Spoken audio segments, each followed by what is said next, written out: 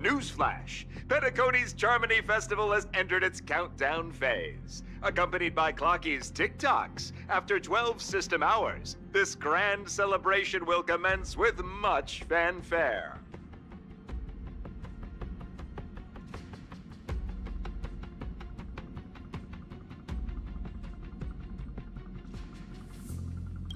I already told you! We can talk things out! I'm sorry, Fluffy. I really have something urgent to attend to, so I had no choice but to resort to asking this favor of you all. Since you already know what you're doing, I'll also have to remind you of its risks. Hey, partner, what's with the hostility? I thought pulling this thing out was just a way of saying hello. For the last time, state your identity and purpose. My name's Boot Hill, and I'm a Galaxy Ranger. A Galaxy Ranger? You look like you seen a ghost. Did you think we all went extinct? Well, that's the price you pay for being off-grid for too long. The righteous heroes of the hunt would never hijack the Astral Express.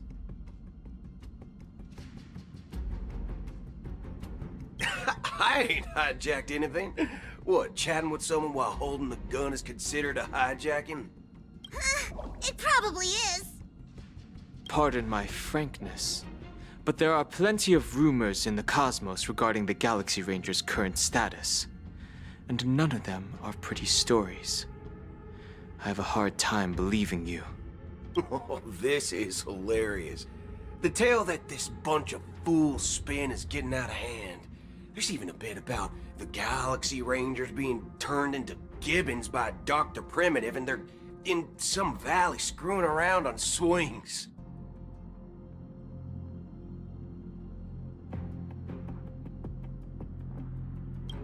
Of course, I know you won't believe me, which is also why, similarly, I have a hard time believing that you're the real Nameless. See the bullets in this gun? 9mm, an eternal classic. I may need the Astral Express's help right now, but if you're an imposter just like that one, then this bullet might just end up in my head. I can't allow myself to be exposed to danger. That's just the way it goes, so you all have to first prove yourselves, huh? Recognize this? It's a model Fudger. The Jade Abacus of Ally and Oath. The CN Joe really gave this to you guys?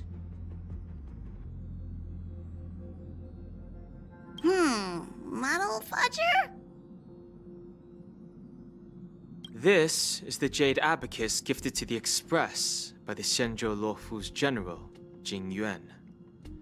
Its presence on board serves as the Xianzhou Alliance's official recognition of the Express. Is that enough? Not bad, kiddo. And across these sprawling stars, a gentle squeeze is all it takes to rustle up a whole legion of Cloud Knights. Now, I reckon that'd be one fudging sight to behold.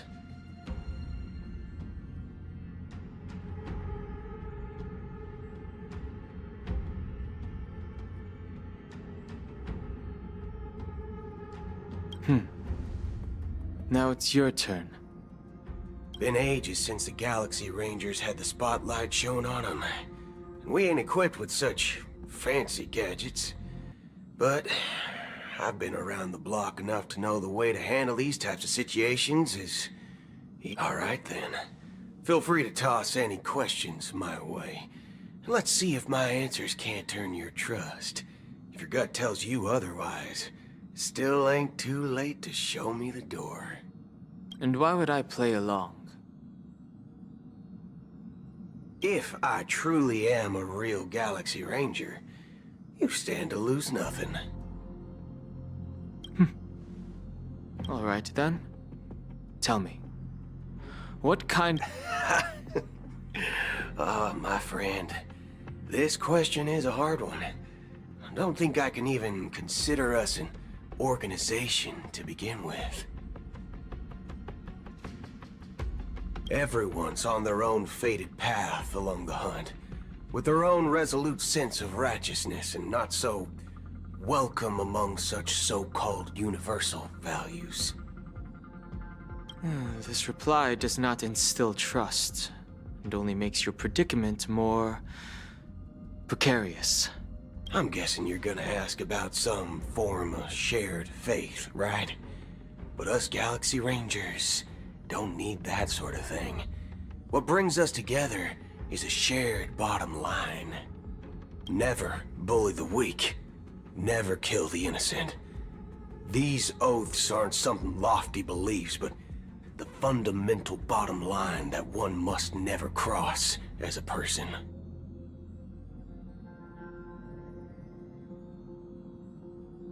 As Galaxy Rangers, we strictly adhere to the bottom line. When someone crosses them, the hunt's vengeance will surely come knocking. And in this moment, the other crucial meaning of bottom line comes into play. As long as you don't cross it, you're free to do whatever you please. You catch my drift?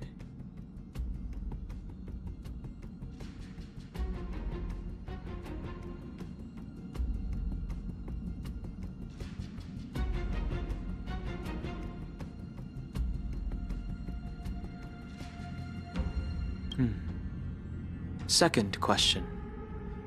Why do you seek trouble with the Astral Express?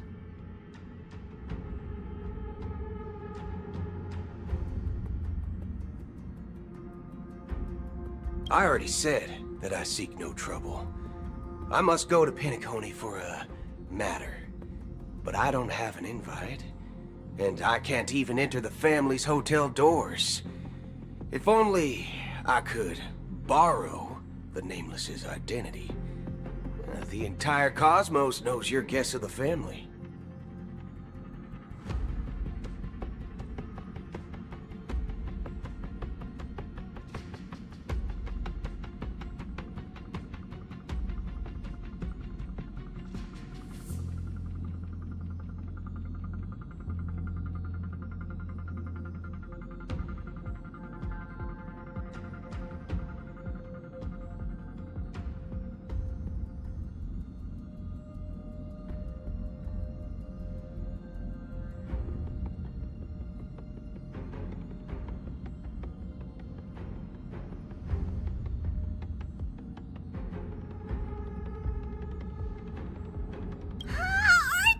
parking rangers also esteemed guests? Oh, you've hit the nail on the head. This is why I'm here. It's fine if I tell you. The Rangers are pursuing an imposter. A son of a nice lady posing as one of us. She's on Penacony right now.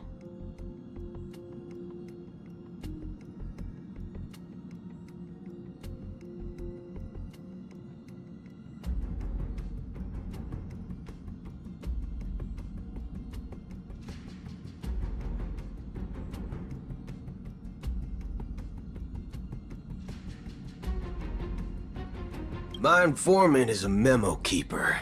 She's the same as all mimetic organisms, appear in one moment and gone the next. Ugh. She scares the fudge out of me. Still, she gave me some vital info.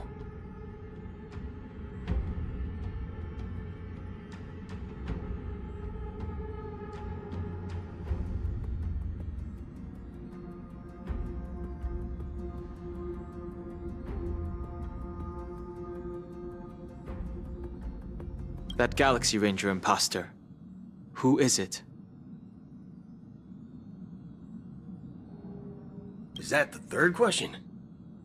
Is it a hard question? It isn't. Just that you might not believe me. That person calls herself Acheron. And according to our informant, she could be an emanator of nihility. That's impossible. That's what I said. Don't worry.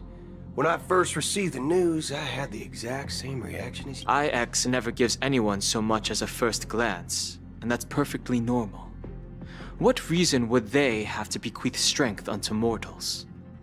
Then you must know that emanators can also conceal their own identities, which, for many people, it's better that way.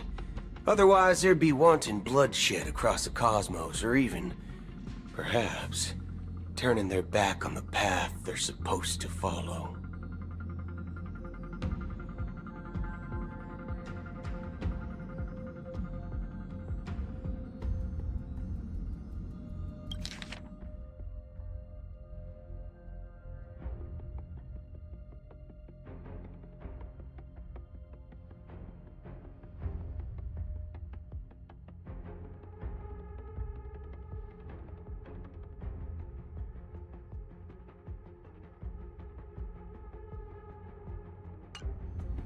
I had the good fortune of running into an elation emanator. Its appearance was no different than that of those clowns. If it weren't through sheer luck that I got it drunk, I would have never known of its eminent status.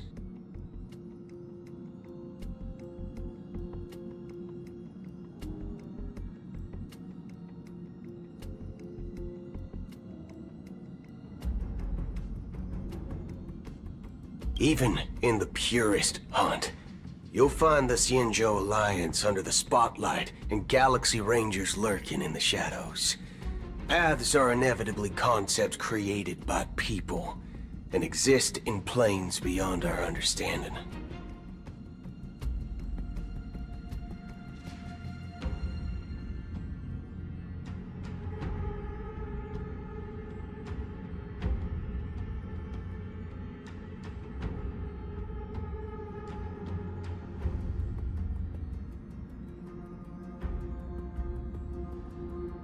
To reckon that nihility emanators don't exist, well, maybe. So, do you understand now? Your companions are in danger, and it's pretty harrowing. If you don't want to believe me, you'd best send a message to them, but I'd advise you to move fast.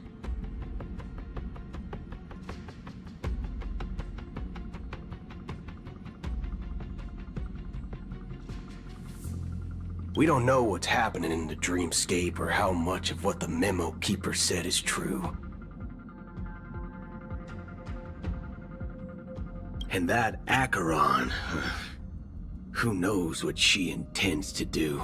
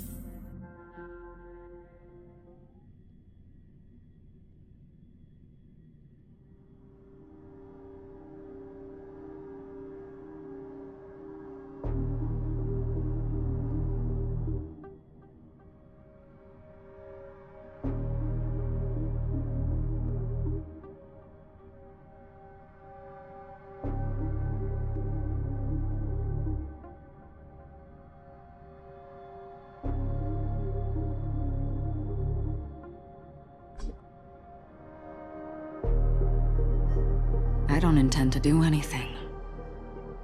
That's not up to you. Did you know? People who come to the land of dreams for the first time, they'll subconsciously stop to reaffirm that they're still walking on solid ground. And then they will unanimously raise their heads to gaze at the sky. Be it reality or dream, staring at the sky is instinctual for humanity. Since the day that the golden hour was completed, it's always been there, watching over every single night of decadence.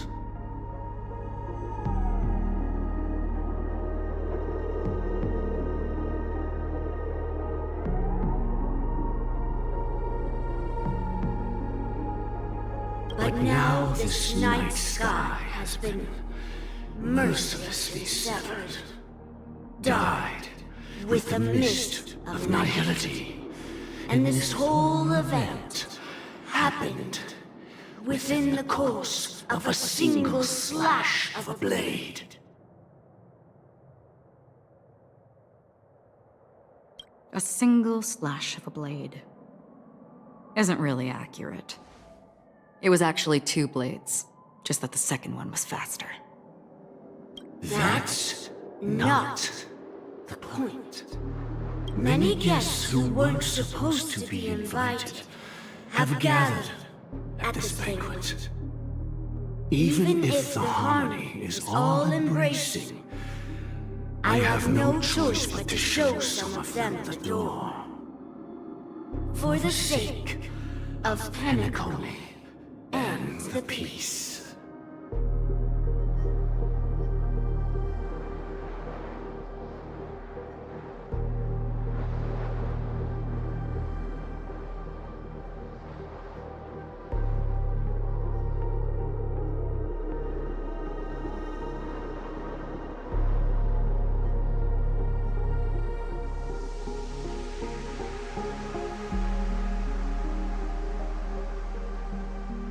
The planet of festivities has no place for you, a puppet of nihility.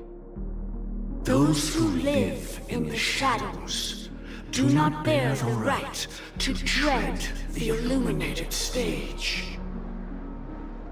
Speaking of living in the shadows, there's probably not much difference between us. It's only polite to reveal your true self. At least Penacony's Dream Master.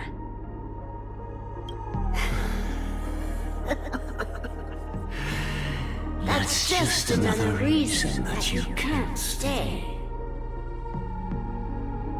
Whether you believe it or not, this is the real me. We are one. Is this the unity that the family espouses? My mortal shell has long since dissipated. The Oak family's 107,336 offspring are now my eyes, ears, and mouths, spreading joy across dreams when required, and in times of essential need, exiling evil from this haven in my stead.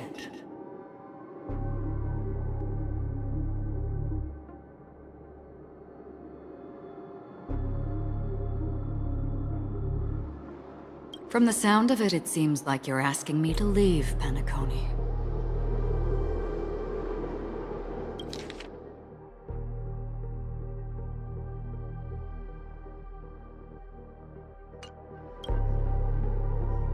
I am glad that you're an understanding one. Alas, I'm not asking. If you think you can. Are you threatening me? I ended it with a period. It was a statement, not a threat. Knowing who I am and still showing such malice. You're not the first, nor will you be the last. This scene played out many times before. And usually, when faced with my questions, most people retort, "Why can't I?" The result has invariably been that they can't. You are confident. But be reminded, the family is forgiving, but not weak. The cords of the harmony extend across worlds. If you do not comply, when the blade is unsheathed for even a hair's breadth, you will never be able to escape the eternal Centurion's wrath in all of your lifetime.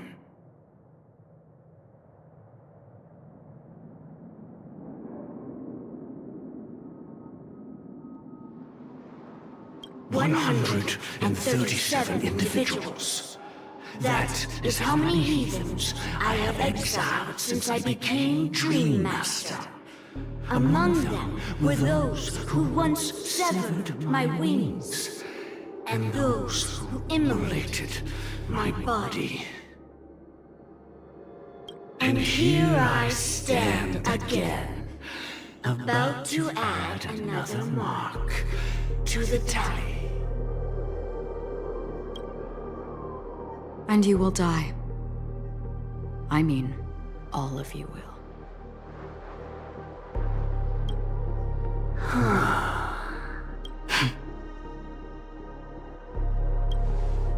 But that won't come to pass.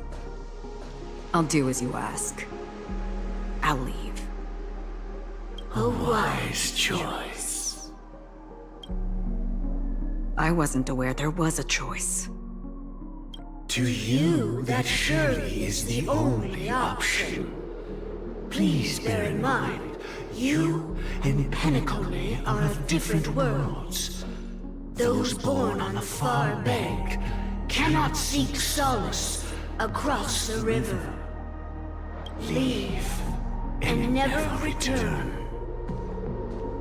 The radiance of the planet of festivities is overwhelmingly bright, luring in tricksters, wrongdoers, and criminals.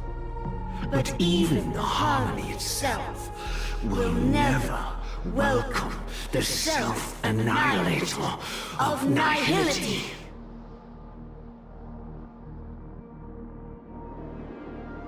And even more so, when this self-annihilator heralds the destruction of everything. Your strength is obviously a gift of the sleeping and shapeless, immeasurable and fathomless, like a tributary spawned from the abyss that brings death and sin to all. Acheron, a befitting name. Take it from someone on the other side of your so-called river. You know better than I do that Penacony has already deviated from the harmony. Whatever your intentions may be, I foresee only one outcome.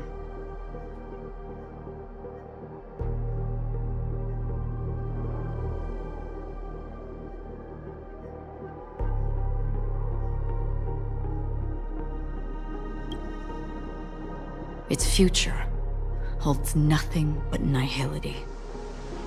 Just like all the worlds that have drowned in their shadow.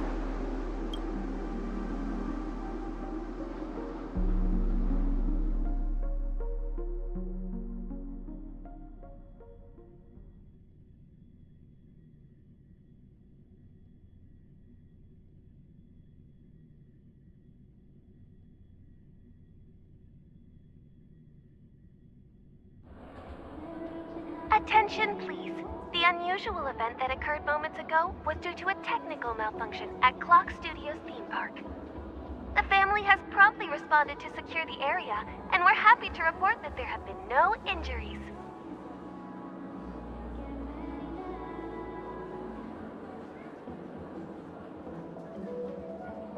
Oh, I swear that was no movie shoot.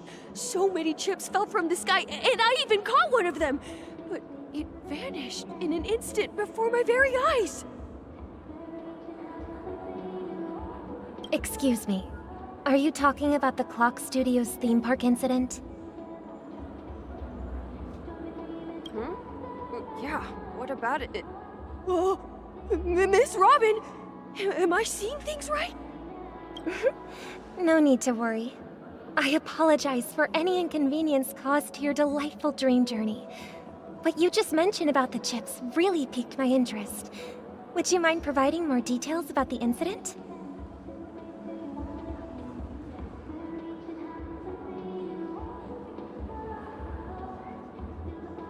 Oh, it was just those chips you normally see everywhere. The green ones? They fell from the sky as if it were raining. And then those chips simply disappeared. It appears to be the Dream Sim tech the Iris family has been developing. Huh? Miss Robin, you mean those chips were all part of a performance? But I really... Shh. This technology hasn't been made public yet. It was originally planned to debut at the Charmony Festival, but it seems it's been leaked. Can you help me keep this secret? The raining chips were supposed to be part of my act. Oh, I see! Then it all makes sense now. I'll do anything to help make the Charmony Festival a success! Thank you. As appreciation, I'd like to give you a token gift.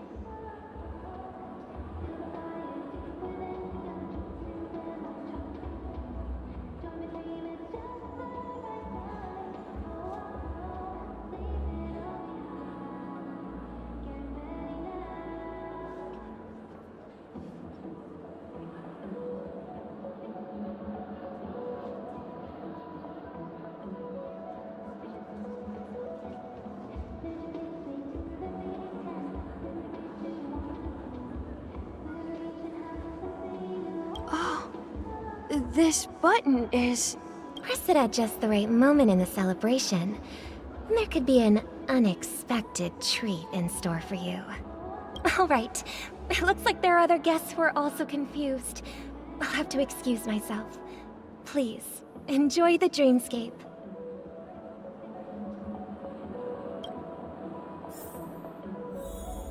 So many people talking about it. This commotion at the theme park definitely made waves.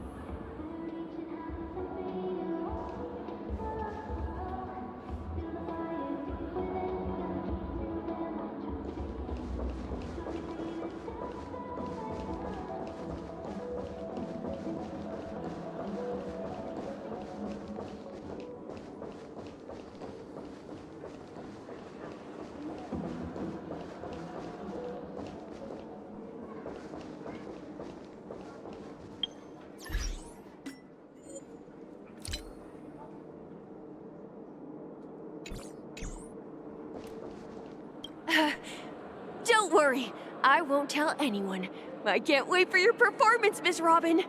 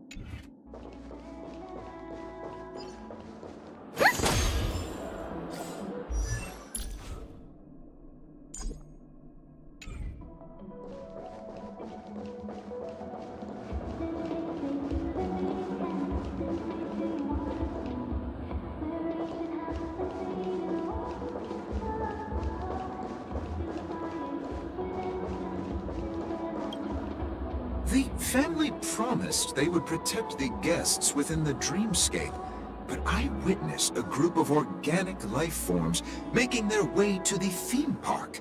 And soon after, It's a blank slate. It's not on this planet. Why the sudden inquiry? Because I'm currently in a car with a sleep-deprived driver. I just want to get there in one piece. This car has full self-driving capabilities. I'll just put my hand on the steering wheel. Will that do? Hey, don't take everything so seriously. Elio would always say there's only one type of destiny. The inescapable type. He can see the future, and we, likewise, are aware of our predetermined end.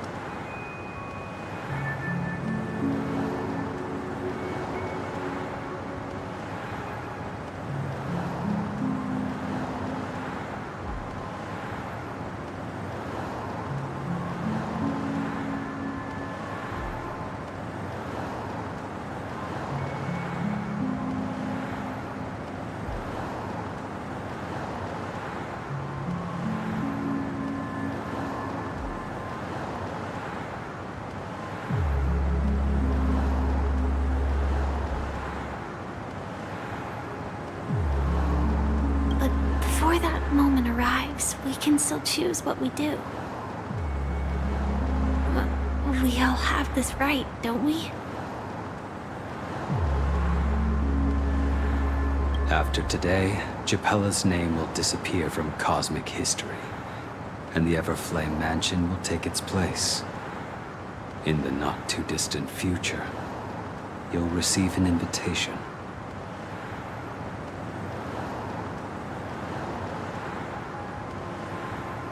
That's your next stop. Land of the Dreams. Penacony. I hope you find whatever you seek there. Be it answers or salvation.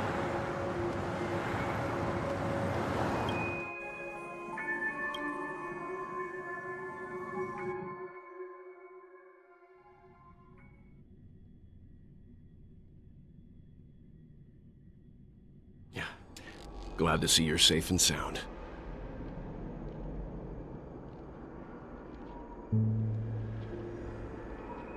Close your eyes.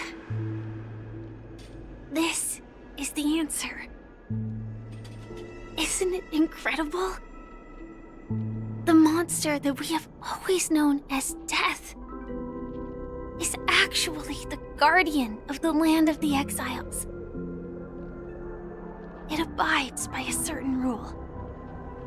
Abducting people from their dreams and bringing them here. The question that has been perplexing us, does death really exist in Dreamscape, appears to be a cognitive trap. It was laid by those orchestrating events from the shadows to cover up the truth behind the disappearances and the existence of this fortress known as Dreamflux Reef. Every emergence of that meme is related to the Watchmaker. Since Dreamflux Reef is where it brings its captives, it's likely that many of our long-standing questions will be answered in this place.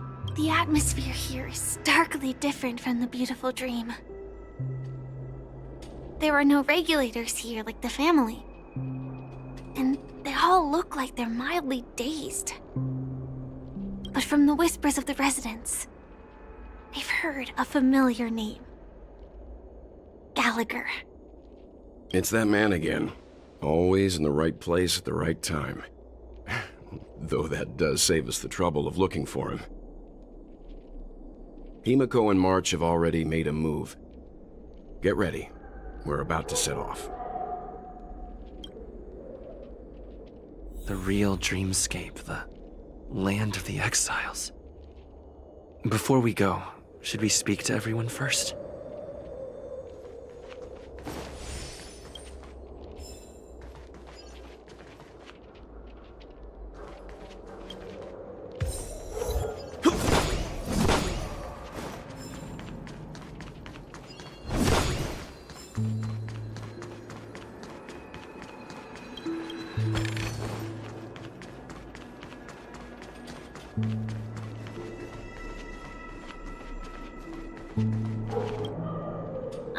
really sorry for waiting until now to tell you everything.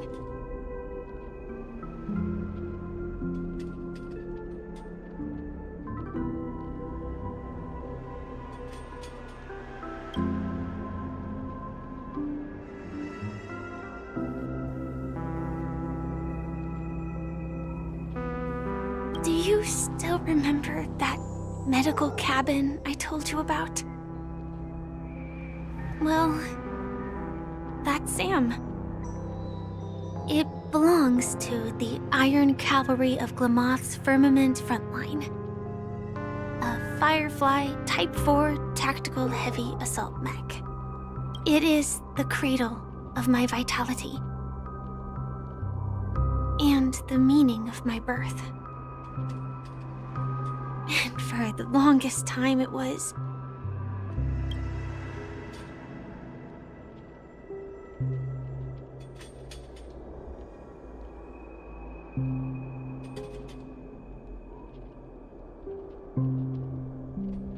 Two reasons. Firstly, the script. In the future that Elio saw, Sam and the Astral Express's confrontation was inevitable. That aside, there were also my personal motives.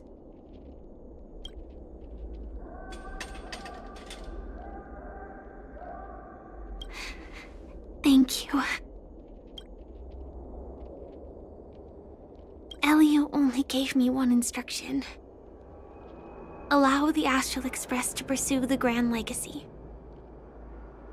It means that the Watchmaker's legacy holds great significance to trailblazing. Elio's scripts used to revolve and expand around certain specific Stellarons. But with your appearance, this condition has apparently ceased to be appropriate.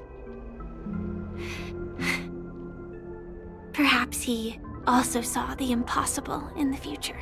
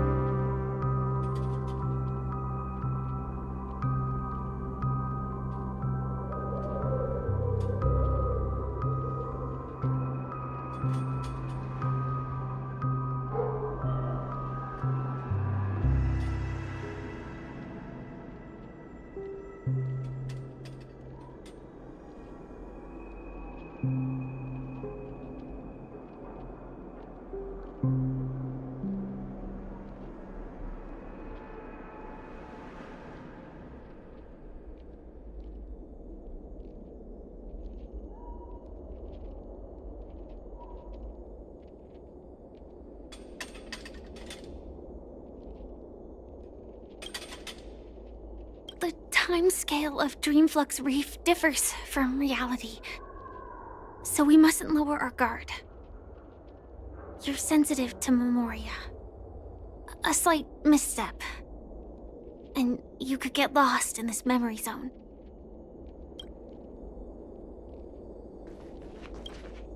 Something on your mind?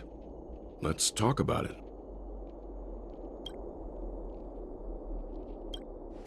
No wonder Miss Acheron is so averse to drawing her blade. It's hard to imagine such terrifying power could reside in an ordinary sheath.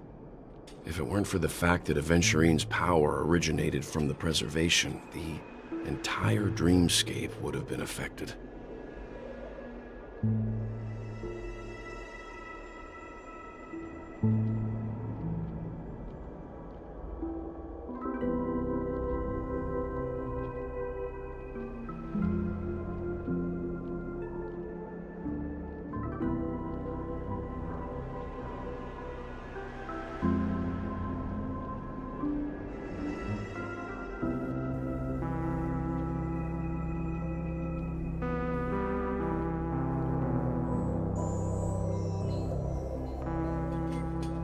Don't feel burdened by this. Even without that Stellaron inside you, Aventurine would still have found other methods to accomplish his goal. Let's just believe in Miss Acheron. And given her prowess, I don't think we've got anything to worry about.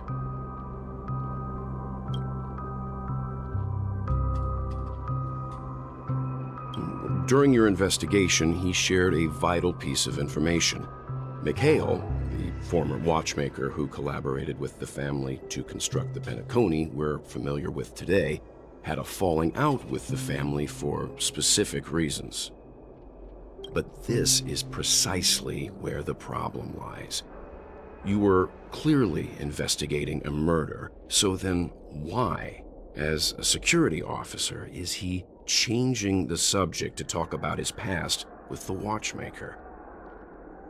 And now, with Firefly mentioning his name again, it's hard not to be suspicious. Before we found you, she'd already revealed her Stellaron Hunter identity and shared a lot of information. Who would have thought that the Molten Knight's true identity was actually a young girl? For her, this is a secret that she cannot allow others to know. That being the case, I think we can believe she's willing to cooperate. But she didn't reveal all her secrets. I just can't shake the feeling that her situation is different from that of the typical dreamer. And I hope that doesn't lead to any dangerous predicaments.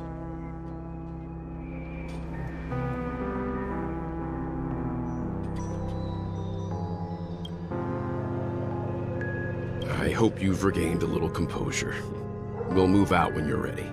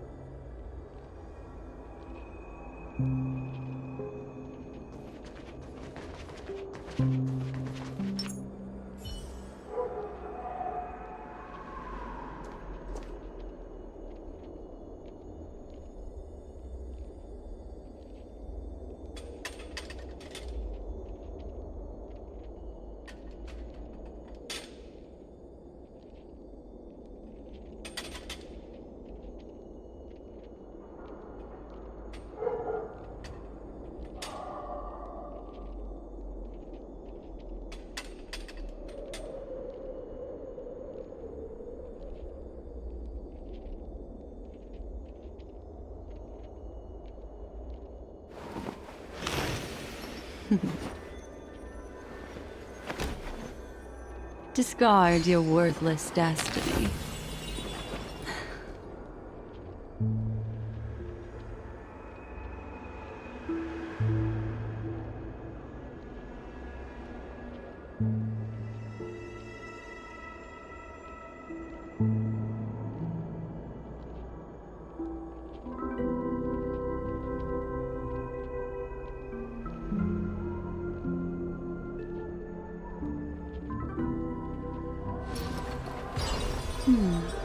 Memories seem to be different again.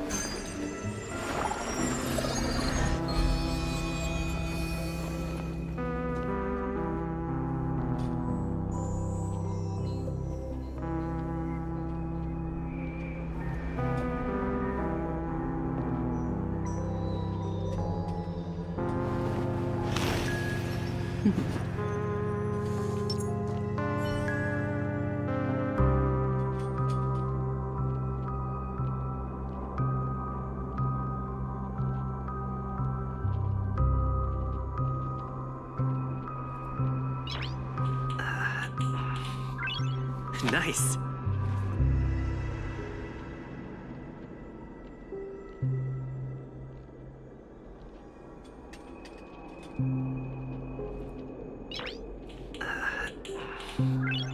Nice.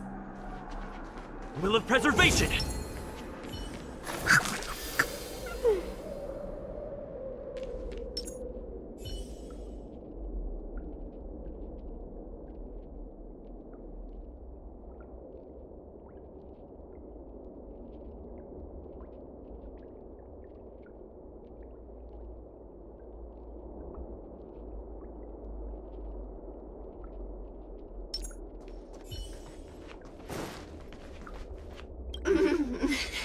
Welcome to heaven. Dreams, true or false? Might as well drink more Soul Glad instead. Keep going straight down this alley and it'll lead to an elevator. It'll take us to the center of the land of the exiles.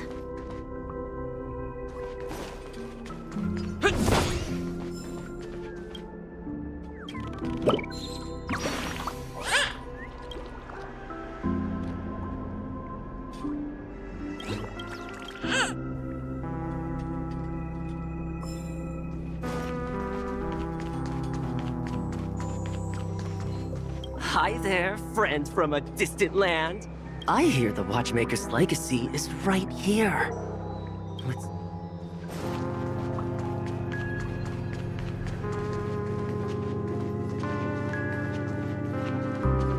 What a huge clocky. Looks like the Watchmaker also left his mark on Dreamflux Reef.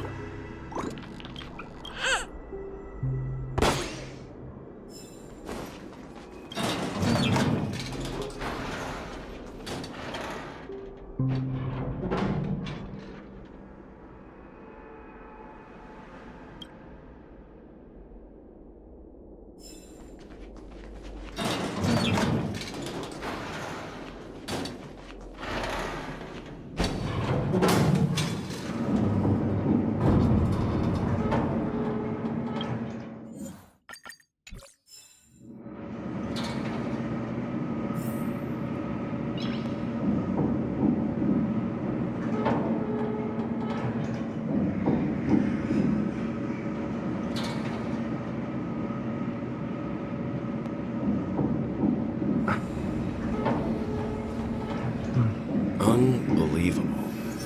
To think there's a settlement of this size within the dreamscape. And all beyond the family's reach.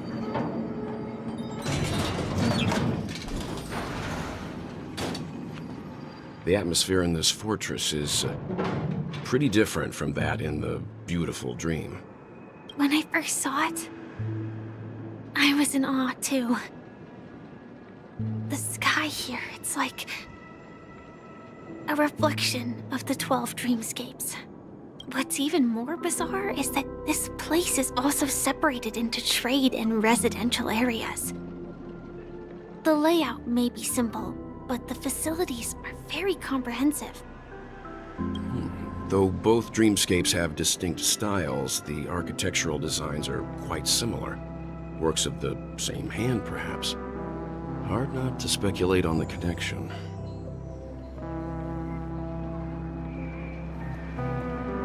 But there's no point in overthinking things. Let's meet up with Himiko and the others first. Take a right turn at the end of this road and you'll reach the trade district.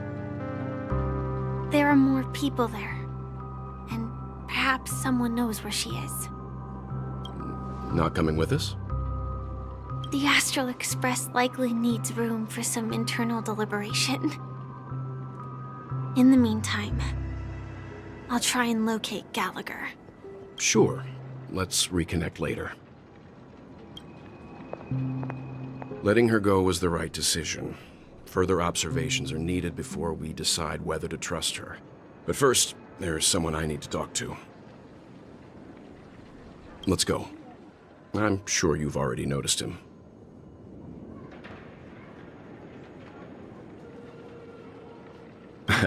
Not exactly. I've only met him once.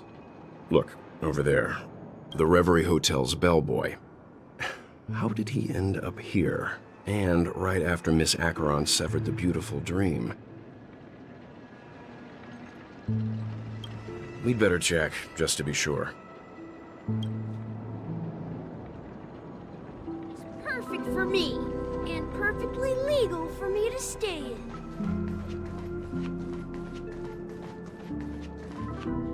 Huh? You're the guest from before. We meet again! And a new friend. Forgot to introduce myself. I'm the hotel's bellboy. Hello, Misha. I'm Welt. We met in a dream. Oh. And who might this be? Tick-tock! Old friend and new friend! Let's high-five!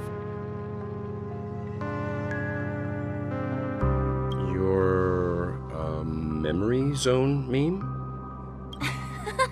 Nope. Clocky is a good friend of mine. We all live here. How did you two get here? This dreamscape isn't supposed to be open to the public. I wonder if it has something to do with Sleepy. So, this is your home? Yep. After my work in the beautiful dream ends, I'll go back home. Commuting used to be more convenient, but ever since travel became cumbersome, Sleepy started ferrying people back and forth between the two dreamscapes.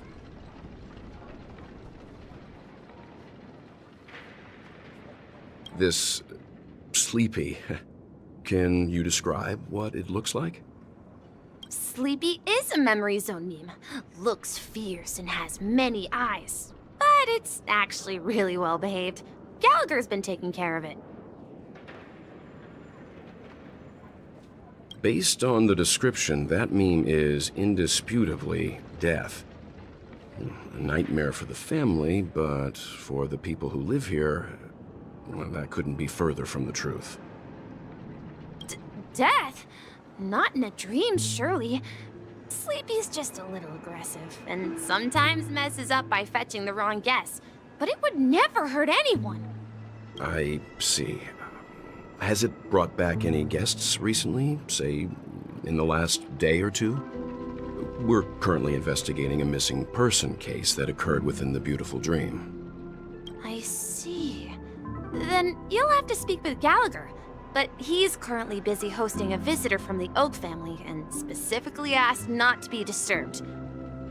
Mr. Yang, the person you're looking for, is it Miss Robin? Just as I thought.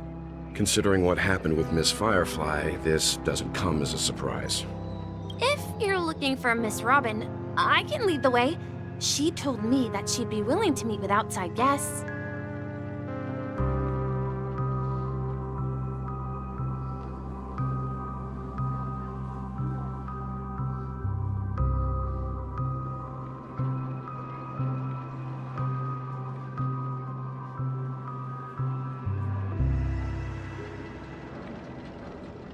If it's not too much trouble. Also, we're looking for our missing companions. A woman with red hair accompanied by a girl with pink hair. Have you seen them? Oh, I haven't. But please, rest assured. Dreamflux Reef is a small place, and it's not as bustling as the beautiful Dream. How about this? Since it's your first time here in Dreamflux Reef, I'll be your guide and help you find your companions. And then we can all go visit Miss Robin together. She's gone to Mrs. Grace's to visit the children. She won't be leaving anytime soon, so there should be enough time. All right then, we'll follow your plan. Well, we now know the answer to both murder cases that have caused such commotion in Penacony. As for the intentions of the mastermind behind it all, we're still...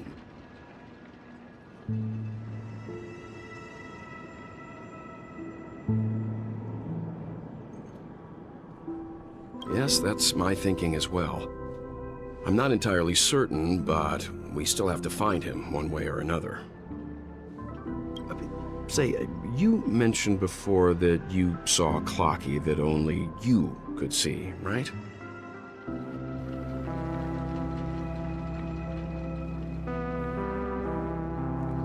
I can't shake off this strange feeling.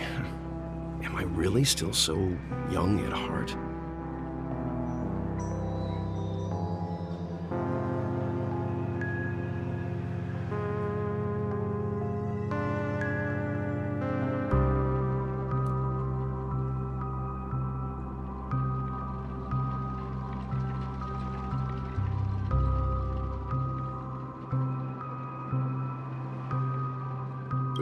Forget it.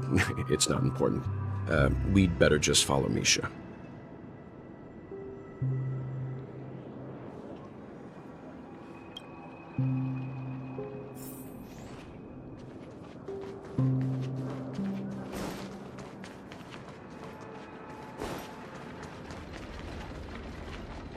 Everyone, look!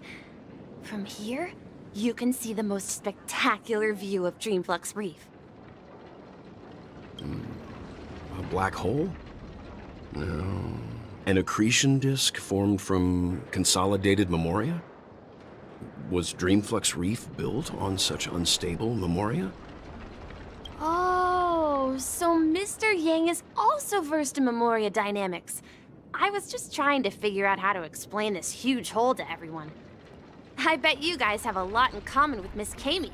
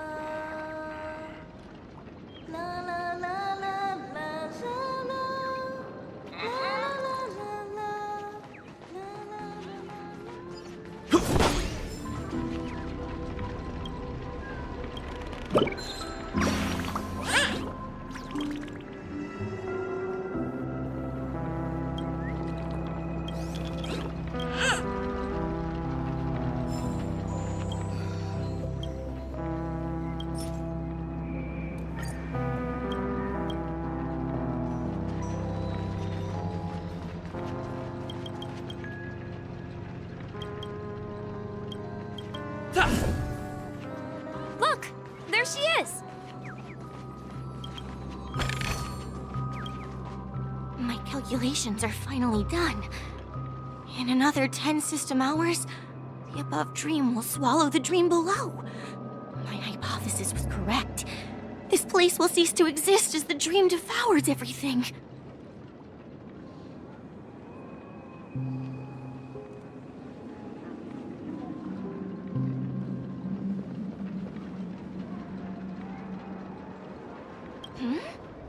Who are you all, and why haven't you left yet? This place is about to disappear.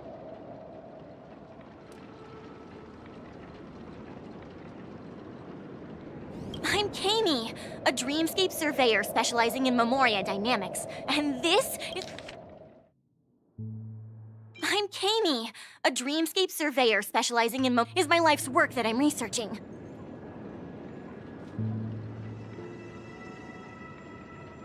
See that huge gaping hole? It was just a narrow rift many years ago, but now it's grown into a giant hole. The surrounding memoria has been flowing towards the other end of the hole at a constant velocity, slowly but surely.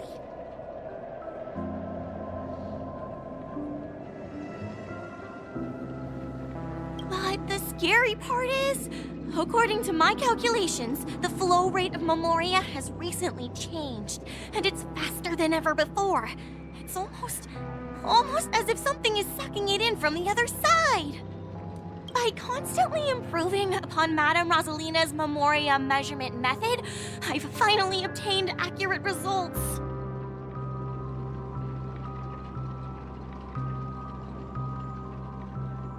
After 10 system hours, the Dreamflux Reef will cease to exist. Just like the melting of glaciers, everything will crumble and disintegrate. The dreams on that side of the void will fuse into one.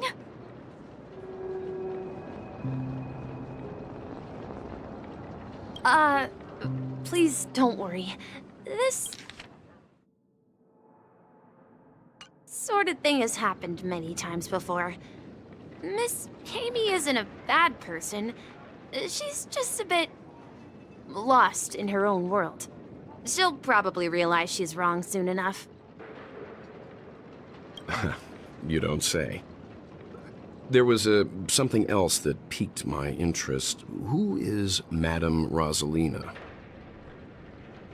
Oh, do you know her too? Or are you also a fan of Memoria Dynamics? We're very interested in Madame Rosalina's achievements. Could you tell us a little more about them? Why, of course! She's an excellent scholar of Memoria Dynamics, and the first person to apply Memoria rate measurement methodology on interstellar travelers. Regrettably, due to the presence of the Garden of Recollection, ordinary people don't pay much attention to the nature of Memoria. She departed this world without much fame, leaving only a few thin journals behind. I came to Penacony to learn more about my idol, and went to great lengths to seek out Dreamflux Reef, all because this is her final resting place. Prodigies always meet their demise prematurely. If only Madame Rosalina had more time, she would have discovered a way to reverse the flow of Memoria.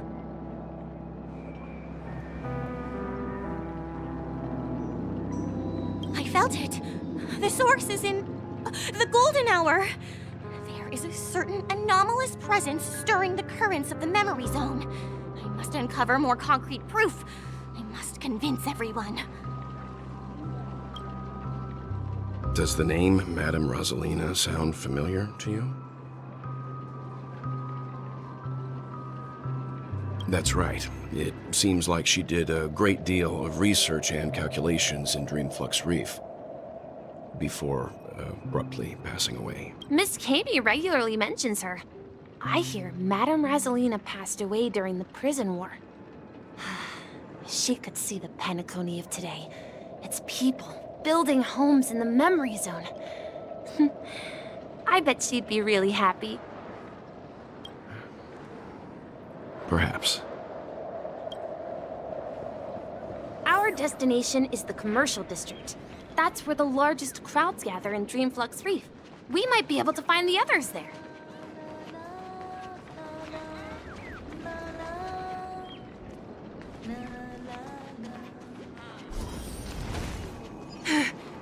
Let me go! Please, come to your senses. I'm begging you.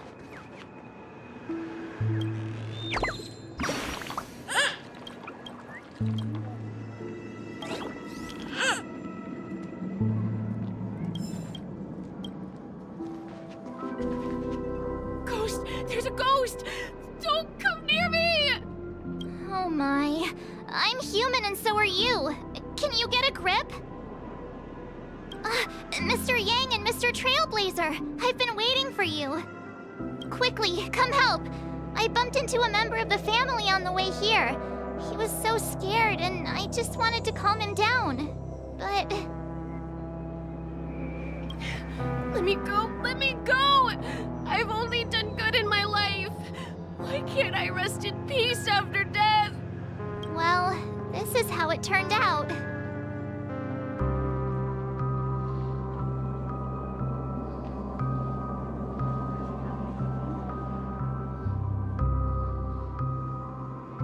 Ha ha, you're a regular comedian. He thinks he's dead. Although, when I first fell in, I also thought the same. Dear guest, this is not the afterlife. This is Dreamflux Reef. That's right. Did you hear that? Repeat after me. Dreamflux Reef. You're talking to someone invisible. If I'm not dead, what am I? I shouldn't have pushed my luck and tried sleeping in my dream. Curiosity kills the Papeshi.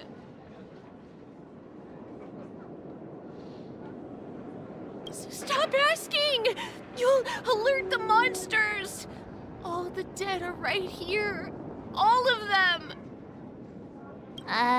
You're not talking about the memory zone meme, are you? Don't say that name!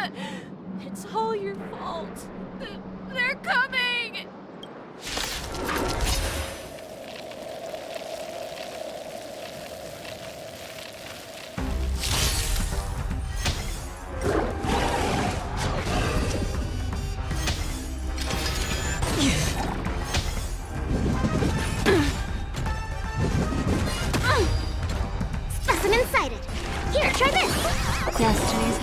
fate descends! I'm on guard. Hit! Free will, still waters of oblivion. I weep for the departed. It too shall fall.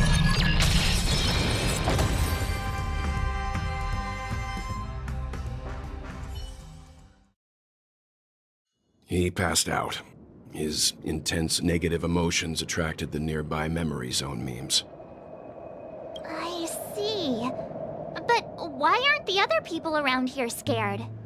Unlike in the Sweet Dream, people here don't see memory zone memes as dangerous monsters. And even if they pose a threat, people can easily escape by forcing a wake-up call. But we can't just leave this man here. Can we take him somewhere safe? We can ask Jessie for help. I've gotten to know many locals while waiting for you guys. Everyone here is living a self-sufficient life. I don't know how to describe it, but this place feels like the real dreamscape. Done for!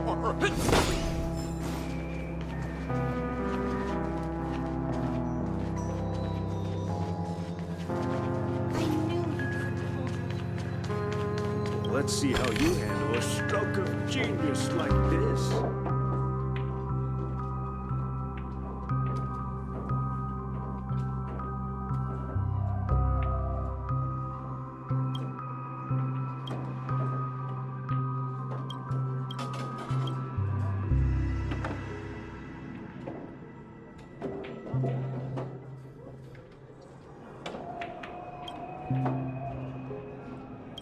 Stroke of genius like this.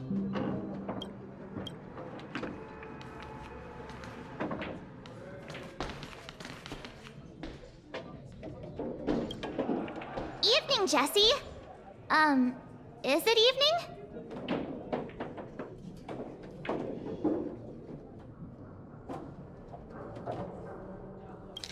Evening, Jessie. Welcome, Miss March. Who might these be? These two are my friends. As for the man lying on the ground, he's a scaredy cat who fainted from fright. I see. Another poor guy who accidentally ended up here. I'll take care of him. There have been a lot of new faces lately. Things must be tough in the beautiful dream. The few remaining havens of freedom in Asdana will soon face trouble. Do such things often happen here? Not really, but they're becoming more frequent now. Guess it's one of the signs of the Sweet Dreams collapse. This man has had quite the shock. Could you help me find a Halovian lady, March? Her songs can heal mental wounds.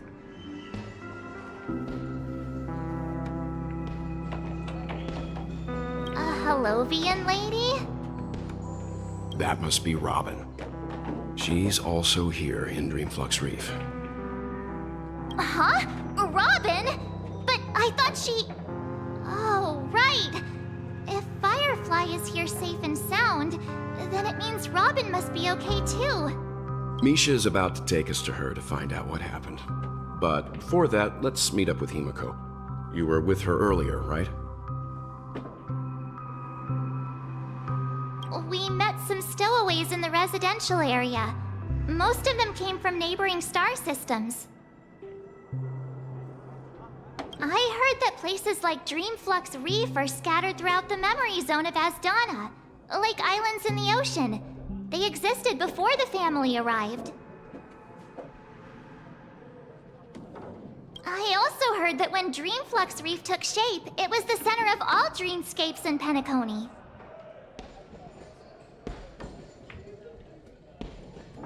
If that's true, it's no wonder there are so many similarities between this place and the Sweet Dream.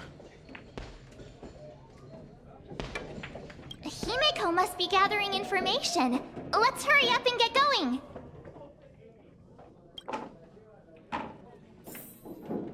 There have been a lot of new faces lately. Things must be tough in the beautiful dream.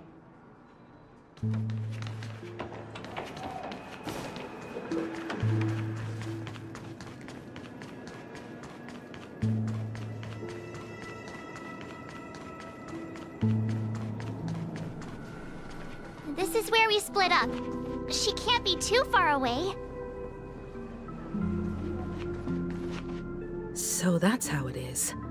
I never imagined we'd gather the remaining details here. To borrow Gallagher's catchphrase, what an unpredictable twist of fate. Himeko, here they are! Ah, perfect timing. Now that everyone's here, I'd like to introduce everyone to Micah, who's partly in charge of the Land of the Exiles. Micah, these are my companions.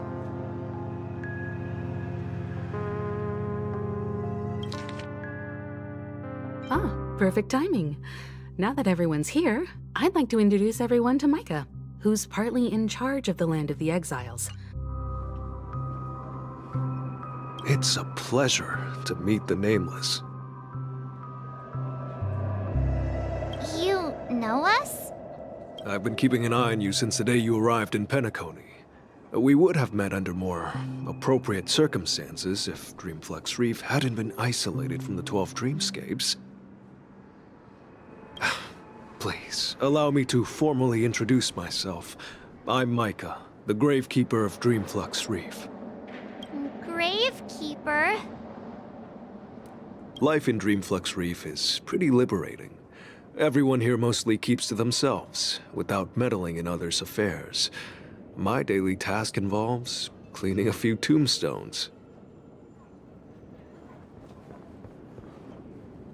You're too modest, Micah. When lost dream chasers stumble upon this place, you're the one who takes care of them, guiding them back to the sweet dream, or showing them how to survive the wild dream chaos.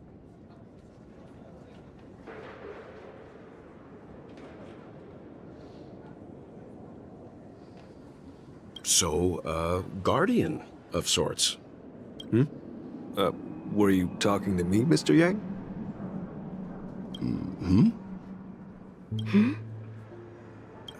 On that note, Mr. Mika, which tombstones are you referring to? We didn't come across any graveyard when we arrived. They're actually just symbolic stones. But since you're curious, Mr. Yang, I'll take you there. I have a feeling you might find something of interest there. But before that, you have an important guest joining you. An important guest? Who could it be? This way, please. The roads here in Dreamflux Reef are a bit run down, so watch your step. I remember when this place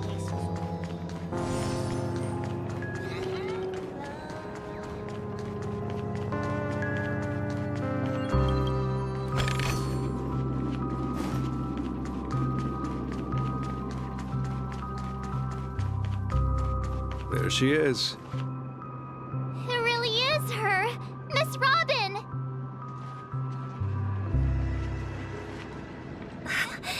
Everyone sang so wonderfully. It's not often that I tried this music style, but I've gained some valuable insights from it. Oh, I can't thank you enough, Robin. Well, these kids have made incredible progress in only a few days. It was nothing, Grace. I merely taught them how to sing. It was you who brought hope into their lives. Life must be quite difficult for them in reality, I imagine. That's right. Whenever it's time to say goodbye to these kids, they're reluctant to leave. But I've explored every corner of Dreamflux Reef, talked to everyone I met, and they all told me the same thing. This shattered dream is not worth clinging to. It seems you truly are a child of the Harmony.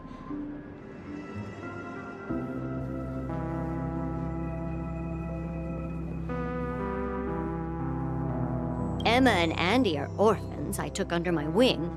Carol there, with her blind eyes, used to work at a nutrition center in the outer ring of Penacony. And as for Gary, he's been living with autism since he was a child. They're not old enough to enter the sweet dream managed by the family. If we compare people to birds, these kids are like fledglings with impaired wings. But in this dream, well, they can fly freely. Even if they stumble along the way, well, they're still relying on their own strength. And me, an old lady with no legs. Well, without this dream, I couldn't even walk toward them.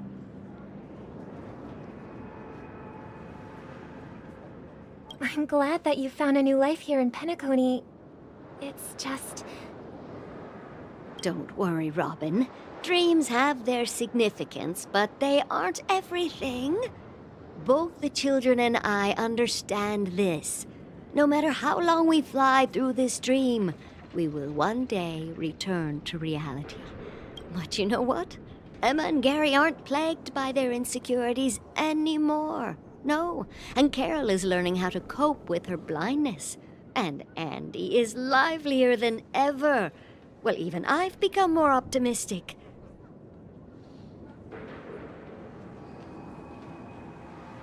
You see, in dreams, we learn how to live. Once we return to reality, we learn how to survive.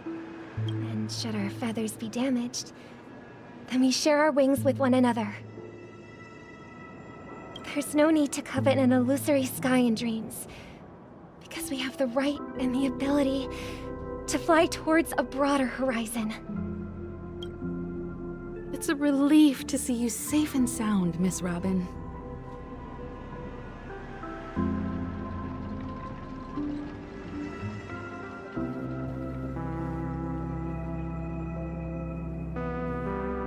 It's nice to see you all again, Astral Express crew. I heard my disappearance caused quite the commotion out there. I'm really sorry about that. Since you're here, can we assume that you're fully aware of the situation in Penacony? Ever since I returned to Penacony, my voice started to change, until it gradually faded away. At first, I thought it was a temporary ailment, perhaps due to having been away too long. I thought, but now it seems the root of the problem goes way beyond me. There are elements around me that don't align with the harmony. Losing my voice is just one of the signs of the Sweet Dreams collapse. Sweet Dreams collapse. That memo keeper mentioned the same thing. So it's real. While I was away from Penacony, the boundaries of the 12 dreamscapes kept expanding outward. But whenever I mentioned the anomalies in my dreams, all the family heads refused to talk about it. Only my brother was willing to respond. Later, I discovered the secret letters from the IPC ambassador, which further convinced me that there are hidden secrets beneath the surface of Penacony. So, following the clues in the Oak family's dossiers, I found my way here.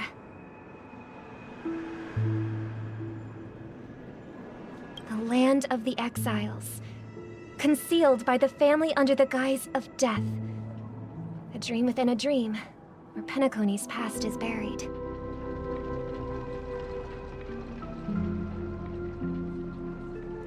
Hearing you speak, it sounds as if your voice has made somewhat of a recovery. I hate to admit it, but the harmony in this place resonates more broadly than within the Sweet Dream. It's regrettable, but the family has experienced betrayal.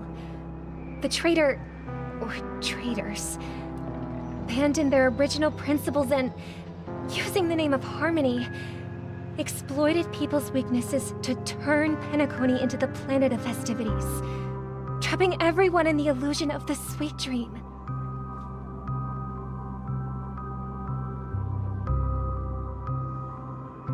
This is not the strong defending the weak, but rather the strong exploiting the weak. A world without equality won't ever be favored by the harmony. And naturally, those voices blessed by them have lost the ability to sing.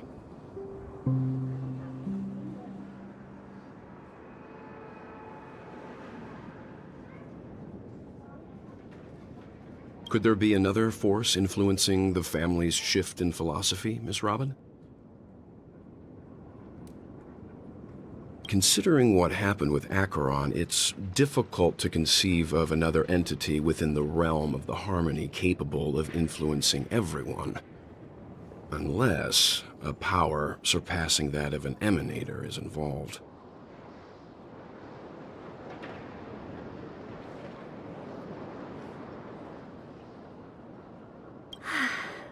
I'd heard about what happened to the Xianzhou Alliance. But as far as I'm aware, the family hasn't faced any such external interventions. Who knows? Perhaps I've just been away too long and missed something. Regardless, I cannot accept my home is moving towards the very opposite of what the Harmony represents, while still claiming to uphold it.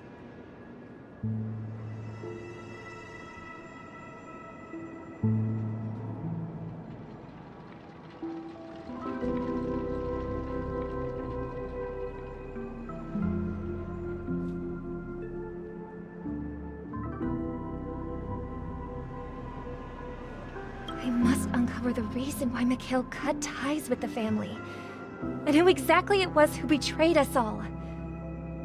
Do you remember our arrangement, Mr. Micah? Well, here's my answer.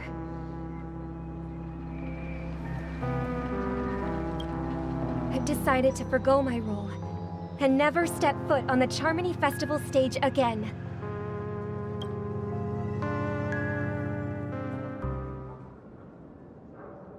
Look here, brother. A little bird. Looks like a fledgling Charmony dove. Looks like a fledgling Charmony dove, but Charmony doves don't live here. So how did this little bird get here? Maybe its parents abandoned it? It looks weak and frail. Why don't we find something soft and make a nest for it? This place is too dangerous for a fledgling. Let's take it with us. We can put it on the wooden shelf in front of your window. Okay.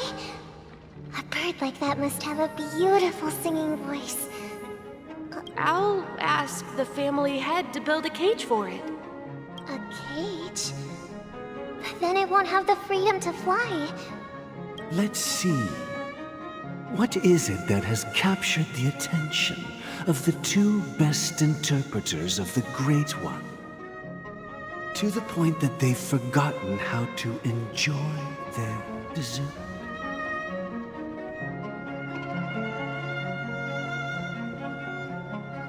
Oh, poor little thing. Doesn't look like it's doing well. Do you want to rescue it? I do. But I don't want to lock it up in a cage. Why? Even if it's small and not fully feathered and can't sing, it didn't come into this world just to be locked up in a cage. Birds. They should be flying free in the sky. That's quite the romantic idea. And what about you, a young scholar? Do you... I think she's right. But if we leave it out in the wild, it won't survive for more than a few days at best. Ah, I see. It seems our little scholar is still a bit unsure. Well, let me tell you youngsters a story. As you probably know, Charmony doves can fly through the air. When they fly really high, the friction caused by the flapping of their feathers against the atmosphere creates amazing lights, so that they look like shooting stars. We've seen this spectacle so many times that we think it's just something they can naturally do. But that's not the truth.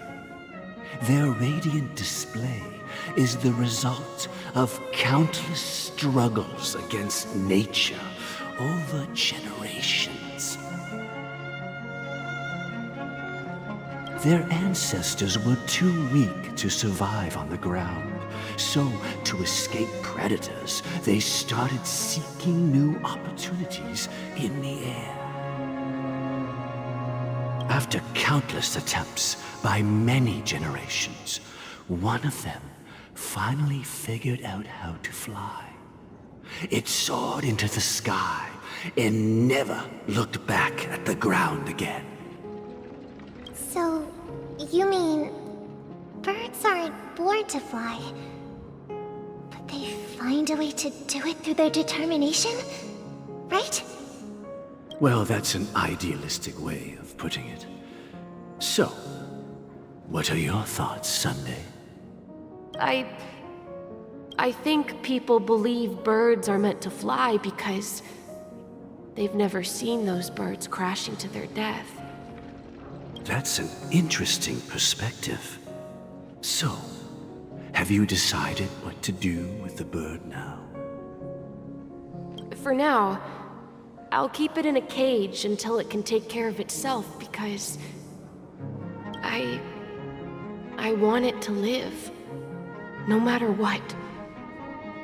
Well said, kids. It seems each of you has found your own answer. Your insights are truly remarkable. And I hope they come true in the... We will take good care of it, won't we, brother? Yeah, but Mr. Gopherwood, there's one thing I don't quite understand. And what might that be, my son? What if this little Charmony dove never learns to fly in the end? I mean, if there are fledglings in this world that can never fly throughout their lives, should we let them go back to the sky, only to see them crash to the ground and die? Talking in your sleep, Birdie? Time to wake up.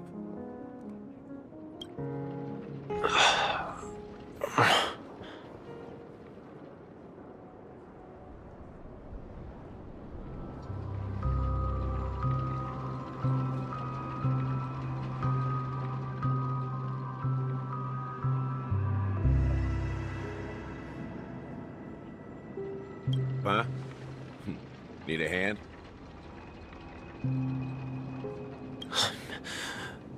I'm still alive? Yeah. Happy about that. Where is Robin? Tell me. Now. I knew that was going to be the first thing you'd ask. Don't worry, your sister is here, safe and sound. She's probably walking around the streets now.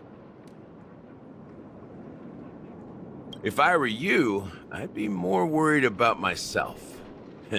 After all, right in front of you is the guy who just stabbed you in the chest with a dagger.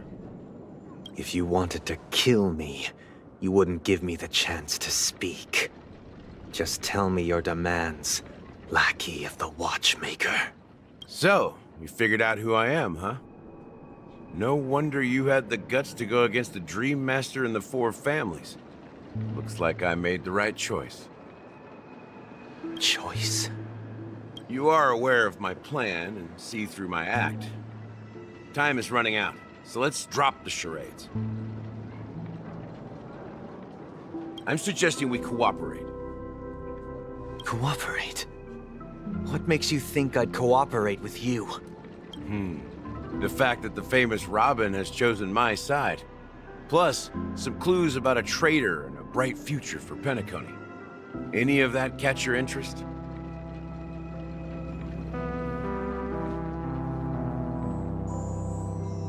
I find it hard to believe a man who's full of deception. Fine. You don't have to trust me. What you should trust is the sense of justice inside of you. Show me Robin first. All right, as you wish. Here she is. Huh?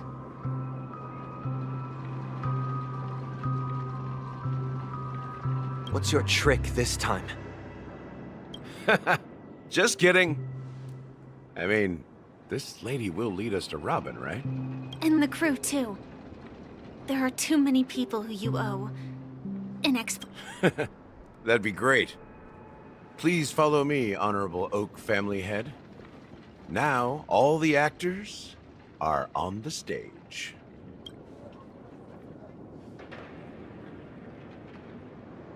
This is the monument I mentioned earlier.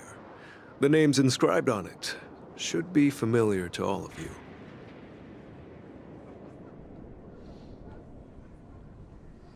Rosalina and Tiernan. When Penacony was known as a frontier prison, it was the Trailblazers who connected it with the stars. They were the heroes who saved Asdana, and their names deserve to be immortalized. Not just on the small stone tablet, but in the annals of history for all of time. However, today, the planet of festivities is nothing but sweet dreams. That heavy piece of history is all a distant memory. If their names are inscribed here, then that means... According to Micah, they died long ago. Rosalina was killed during the War of Independence. She ventured alone into the heart of the star system to investigate the flow of Memoria, but she never returned.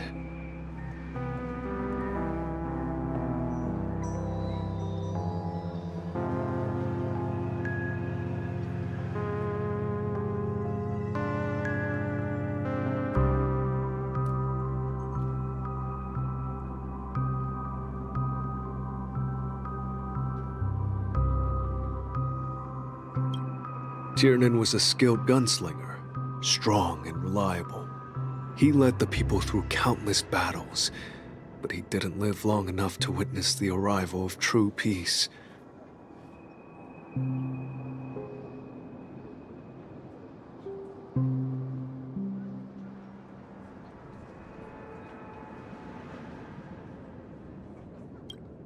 In the decade following the war, Penacony faced challenges internal and external. To protect Asdana, Tiernan took up the way of the Trailblaze and led the Lampmoth family to explore beyond the system, only to be surrounded and wiped out by the Swarm.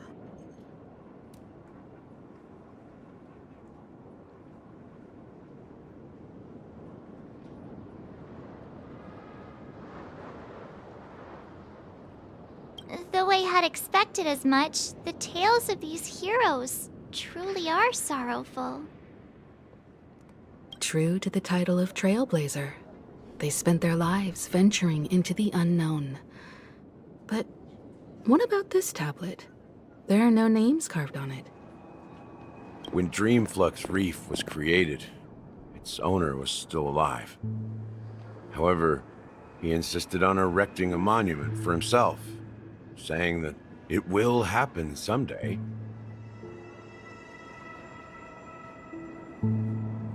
Here we meet again. Everyone from the Astral Express. Robin.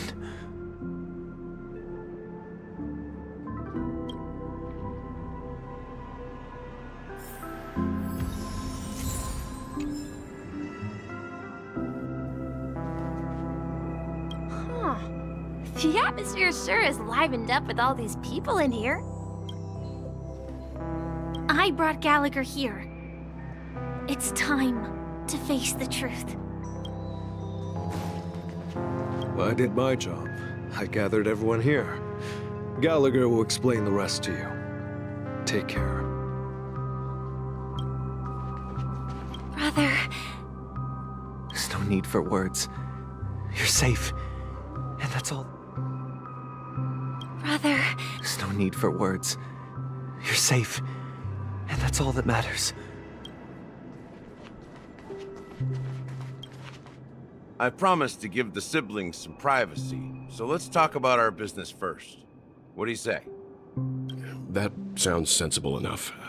Since you went through the trouble of gathering the family heads, the crew, and the Stellaron hunters, I'm guessing you have something important to say, Mr. Gallagher? Oh, is it that obvious? The look on your face is practically screaming I'm the one behind all this. You're right, Mr. Yang. It is indeed time to come clean on everything. The siblings already know what they need to, and they've made their choice. But you, Nameless, arrived a bit late. So it's only fair that I answer your questions.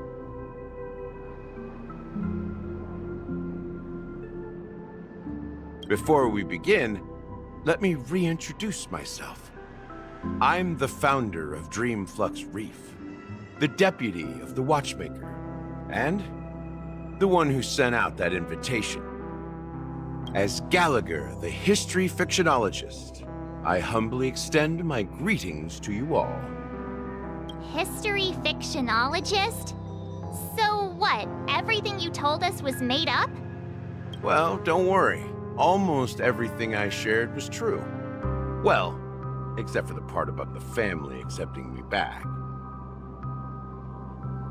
I double-checked with Micah, and everything he said about the family, the Watchmaker, and Mikhail is true. Thank you for your understanding. Now let's get down to business. I'm sure you're all wondering why I went through the trouble of setting up this battle for the legacy, inviting different factions and stirring up a ruckus all over Penacony. Well, it all boils down to something very familiar to all of you. The Stellaron. The Stellaron? But how is that possible? Penacony is a free-flowing interstellar hub. There are no signs of contamination whatsoever. You're totally correct. So, care to take a guess at what that means?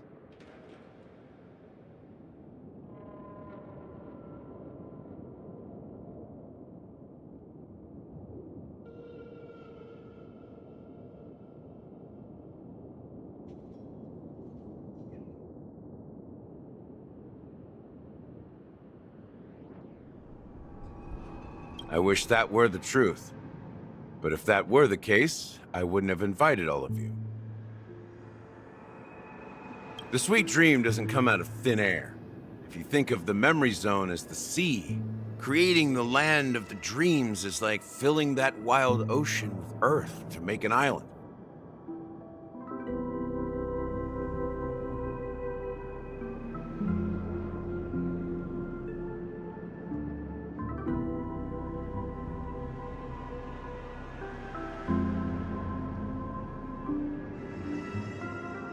To achieve this feat, without the help of an Emanator of Remembrance or Enigmata, the only way is to use a Stellaron.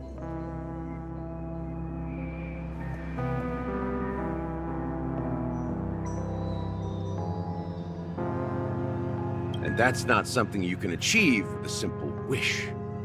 It requires vast quantities of knowledge, time, and manpower. I'm sure you get what I'm hinting at.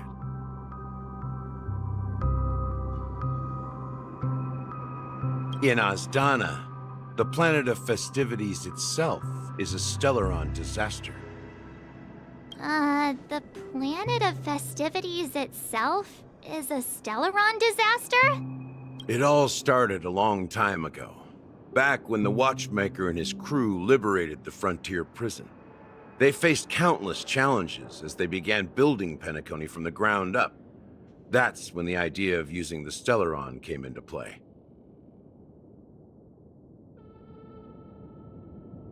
The Stellaron first entered the Azdana system during the war.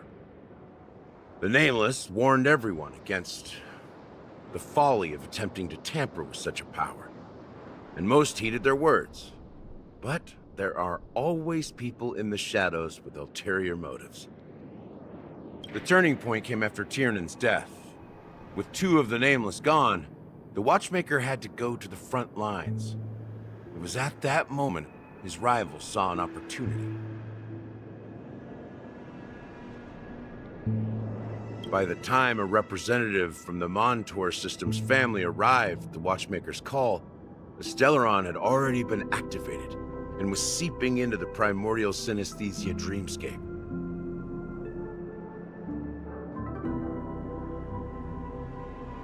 And I suppose the family happened to possess the knowledge to seal the Stellaron? Not just that. They knew far more about the Stellaron than the average person. They helped Mikhail swiftly quell the civil unrest and played a part in building Penacony under the disguise of the Harmony. Those 3 eras were known as the Age of Dreaming. The Watchmaker, who had been left in the dark, sent out invitations across the universe, spreading the hype around the land of the dreams. Then, how did they turn against each other? Remember the island in the ocean metaphor? The truth is, the Stellaron was never truly sealed. It existed in a different form within the dreamscape. Think about this. What would it cost to create and maintain such a lavish dreamland? It's people's lives. The opulent dream is built upon the decay of spirits, with a toxic elixir called pleasure flowing through the dreamscape. It tempts people to indulge in the dreamscape, and gradually their minds succumb, becoming nourishment for the sweet dream.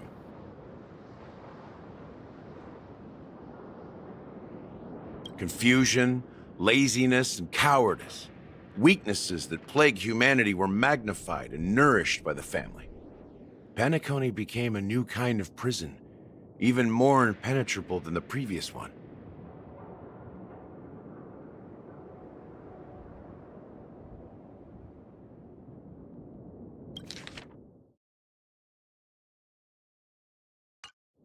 Sadly, we realized this far too late.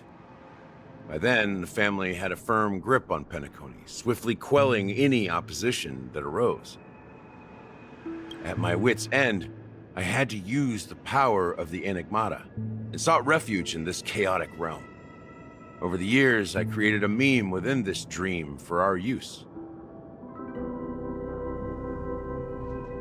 Dormancy. That's its real name. We exploited a loophole. You see, regular people can't fall asleep again while they are inside the dreamscape.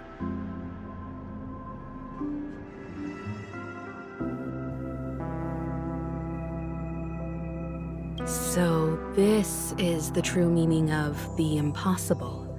You sent out invitations in the Watchmaker's name to find forces capable of resolving the Stellaron disaster and draw them into Penacony to uncover the truth. It's not just that. Above all, I wanted to see what happens when the major factions engage in a struggle for the legacy.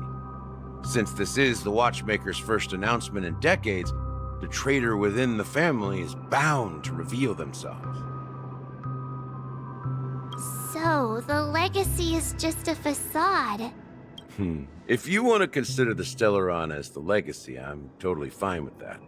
If that's the case, where is the Stellaron now? That's a question for Mr. Wings. The Stellaron is still under the family's control, and as the head of the Oak family, I'm sure he holds all the answers. Go ahead. I'm sure Mr. Wings holds all the answers.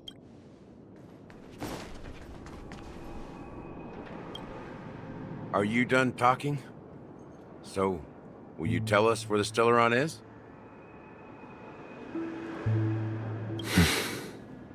It is the Penacony Grand Theater itself.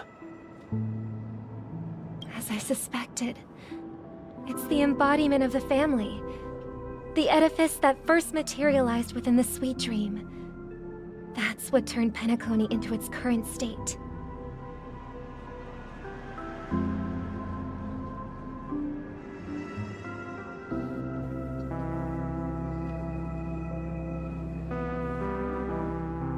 As for the person who employed its power, it is in fact Mr. Gopherwood, the current Dream Master.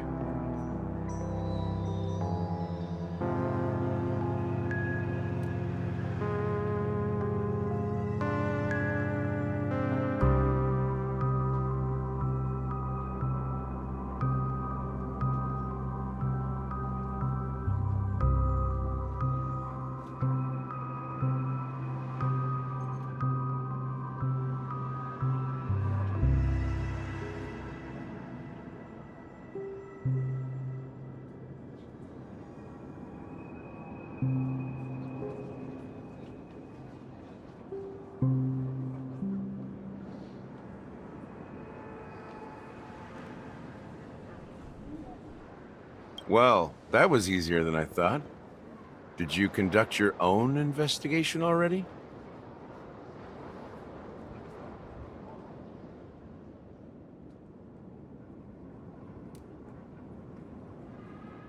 Correct. When I was trying to track down the person who murdered my sister, apart from you. Confronting me first turned out to be a smart move on your part. I didn't have other options.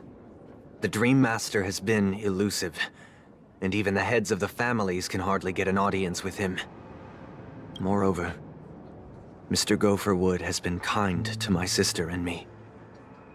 And I didn't want it all to end like this.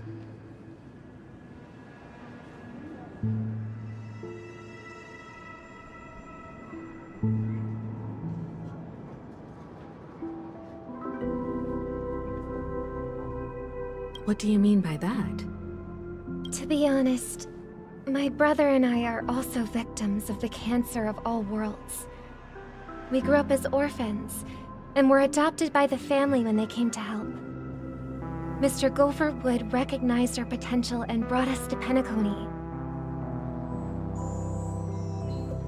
But I can't just stand by and watch Mr. Gopherwood become an enemy of the Harmony. I won't use my voice to support an evil cause. I won't step on that stage and sing, no matter who the traitor is, or what orders they give me. I won't let the Charmony Festival become an event that destroys Harmony itself. Or the paradise in our dreams. Indeed.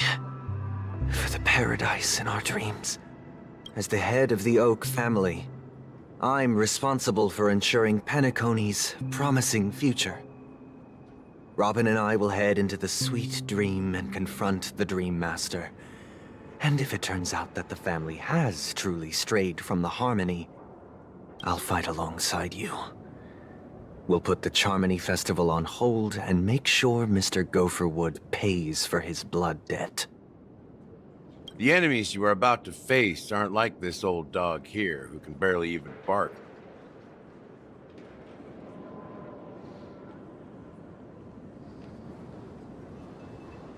Since our interests are aligned, why don't we team up? Maybe, just maybe, we'll have a shot at success. We have always been following in the footsteps of our nameless predecessors, and there's no reason to stop now. Yeah, we Nameless won't back down from a challenge. Isn't that right, Mr. Trailblazer?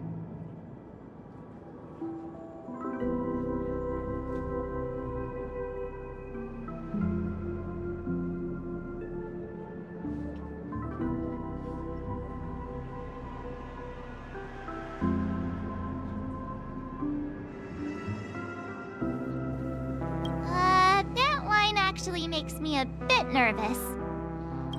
Rest assured, sitting on the sidelines isn't in our nature. Mr. Sunday, Miss Robin, I'm willing to accompany you on behalf of the Astral Express. Having a third party present should help with negotiations, and could make all the difference if things get ugly.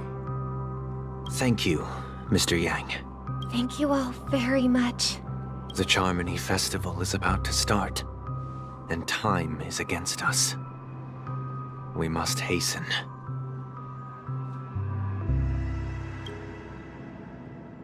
Everyone, let's gather over here. We still need to make some preparations.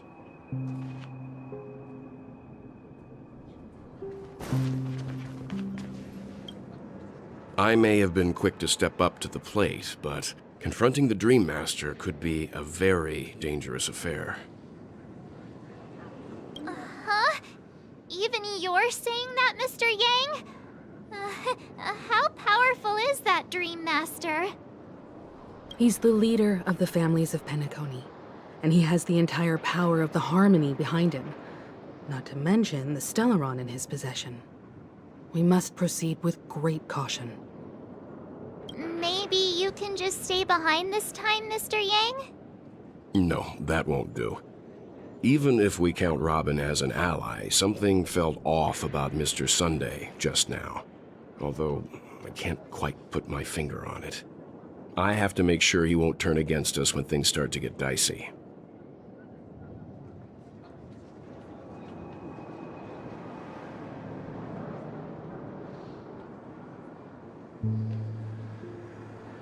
You're still carrying the keepsake the IPC envoy gave you, right? May I borrow it for a moment?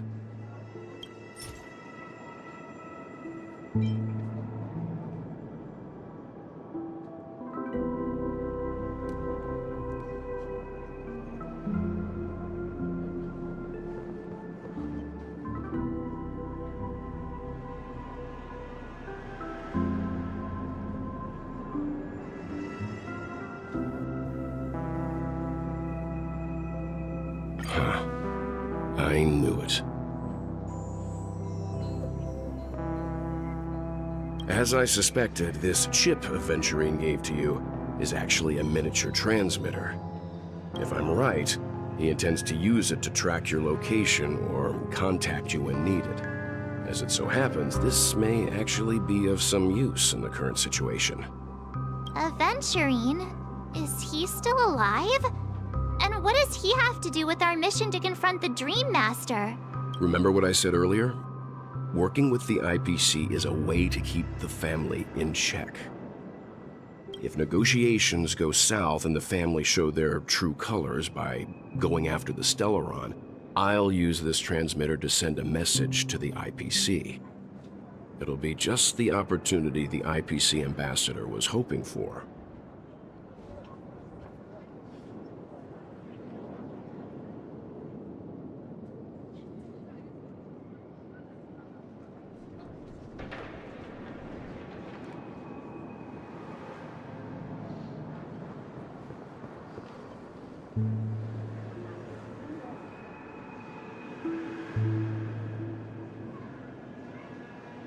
The only question mark in all of this is Aventurine's current status.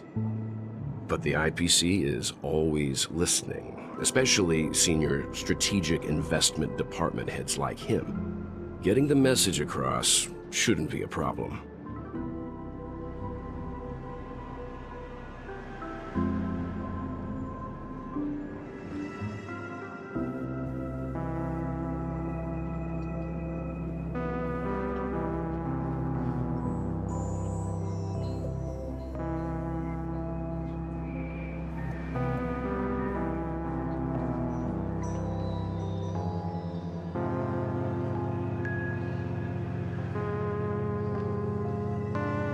Good luck to you, Welt. Well, you take care too. If anything goes wrong, don't worry about me. Just make sure to seal the Stellaron. Spoken like a true hero.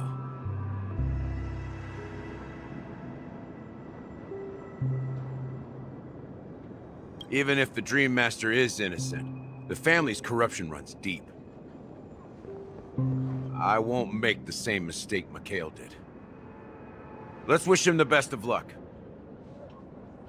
Don't you have something else to tell us, Gallagher?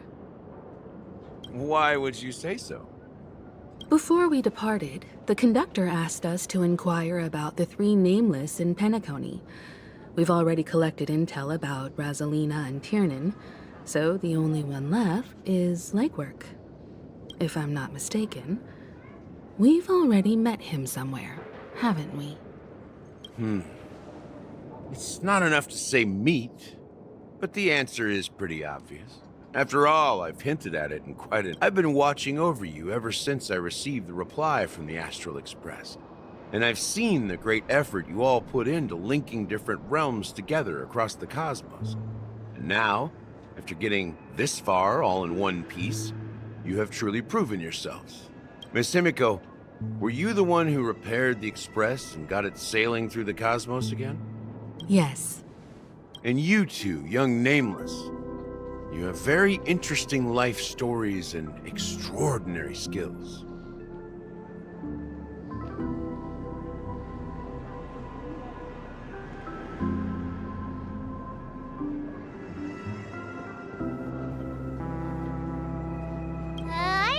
much about my life story, but I do have extraordinary skills.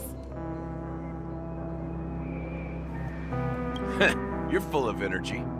Please send my regards to the conductor, Pom Pom. Please let them know that their friend had fond memories from his time aboard the Express, which he reminisced on every time he had a good drink. As for the last nameless, he embarked, disembarked, and embarked again, traveling in a great circle, ending up back where he started.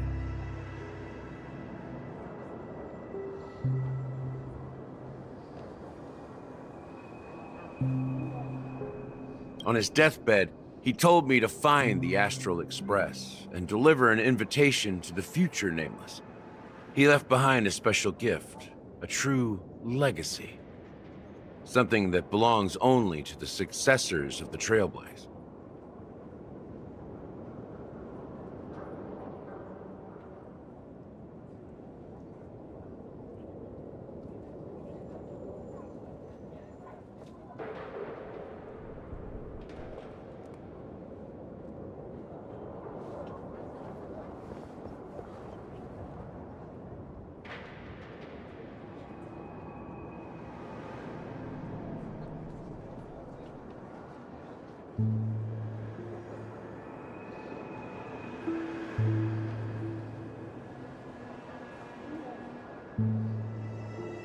Come with me. Now is the time to reveal it.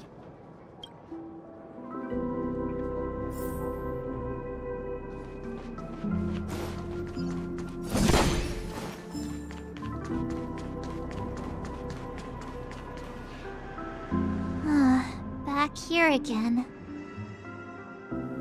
Sometimes I feel like you're still alive, old friend. Like you've still got so much to say and do. I've kept my promise, brought the future trailblazers you've waited so long for. I don't know why you were so obsessed with that train, but I remember your last words.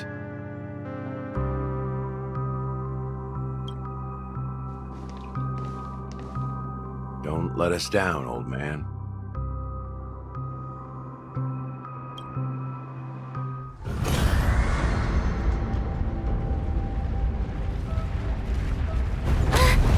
What's happening?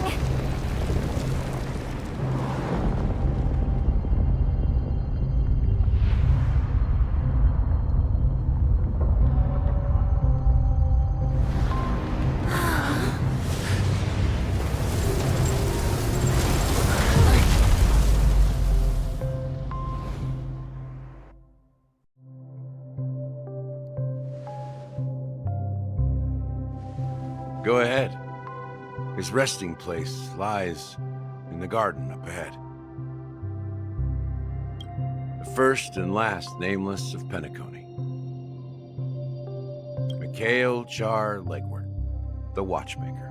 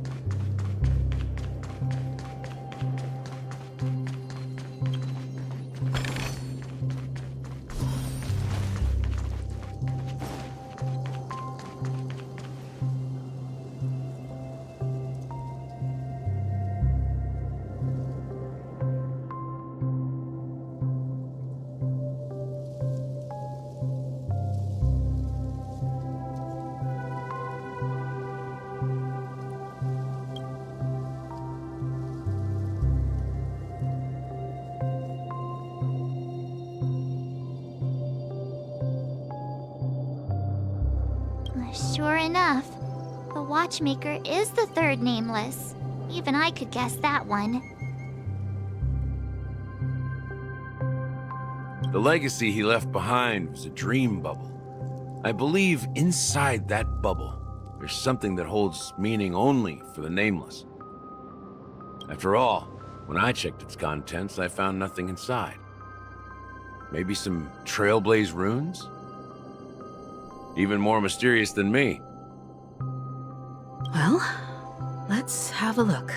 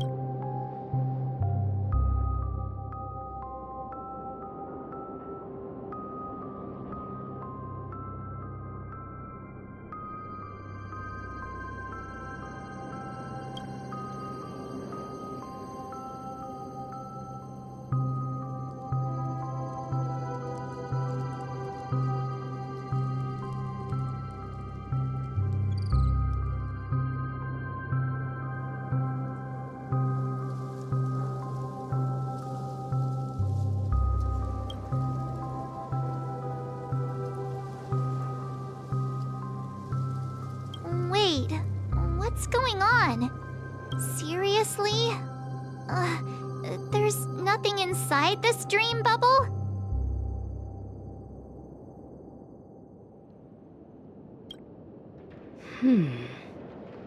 How could a dream bubble be empty?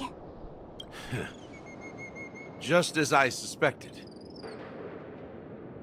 That old man always had this strange belief in the nameless and the trailblaze.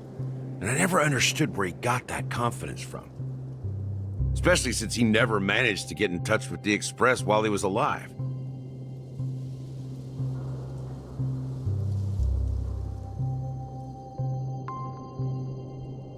I could never figure out what was going on in that old man's head. But this empty dream bubble is so typical of him. He was always full of weird fantasies and incomprehensible romanticism. That mischievous old man. Well, I don't think that's the case, Gallagher. I'm sure Mikhail has left us the most precious thing of all.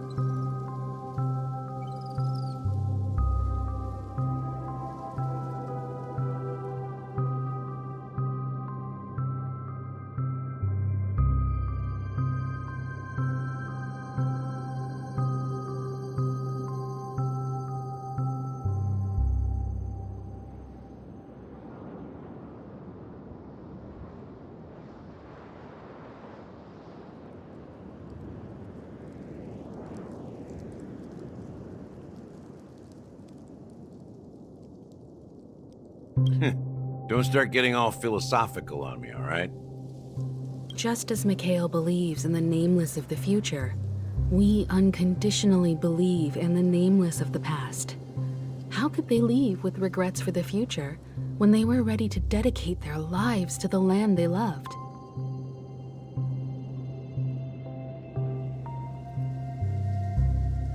There must be something contained in this dream bubble. It's just we haven't figured it out yet. Well, I'm a follower of the Enigmata. My philosophy forbids me to have faith in anything. That's why I understand what faith means in the path of Trailblaze. And I also want to know what he left behind. Can I borrow your pet? I need to make a trip back to Golden Hour and check something at the Dreamscape sales store. It's for Mikhail, and for the future of Penacony.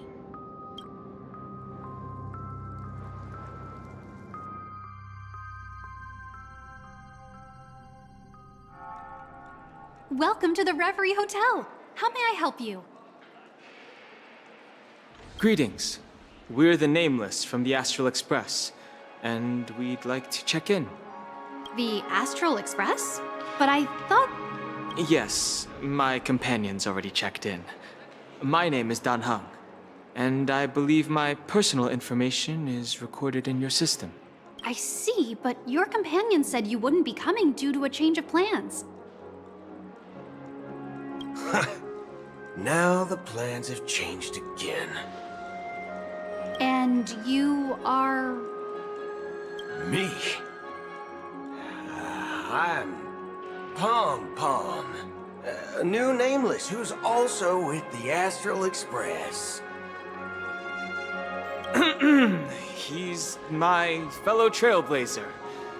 We responded to the family's invitation before he boarded the Express, so he wasn't registered in your system.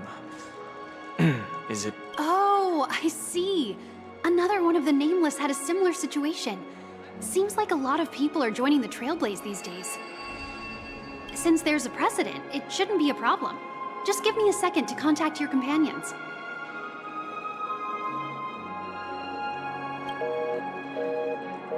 I'm sorry, dear guests, but it seems I'm unable to reach the other members of the Astral Express. What do you mean by unable to reach them? My apologies. This is the first time I've encountered a situation like this. However, the system indicates that those guests are still in the dreamscape. How about this?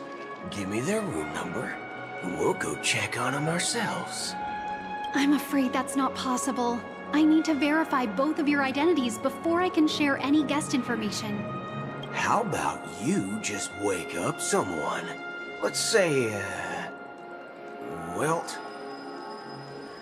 I'm sorry, but there are strict rules regarding forced awakening. It cannot be done without the proper clearance. So nothing works, huh? What's your solution then? Are you saying we sleep here? At the reception? Please be patient. We need to contact your companions in order to confirm your identities. And now it seems you need to confirm our identities before you can contact our companions. It seems so. Oh, fudge! Look, nothing personal, but if you can't handle this, go find someone else who can, okay?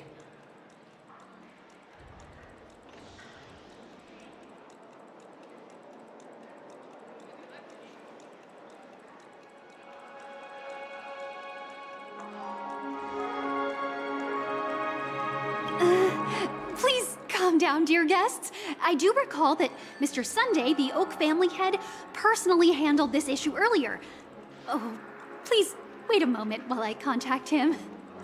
I don't think she's trying to give us a hard time. She really just doesn't know what to do. I have a bad feeling about this. You tried to contact them on the Express earlier, but they didn't respond. Something doesn't seem right. I need to leave for a moment. You can stay here with the receptionist. Sure thing. Don Hung seems pretty worried about his companions. I should give him some space. Stressing out about it won't help anything. Locked and loaded.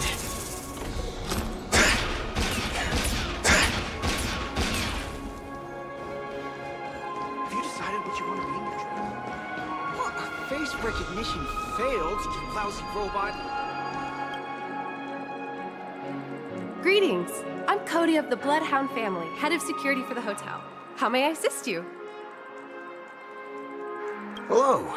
So, there's something I wanted to ask about. I've been hearing some unsettling rumors about certain incidents that might affect the Charmony Festival. Do you think there's anything to be worried about? I've traveled all the way from the Hayahi Federation, and I don't want my trip to be ruined. What do you mean? Wait. You haven't heard? I'm not sure where you heard those rumors, but they're completely baseless. I can assure you, as a representative of the Bloodhound family, that everything is going smoothly for the Charmony Festival. At present, all of the families are focused on making sure the festival starts on time. Even the Dream Master himself has arrived. So don't worry, your trip won't be in vain.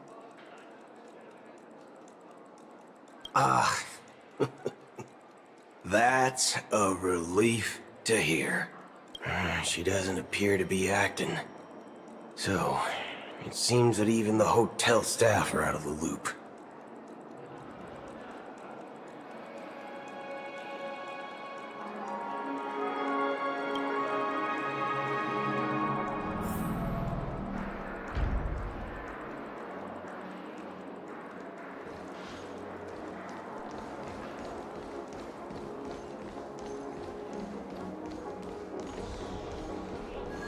Everything here is so... The Charmony Festival is about to start! I'm so excited! Hey! You guys here for the Charmony Festival too?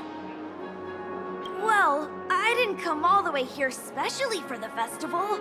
Honestly, I don't really even know what it's about. But I heard it's a lot of fun! Well, back in my homeworld, Anaria, we have festivals like that all the time. My dad threw me a birthday party one time that was just as extravagant as the Charmony Festival. Oh, come on! The Charmony Festival is a once-in-an-amber era event. How can a birthday party compare? Well, you never know, right? Maybe on her world, birthdays only happen once in Amber Era. Anyway, let's forget about that. Have you heard about the, unsettling things happening in the dreamscape? Unsettling things? What could possibly go wrong? It better not ruin the Charmony Festival! I've been looking forward to it!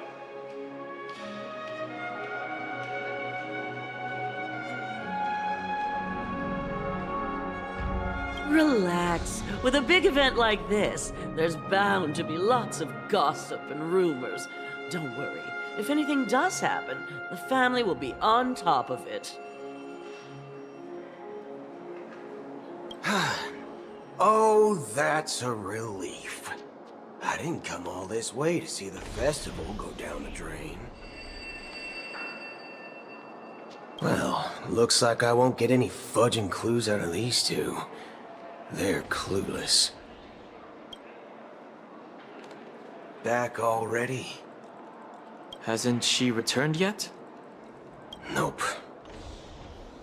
I'm starting to wonder. Sending her to contact Sunday was a good idea. Neither the staff nor the guests seem to know anything about what's happening in the dreamscape, and wherever we go, all we see is people enjoying themselves. I agree. Another unusual thing is that the Oak family is supposed to be in charge of organizing the council and managing everything inside and outside the dreamscape. However,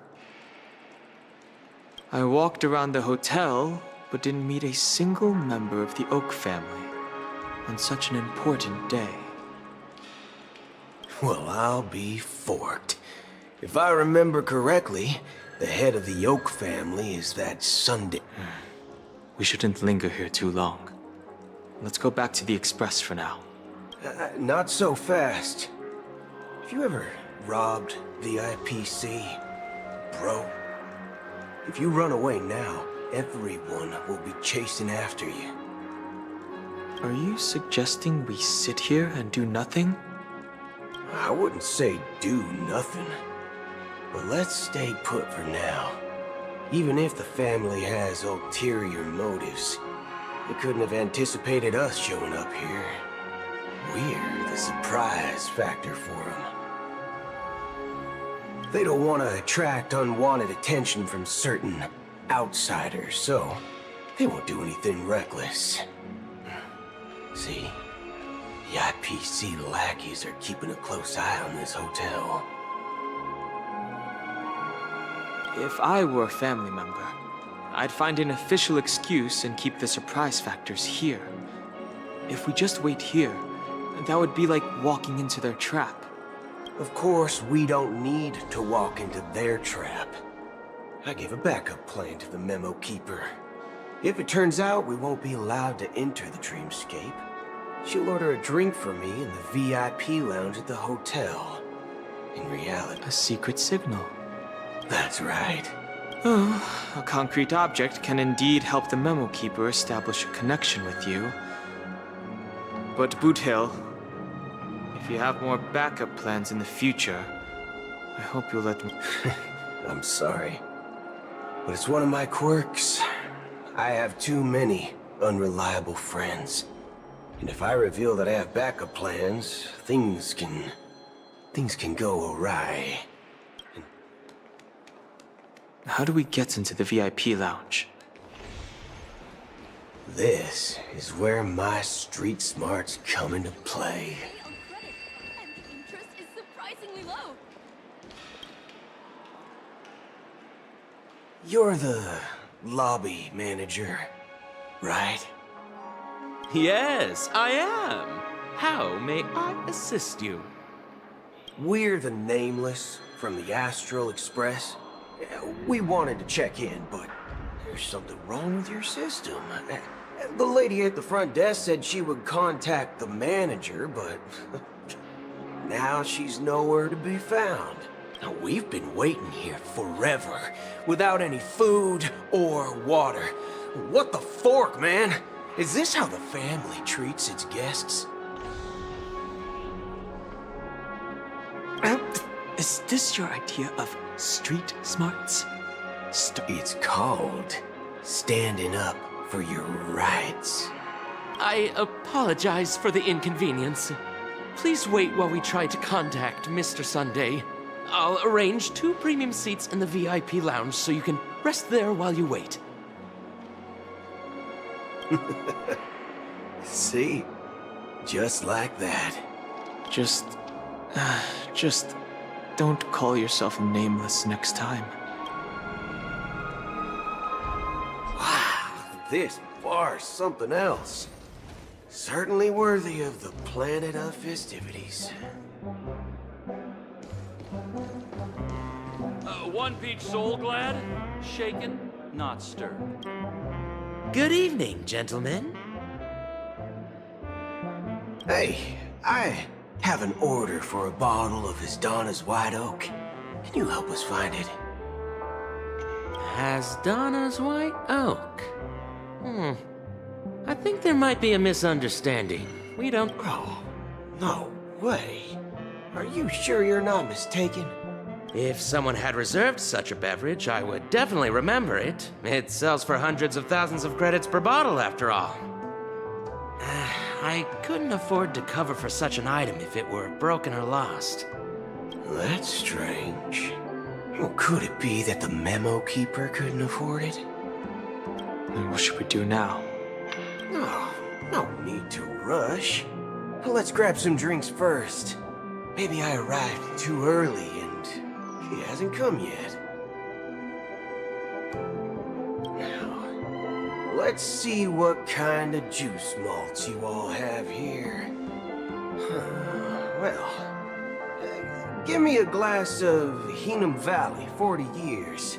I'll have it neat. No ice. Wow, that's the most expensive one on the list. You have a taste for the finer things. It's on the house, anyway.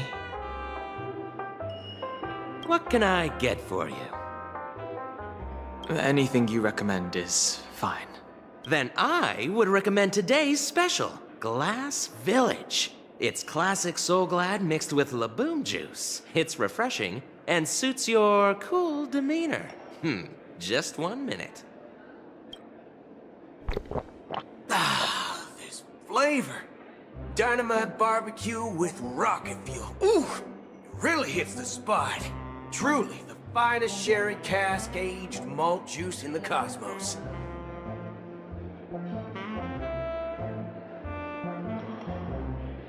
Dynamite barbecue with rocket fuel. Is that really something that humans enjoy? Hey, this guy doesn't know anything at all. As long as you're satisfied, dear guests. Please. Let's give the memo keeper another half system hour. If she doesn't show up, we'll need to come up with a new plan. In the meantime, let's take stock of the situation. The situation is unclear. Something must have happened on the planet of festivities, but the public is unaware of it. Someone in a position of power within the family must be covering it up. It's unusual for the followers of the Harmony to invite other factions, let alone the IPC and the Masked Fools. If what you said about the Emanator of the Nihility is true, the situation in Penacony is a little complicated, to say the least.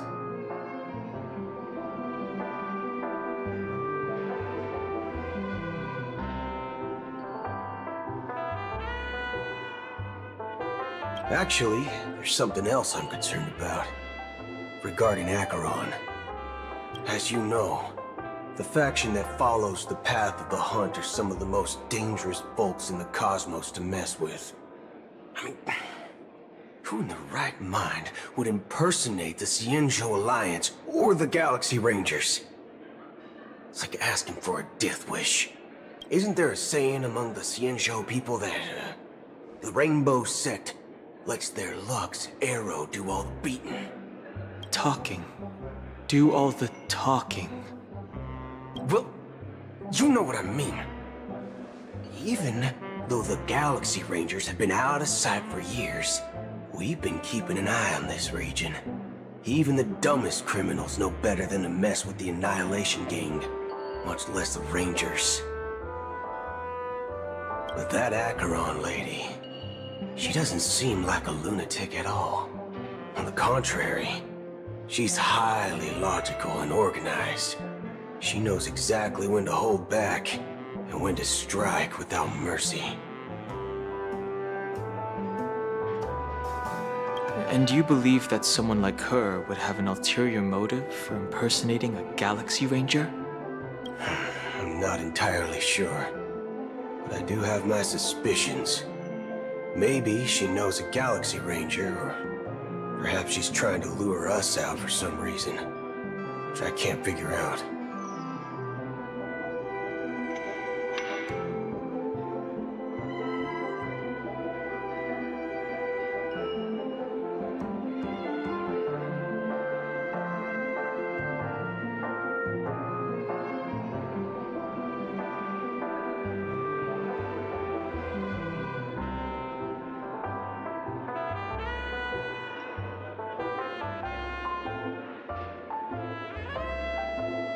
Anyway, what worries me more are the anomalies within the family. They've summoned followers from various paths for the festival. No matter how generous such a gesture is, this move seems highly unusual. Unless the invitations weren't sent by them. If that's the case, it's even more intriguing that the family insists on organizing the Charmony Festival, despite the chaos.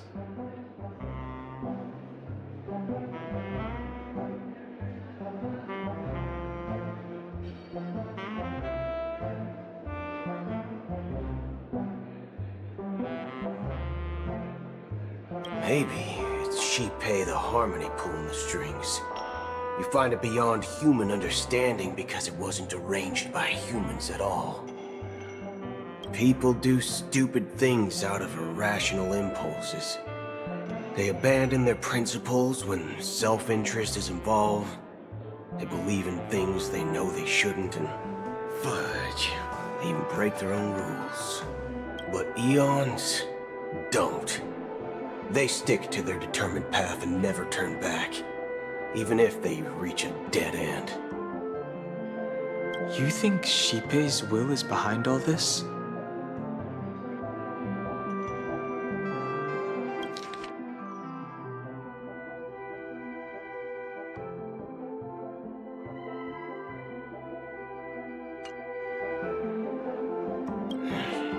It may not necessarily be Shipei. There's definitely some higher entity involved. I know it may sound pessimistic, but if human free will were reliable, why would we even need Galaxy Rangers? It's much simpler when you boil it down to the eons and paths. Like how Lon always follows the path of the hunt, or how the Express stays true to the Trailblaze despite Akavili's disappearance. But in my opinion, Akavili's fall holds significance for the Nameless. Oh.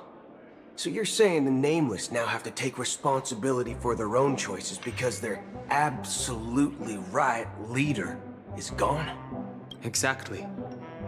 I believe the purpose of the journey isn't just about following a path that's always considered absolutely right. It's more about doing your best to choose the right path for yourself among countless possibilities. even with limited insight and judgment. I don't know what you've been through, but I agree that people must take responsibility for their choices. Because no one else can do it for them. That's why the Galaxy Rangers need to uncover the imposter and figure out her true intentions. Just in case. I have a backup plan if the Memo Keeper doesn't show up. This is my final backup plan. You sure have a lot of cards up your sleeve. Well, going back to my old career would make things a lot easier. By the way, when you were walking around the hotel, did you happen to see any important-looking guests? What's your plan? It's simple. We just grab some hostages and use them as bargaining chips with the family. Or maybe we can even take their identities. No need for that. We'll return to the Express now. Wait. Are you getting scared? Draw your weapon. Let's make a big scene. Are you leaving, esteemed guests?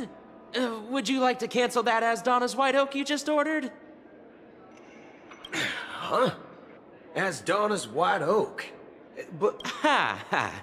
Looks like you are a bit intoxicated, esteemed guests. You ordered a bottle of Asdana's White Oak just a moment ago. Looks like your Memo Keeper friend has finally arrived. Oh, right. Sorry, my memory's not the best. You know, too many modifications and all. Anyway, let me check. Well, fork me. It's Asdana's White Oak, all right. I'll be waiting for you on the Astral Express. No mistake. That's her message to you. She knew the hotel wasn't safe, so she suggested we find another place. Well, looks like we took a detour, but now it's back to the Astral Express. So, what are we waiting for?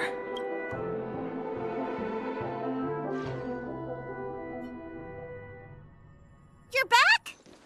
Two guests just boarded saying they were looking for Boot Hill, so I told them to wait in the parlor car. Oh, just in time. Two guests? Yeah, her too. Look, we welcome all passengers on the Astral Express, but sneaking in like that, you have no regard for etiquette. My apologies, conductor. It was an oversight on my part. I assumed you were already acquainted with the garden. Given the chaotic situation in Penacony, the Nameless are the only ones we can truly trust right now. You are the Memo Keeper. Pleased to meet you, Dan Hung. I've seen you in others' memories. And as for Boot Hill, this is our first face-to-face meeting. I hope you enjoyed that bottle of Asdana's White Oak. You sure have a refined taste. Finally, Memo Keeper. Well, let's cut to the chase. Spill everything you know. That's precisely what I intend to do. But before that, please allow me to introduce myself. My name is Black Swan, and I serve the Garden of Recollection as a Memo Keeper. I'm sure she knows it better than I do. Greetings. I'm Acheron. What? You Garden of Recollection shirtbag! You betrayed me! I apologize, but she did that at my request. Due to certain reasons, I have been exiled by the family. Thankfully, this Memo Keeper came to my aid and helped me escape their surveillance unnoticed. To be honest, it was more like stalking than helping. And the process was far from unnoticed. But we did escape. I asked her to guide me to a place beyond the family's reach and to contact a few trustworthy individuals, namely all of you. trustworthy. Son of a nice lady. You think I'm dumb or something? How about this? I'll put a few bullet holes in your head and see what secrets spill out. Then, we can... It doesn't have to be like that. I'm willing to answer all your questions, but not right now. If my cover hadn't been blown, we might have had more time, but at the moment, we don't have any other options. No other options? What do you mean? This is the only way I can ensure everyone's safety. I kindly request an immediate warp jump out of the Astana star system.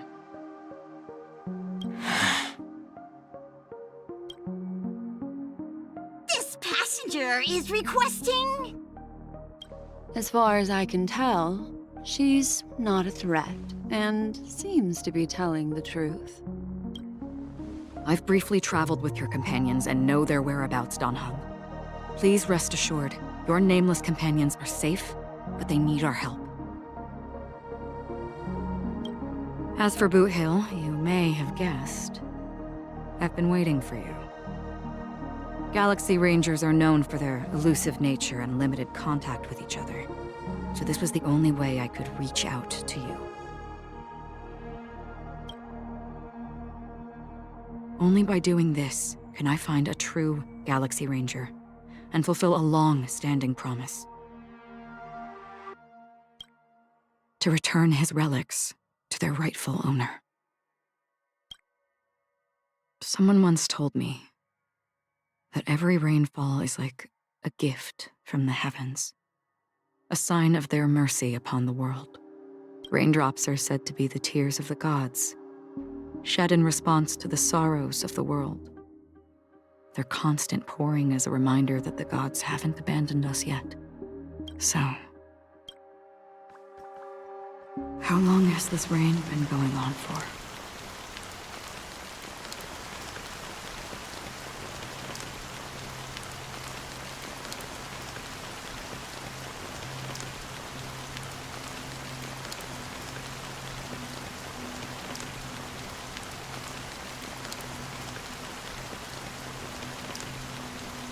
I used to believe, just like you, that it would eventually stop.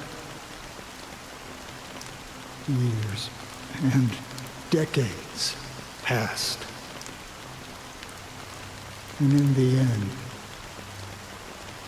such hope faded away before the rain did. Looks like the god you mentioned doesn't exist after all.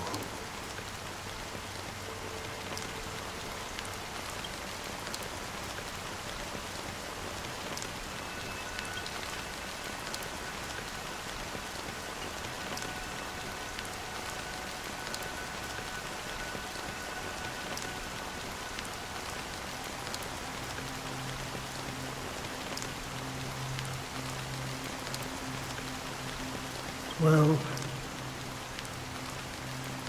let me share a story with you. Mortals who walk the paths are like sailors on a vast ocean, leaving behind a trail that creates countless ripples of possibilities.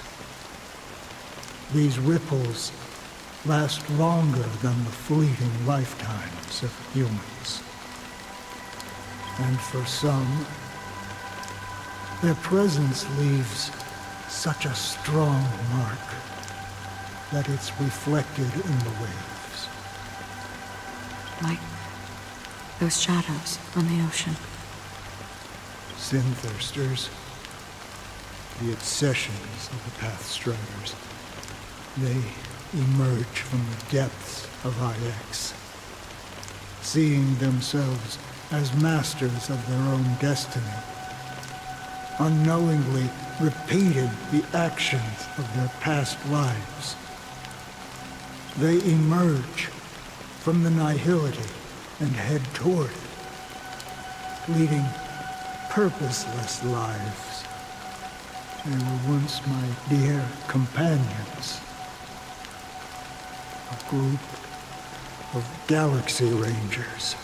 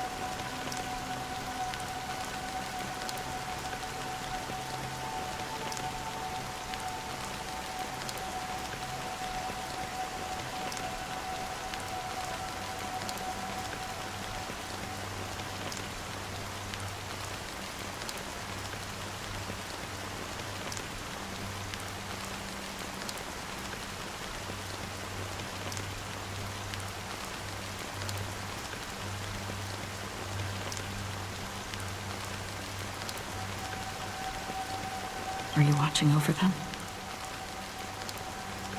Watching over them? No.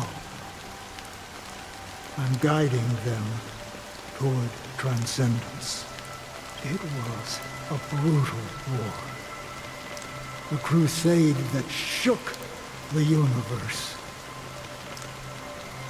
The universe witnessed the fall of Zuro, the Lord Ravager, but it came at a price. The unwavering determination of the Hunt followers persists even in death. So someone must guide these lost souls to their life beyond. They were heroes in their time, and they shouldn't be reduced to mere puppets of the nihility. As for me, I've suffered too many losses on that battlefield to advance any further. And that makes me the most fitting person to carry out this task. But you know, these sin-thirsters, they're not... Does this seem pointless to you? Well, some tasks have to be done, even if they are pointless. I can help you. For what? For the meaning of the nihility. That's what I've been seeking. I see. After all, this realm is off limits to ordinary souls, right? Thank you, stranger. I wish that you find what you seek. Before we part ways, I have one more question. It is true that their actions and even their entire lives may seem pointless from our perspective. But if, and it's just an if this is what the departed ones expected, should we try to change it? A good question, and a profound one. What I do know is that one day I too will pass away. Someone will stand at my grave and place a bouquet of flowers on it.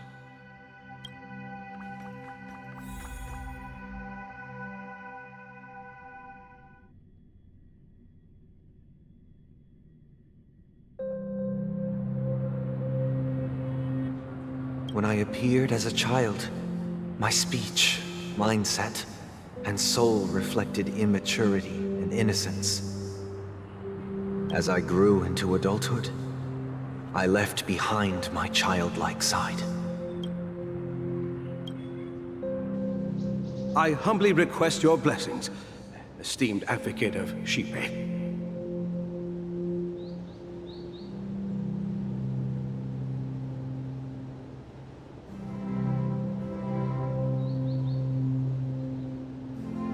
Come to me, my kinship. I have sought their presence with us. As you wish. I have faithfully served the Alfalfa family for nearly a decade, promoting the path of the harmony to the best of my ability. However, I made a mistake yesterday. While I was preparing dinner for the family head, I accidentally dropped a prepared dish on the floor. Out of laziness, I lied and claimed that everything was ready. Although the head has dismissed me as punishment, it has been tough to sleep with the guilt still gnawing at me, as I worry that the seeds of evilness may have taken root in my soul. So, I confess to you now, to seek atonement for my sins.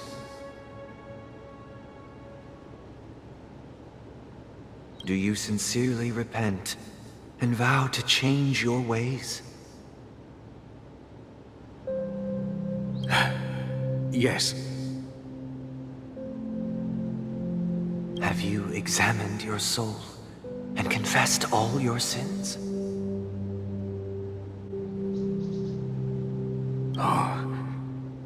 Yes.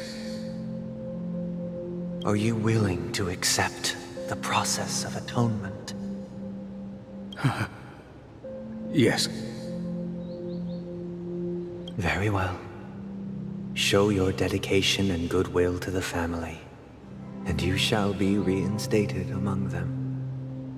Now, please, leave in peace. Oh, praise Sheepy. And thank you, esteemed advocate. Next, please. I wholeheartedly confess to you. Please, pardon my sins. Rest assured, I have implored their presence to be with us. As long as you are sincere, absolution will be granted. Oh, great. You know, I arrived in Penacony as a stowaway. I sold everything to get a ticket. My house, my land, and my 2 children. I see. Please, go on. My children were starving, and I hoped they'd have a chance at survival if they became slaves here. If I can strike it rich here, I'll lift them out of that situation and give them the life they deserve. But the Bloodhound family got wind of it. They're on my tail, hunting me down. I thought I could bring my kids here. It was all my fault. All my fault. The family is ready to forgive all sinners. I'll ask the Bloodhound family to cease their pursuit. You don't need to live in fear anymore.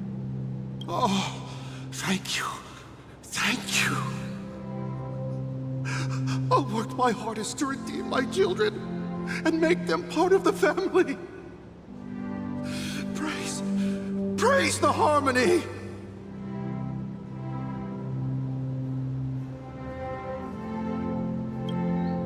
Next, please. Hey! Long time no see, Mr. Sunday. The most esteemed individual in Penacony, and the next leader of the Oak family, right? I have sought their presence with us. Let us proceed. Sure. Let's just get this over with. I have sinned. Please forgive me. I wasted half a pizza at breakfast, and a bottle of Soul Glad. That's it. Nothing more. When we wrap this up, I've got a robo-ball game to catch, you know? Do you seek to atone for your sins through good deeds? My sins? Well, started to sound like a saint, huh? Well, let me tell you something. Neither the family nor you have the right to judge me. You think nobody knows what your precious family has done? About the watchmaker? Huh?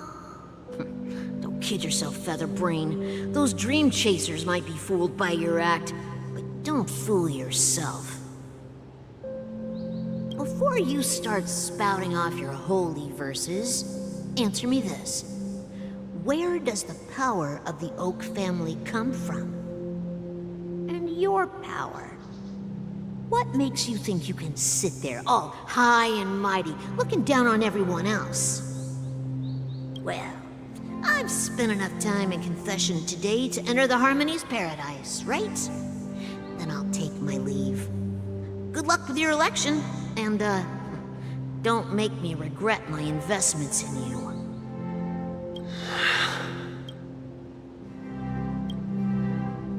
Oh, revered triple-faced soul, hear my doubts.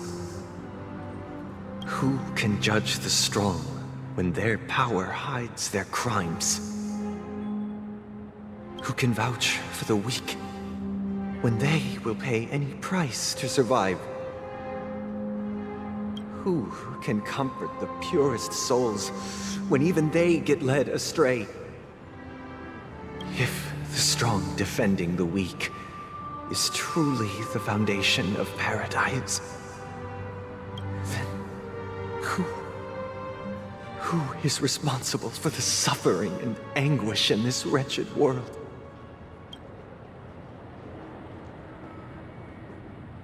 Brother? Brother? Brother, are you all right? I'm fine. I've been working long hours, and I just made a trip to Dreamflux Reef and back. So, I'm a bit out of sorts. You've been working non-stop on the Charmony Festival, Mr. Sunday, and no one could have predicted this incident. Even if the Stellaron does pose a grave threat, I still feel sorry for all the trouble we've caused you. No need to worry about troubling anyone. The Charmony Festival was meant to spread joy and harmony across the cosmos. But now that we know the truth, I'm afraid... It has always been our wish to make everyone happy, so... we'll do our best to explain everything to the Dream Master. I'm sure he'll understand. Even if the negotiation does not go smoothly, I'll refuse to go on stage. Without the Chord Master, the Harmonious Choir would not arrive, and the Charmony Festival would be just a grand performance, and nothing more. I'm relieved to see your determination. You know, since arriving in Penacony, we haven't had any contact with this Dream Master himself. I'd heard of the heads of the 5 major lineages, but the Dream Master is a mystery to me. The Dream Master rarely grants an audience, even for us. But, given the urgency of the situation, he's agreed to meet us in person. Perhaps you'll be the first guest to meet the Dream Master in years, Mr. Yang. Let's hope we can reach a consensus that satisfies everyone.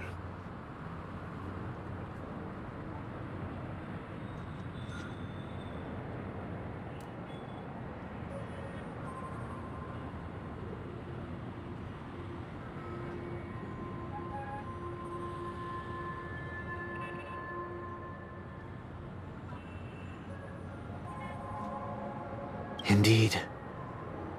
Let us hope so. It's about time. We'll have to get ready for the meeting. I apologize for any inconvenience caused by the urgency. Don't worry. I'll be waiting here. Dear, it's Mr. Sunday! Hey, come over here! Looks like someone needs help. Let's go check it out. Thank you for everything you've done. I'll be waiting here.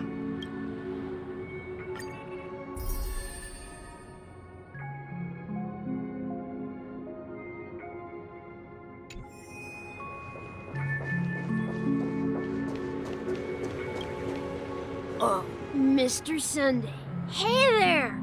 Okay, see the moon in the sky? It's about the size of the cap on my Soul Glad bottle. If I just reached out my hand, I could grab the moon, couldn't I? The moon? You mean the Grand Theater? Yeah. Look at me. I've been away from home for too long. I must be missing that moon. But it's no big deal. The Grand Theater here looks much better than the moon back home. They told me not to sell everything I had just to come to Penacony. How short-sighted. Selling everything you had? Why would you go to such lengths? Why? Can't you see? Life back home is miserable. It's not really living at all. It's better to be here at Penacony. No pain, no worries about tomorrow, just sweet dreams. You can do whatever you want. That's what I call living. Yeah, now this is the life. Is this truly living?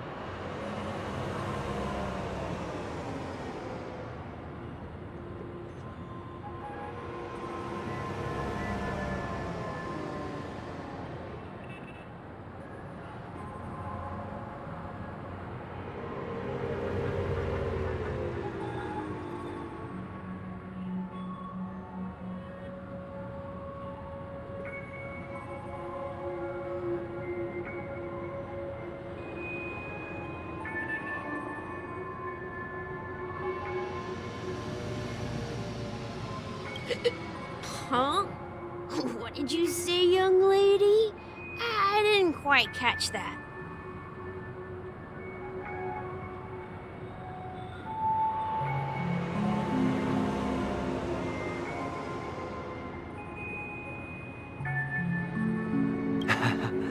Oh, it's nothing, sir.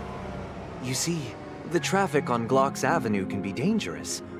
How about I ask a Bloodhound family member to escort you to Ideen Park over there, so you can continue enjoying your sweet dream?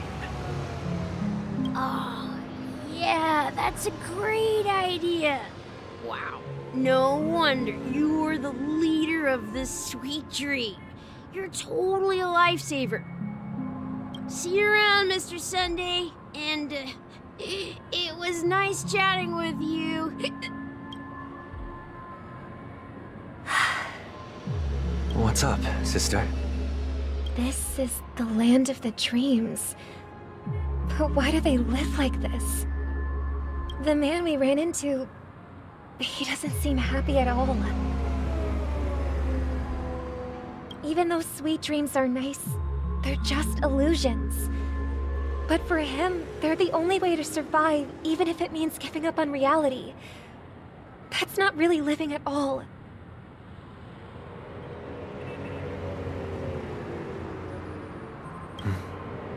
I suppose you have a point. But, in my opinion, that's how most people live their lives. Why do you say that? You think that man is not actually living, but that's not quite accurate. Even without Penacony, people create their own illusions called self-value.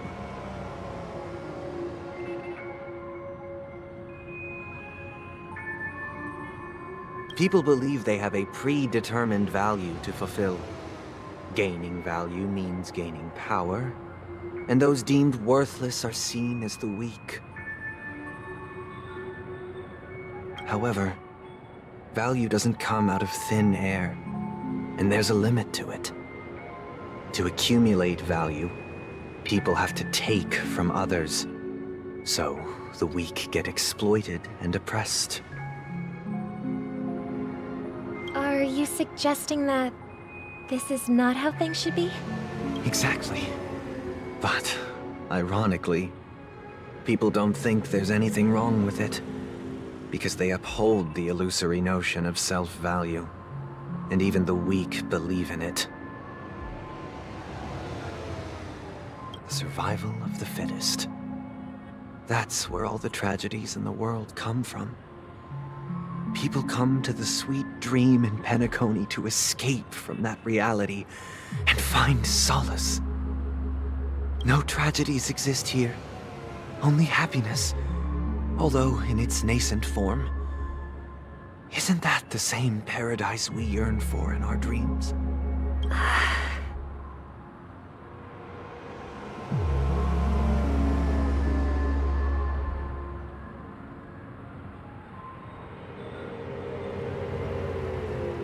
Perhaps that man is just an exception. Let's not jump to conclusions. We should experience the dreamscape ourselves, just as I did at Dreamflux Reef.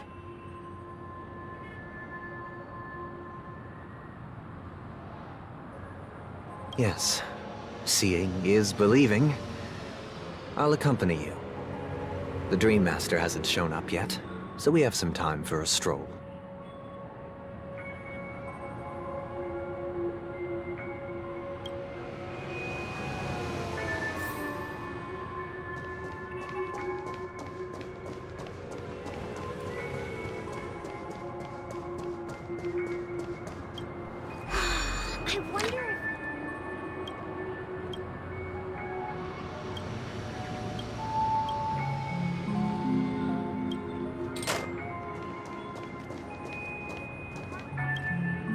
Glad to meet you again, Robin. How are the preparations for the Charmony Festival coming along?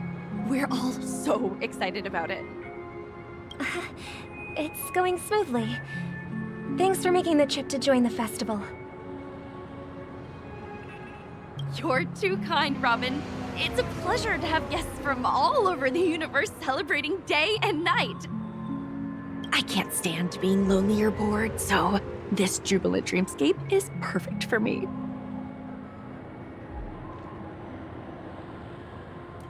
But if this went on forever, would it get boring too? Nah, not at all. Who would get tired of having so much fun?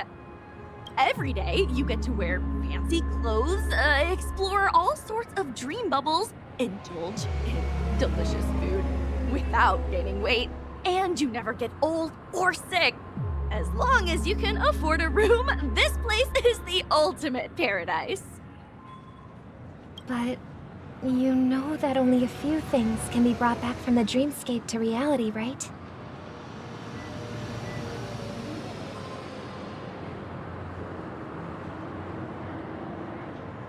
That's exactly why I don't plan on bringing anything back. Just enjoying the dream itself is good enough for me. I mean, I'm not one of those long-living species. I only have around 60 or 70 years in this lifetime, and there's so much to worry about. Being happy here is pure bliss. Only in this sweet dream can I truly feel like I'm in control of my life and fate. Who would want to go back to reality after experiencing this bliss? I see. I genuinely wish you all the happiness in the world. And I wish you a fantastic performance, Robin! I'm off to the Blue Hour for the ball. See you later.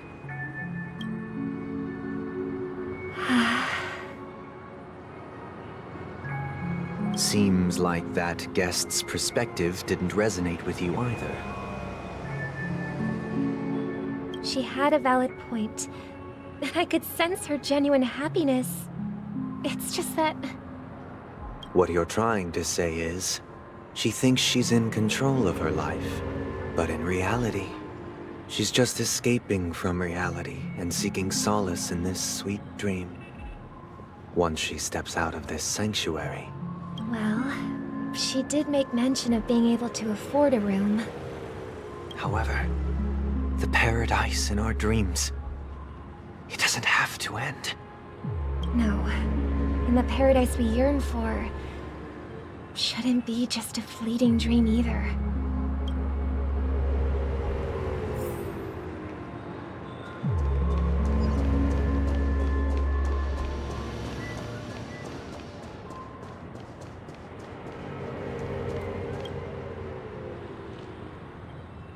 The scenery in this dreamscape is truly breathtaking, isn't it?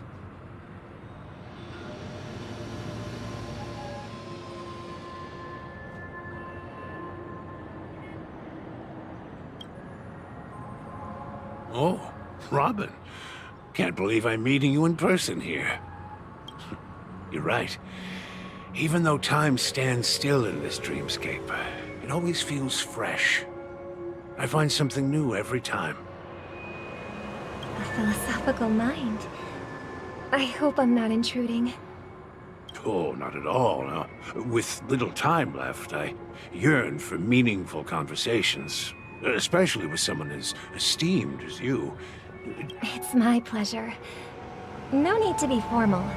Just speak your mind. You said, with little time left. Yeah. I was part of a war, and while escaping from the Sikosian mothership, I got exposed to some radioactive materials.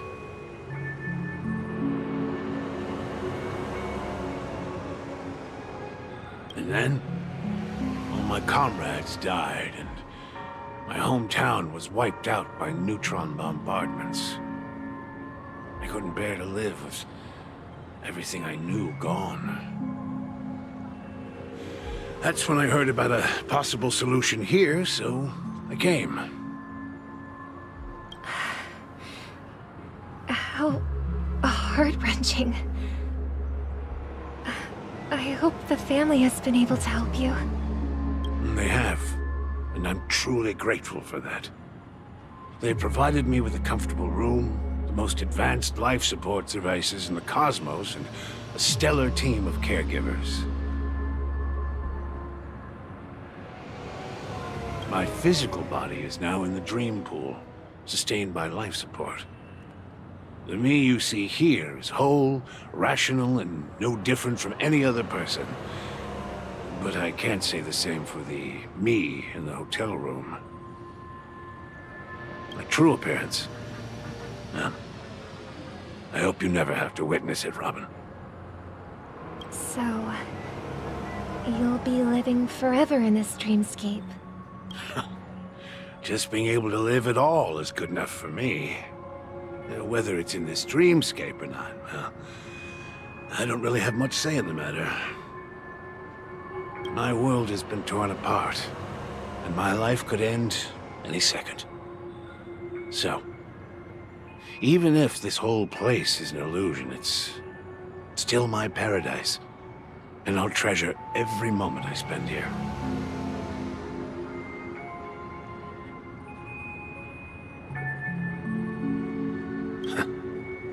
How I envy those everlasting things. That old man's story. It's so tragic. Fortunately, this sweet dream gives him joyful memories to hold on to for the rest of his life. That's precisely why this sweet dream in Penacony exists. However, even this sweet dream has its limitations. While it provides solace to the disillusioned, it can't completely eliminate pain in reality.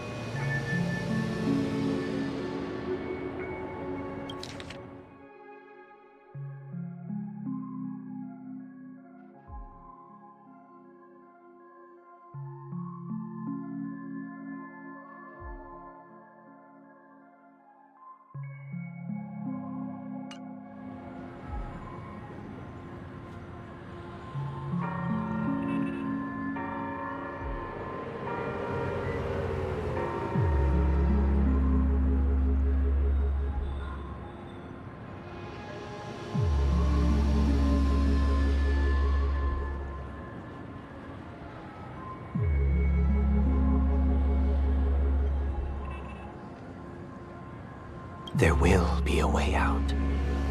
Penacony is already on the right track.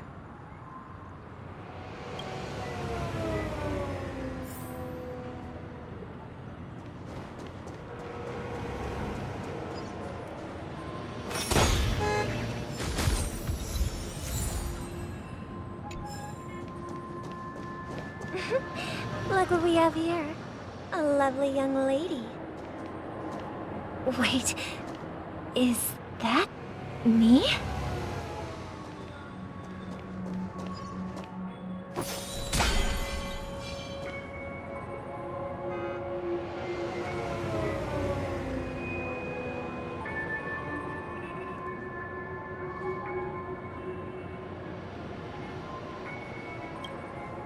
Brother, what a surprise to see you again.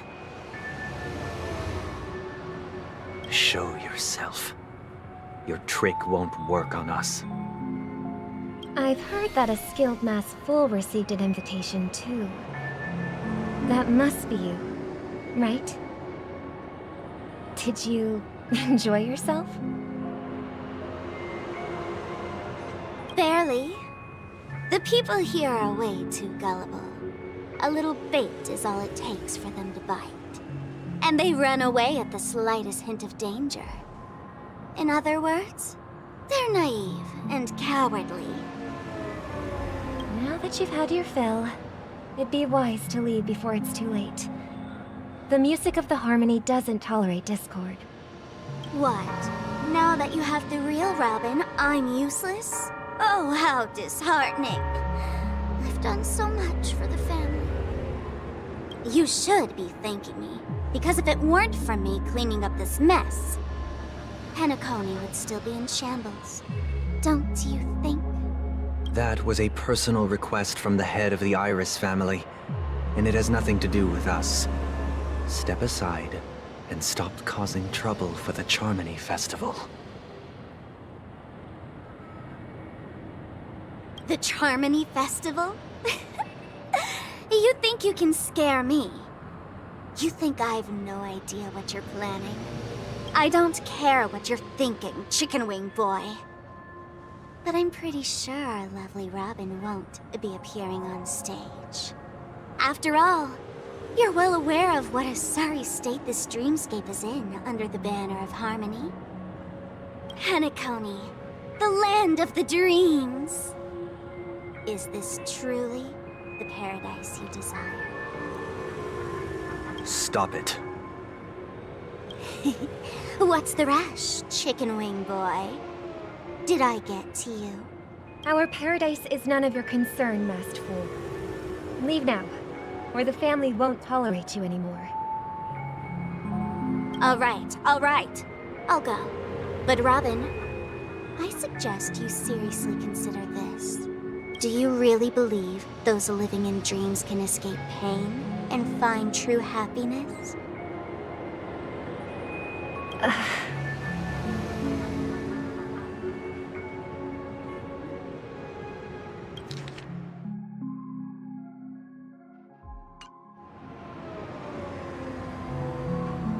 Well, I've done my part, and now I'm simply waiting for the fireworks to begin. Here, the last 2 gifts for both of you. And don't lose them.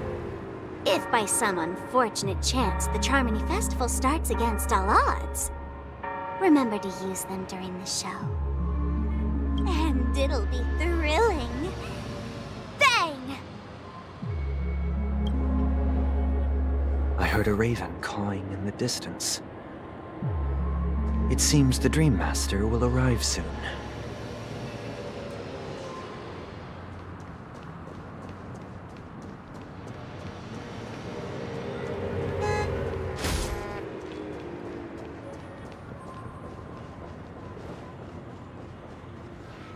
Let's wait here for the Dream Master to arrive. Okay. By the way, brother, I heard you no longer have a sweet tooth. Back when we were kids, you used to steal my desserts. Seems like a lot has changed during my absence. What exactly happened? Well, someone has to stay awake even in this sweet dream. But that someone doesn't have to be you, or anyone in particular. You're carrying too much on your shoulders, brother. The paradise in our dreams. It shouldn't be like this. Penacony is nothing more than a dream. It can't erase the worries and pain of reality, or bring true happiness. It only offers an escape from reality. Nothing more. Remember the old man we met earlier? Without this dream, he might have completely lost himself. That might be true, but even without Penacony, he could have chosen another path.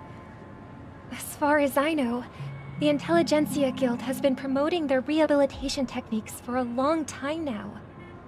That path may have been more ordinary and challenging, but now he is receiving hospice care in a comatose state, and his fate is sealed. Is Penacony granting these people a future? Or is it taking it away from them? Well, don't forget this. Not everyone really has a future. The future for humanity is like the sky for birds. People mistakenly believe that flight is inherent to birds because they've never witnessed those birds crashing to their death. Do you remember how we took in that little Charmony dove when we were young? Yeah. We took care of it. Provided food and water, groomed its feathers. And later, when I decided to leave Penacony, I opened the cage and set it free. Well, I didn't mention what happened to it in my letters because I didn't want to upset you. Shortly after you left, it crashed to its death right in front of your window.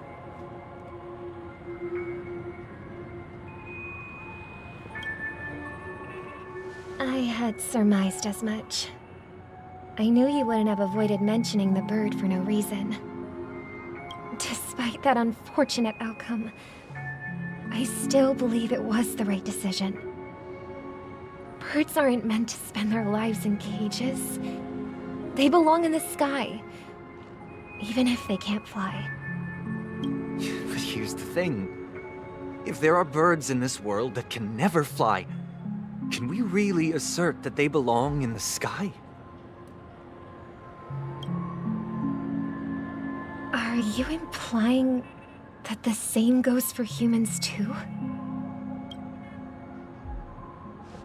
Let's take the Astral Express as an example.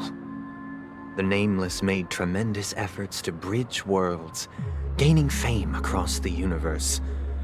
However, only a few extraordinary individuals can endure such a perilous journey. That's because the pursuit of the Trailblaze exceeds the capabilities of ordinary humans. Otherwise, why would this path be filled with broken rails, an abandoned express, and even a fallen Eon?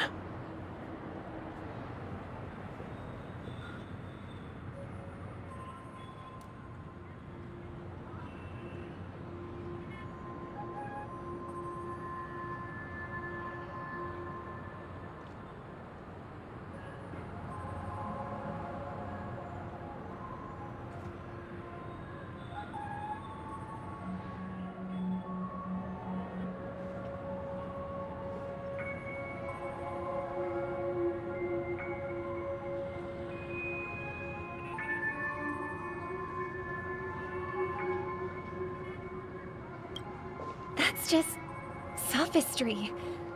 If that were true, then only the powerful would have the right to determine the future. Unfortunately, that's exactly what happens. Another name for the future is self-value. While this world has its fair share of heroes who inspire people and garner admiration for their heroic deeds, the majority of ordinary people will never become heroes in their lifetime. Some are born weak and vulnerable. Some find themselves trapped in unfortunate circumstances. Some fall victim to malice and cowardice. When it comes to survival, everyone is equal. And the weak can only watch as their value gets constantly diminished by external forces.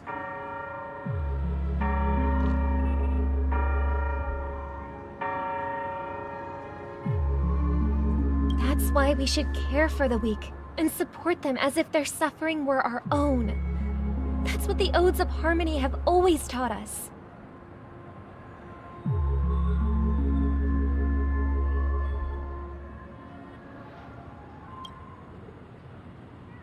While the Harmony holds noble aspirations, the strong will always be strong, and the weak will always be weak. Even in this carefree dream. Human nature contains greatness, but it also harbors inherent weaknesses that can't be eradicated. In the end, if people can't even secure their own survival, they won't care about the illusory future of equality. As long as the law of survival of the fittest prevails, there will always be fledglings crashing to their death. But if people don't live for the future, do they merely exist for survival? If even you, my brother, don't believe that the Harmony will save the weak, then which Eon can make our dreams come true?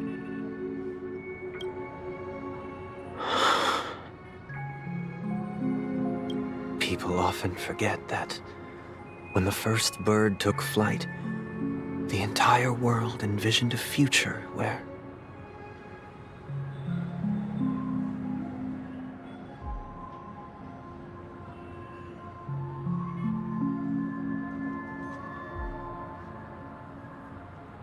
no more fledglings would ever crash to their death. Are you reading, sister? What are you reading? Mr. Gopherwood gave me a picture book.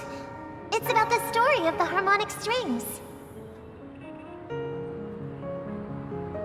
If I could become a chord master, I'd like to summon Dominicus, the harmonious choir. I want to sing with everyone and spread our wishes so that all can feel happiness and joy.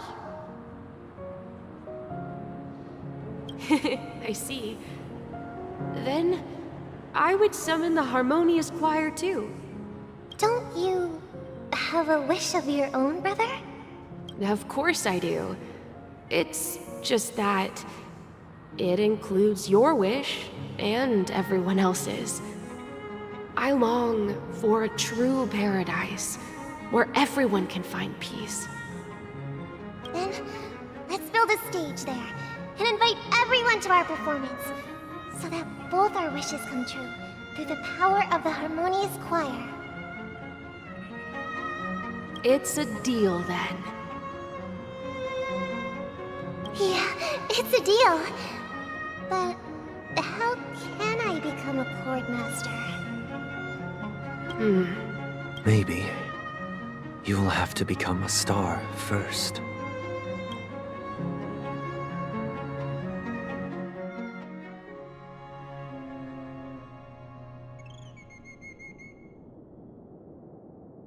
You're back sooner than I thought.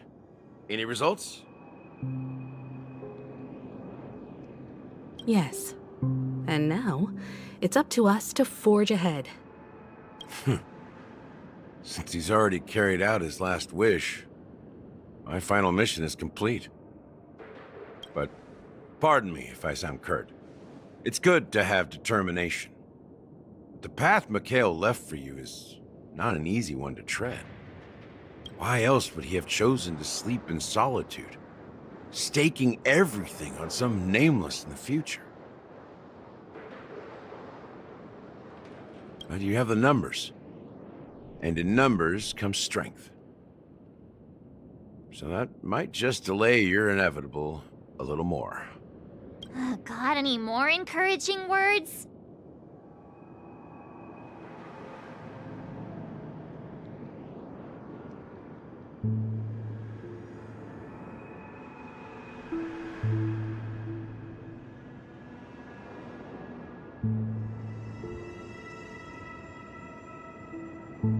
As I see it, relying on Welt's negotiations alone is far from enough. Regardless of whether the other party will be compliant, negotiating simply allows us to meet them as equals and won't grant us an upper hand.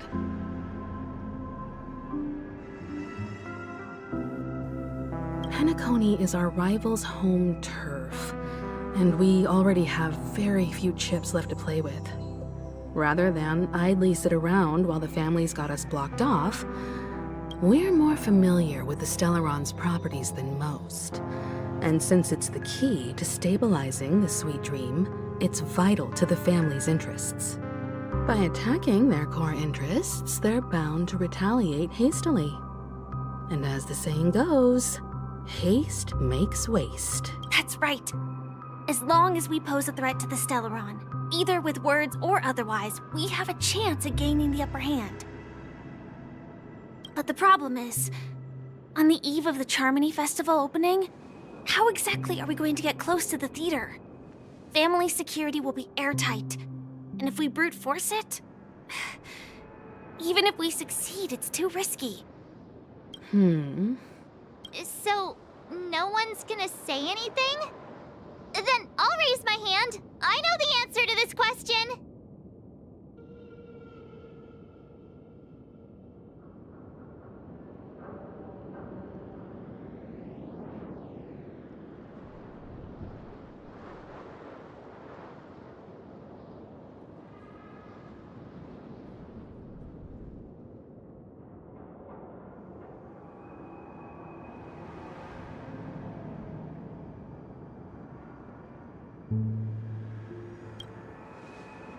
What's that supposed to mean? You'd better believe it.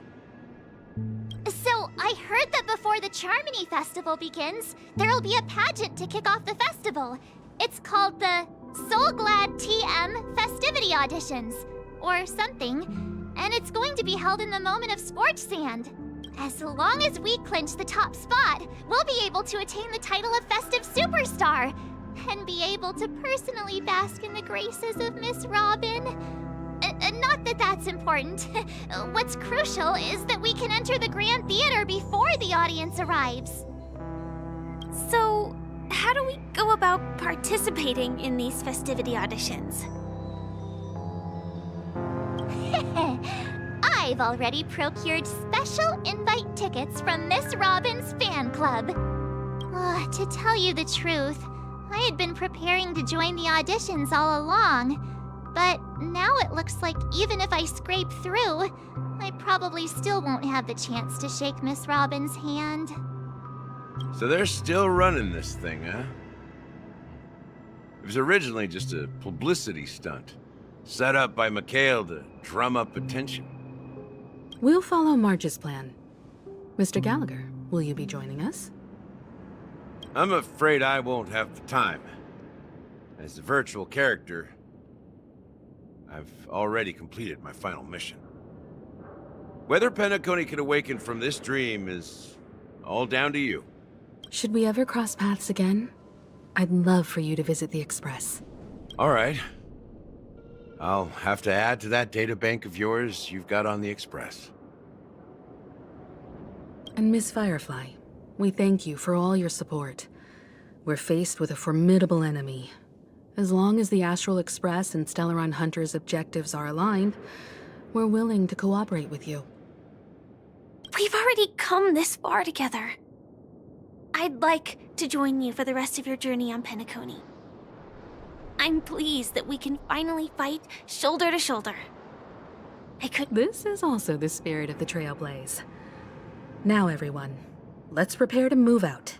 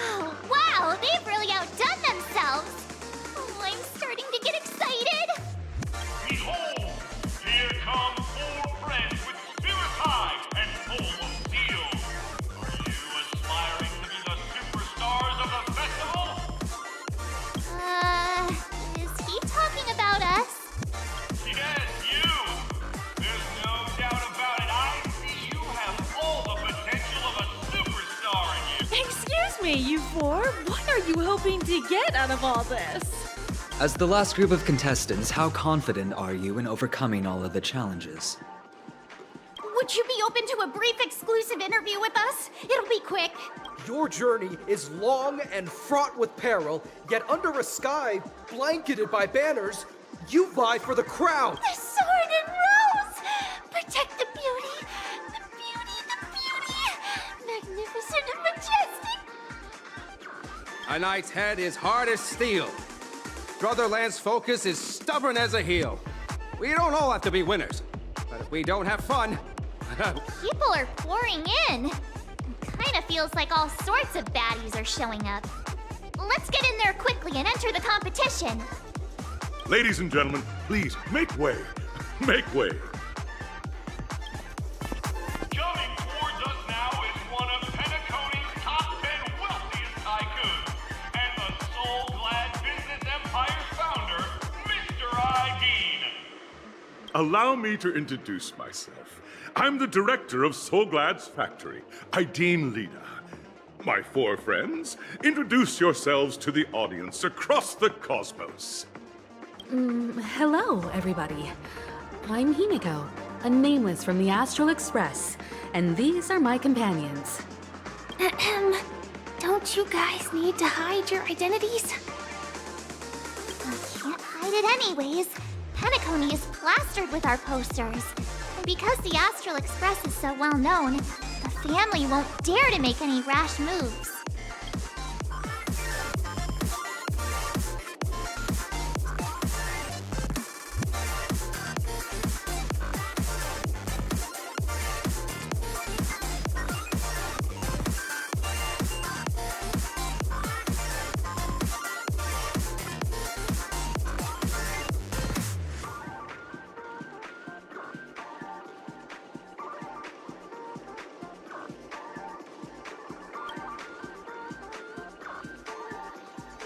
Hello, everyone! I'm March 7th.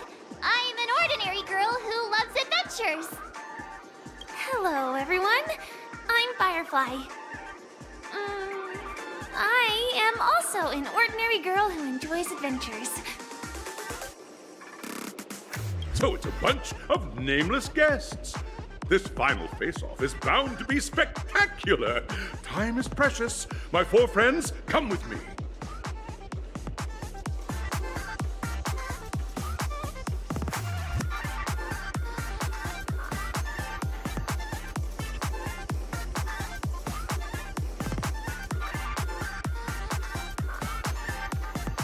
Grab a bottle of Soul Glad and make your dreams a blast.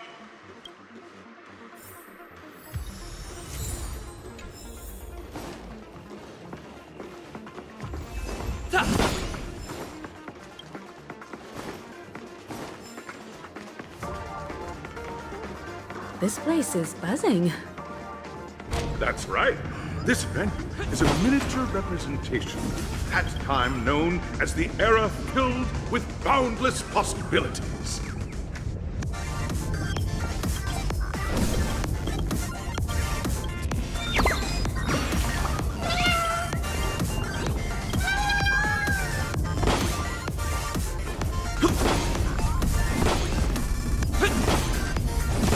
Will of preservation!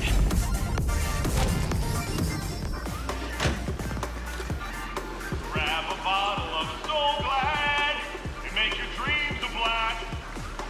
Nameless, your arrival reminds me of the grand occasion when Penacony was first established. I was still a young, bright-eyed lad back then, lured here by the watchmaker's ads, full of zeal and ready to make my first fortune in life. Once, during a particularly grueling day, I passed out and was resuscitated by a drink from Mr. Sousa. That sweet taste has since been etched in my mind, and that was what drove me to create the Soul Glad that we all know and love today.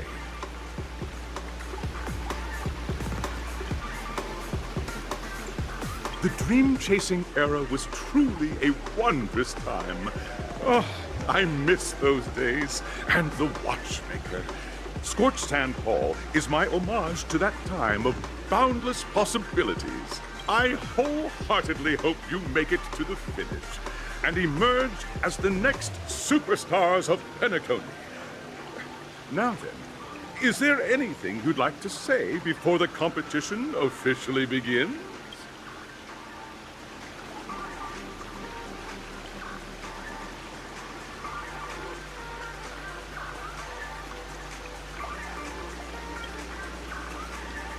Haha! That's the trailblazing spirit.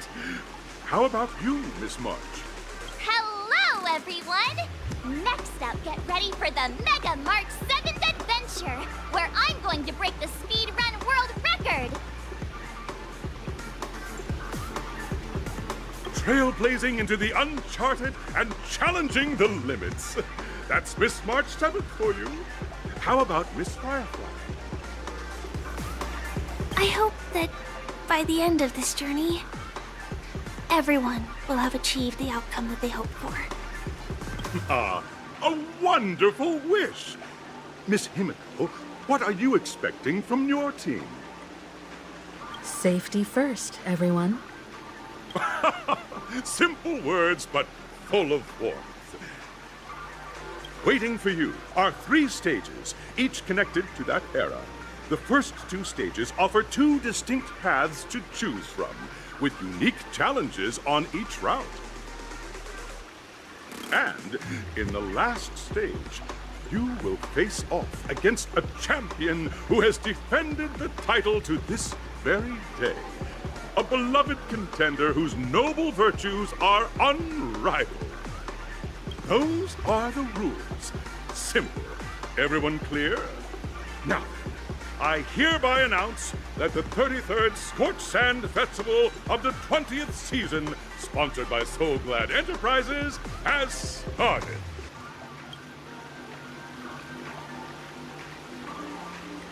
Everyone, as the Charmony Festival is drawing closer, we must reach the end as quickly as possible. Factoring in efficiency and safety, splitting up into 2 groups is the best choice.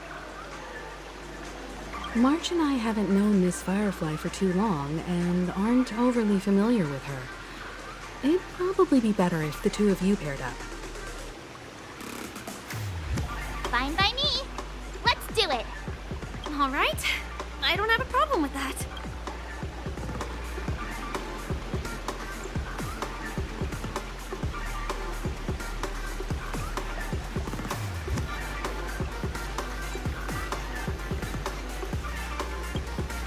We'll split into the assigned groups then.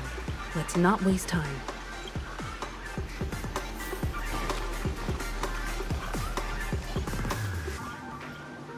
Welcome to the first stage of Soul Glad Enterprises' 33rd Scorched Sand Festival of the 20th season, Dream Play Fantasia.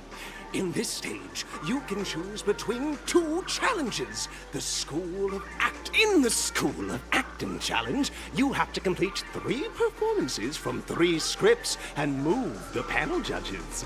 In the School of Action Challenge, you have to defeat 3 groups of enemies Now, make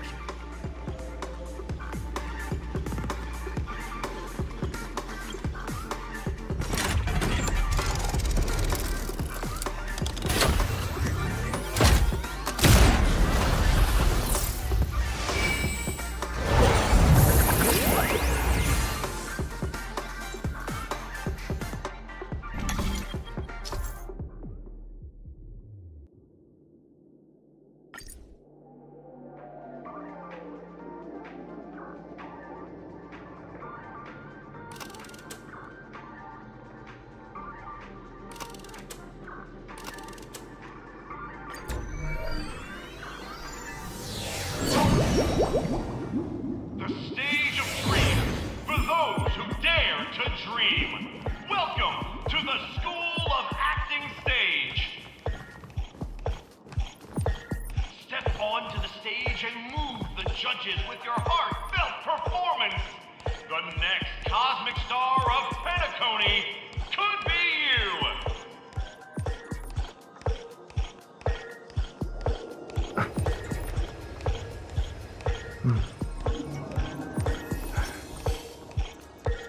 competitors! allow me to introduce the rules of this challenge to you. There are 3 stages up ahead. On each, you will find an outline of a script.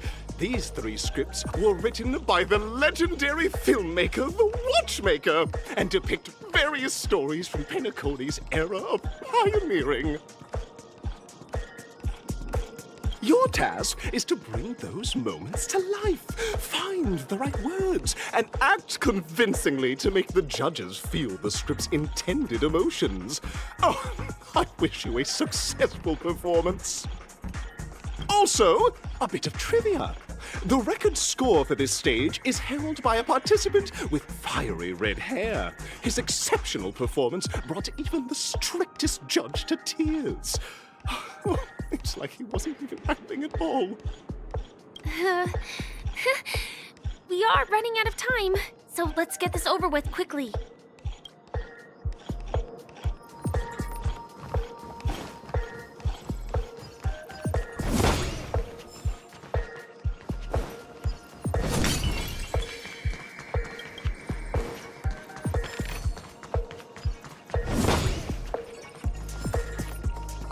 Just take a look at this pair! Such star quality. Since you come as a pair, I'll prep a 2-person scene for you. You two, are you ready? Envision that you both, driven by the spirit of exploration, are arriving at the land of dreams that is Penacony for the first time. But instead of lush lands, you find yourselves amidst swirling sands and desolation, far from the paradise the Watchmaker described. You're driving an old clunker through the wilderness of the dreamscape, braving the cold wind, choking on the dust, and suddenly, a fierce memory zone meme blocks your path. Now, Mr. Greyhair, what line would you deliver to express your disappointment in Penacony?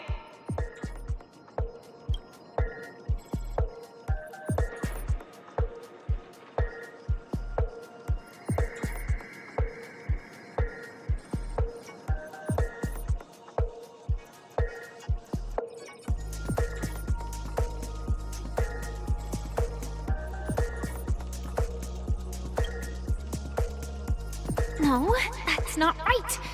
You're trying to express disappointment. Why do you sound so chipper?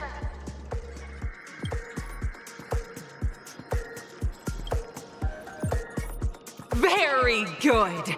Now, though you're disappointed, your screen partner is conversely very enthusiastic. Now, young lady, you will say... This is great! I love living on the wild side! Very good, very intense! And then we cut to the story's next scene. You find a job mending the rails, but the days are long and your endurance can't keep up, and you finally collapse in the endless expanse of desert.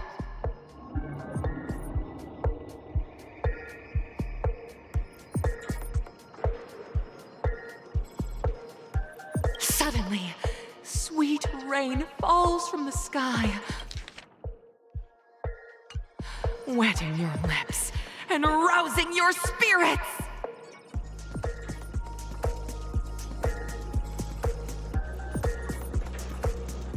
Now, Mr. Greyhair, what line will best express your surprise at this moment?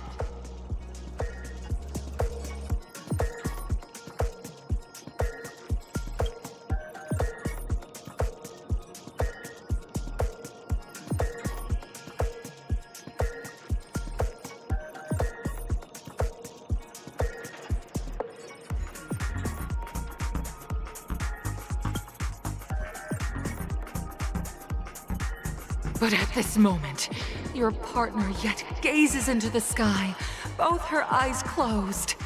The raindrops fall, blurring her vision, and she tragically says... Perhaps we were never meant to succeed. Right?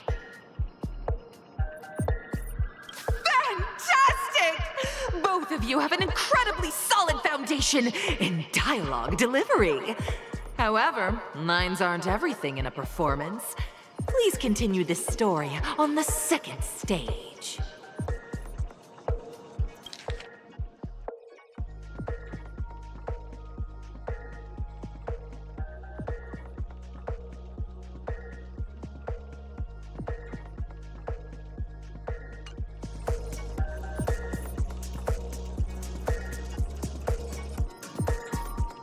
Up next, you'll be challenged with a body language test. I hope these tests won't take too long.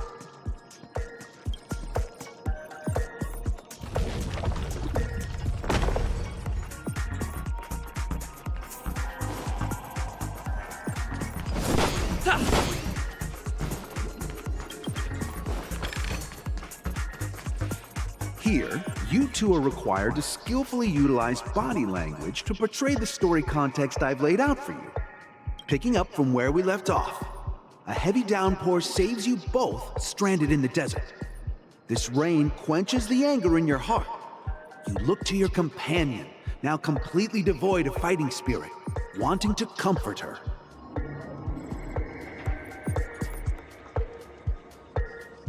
At this moment, what should you do to make her laugh?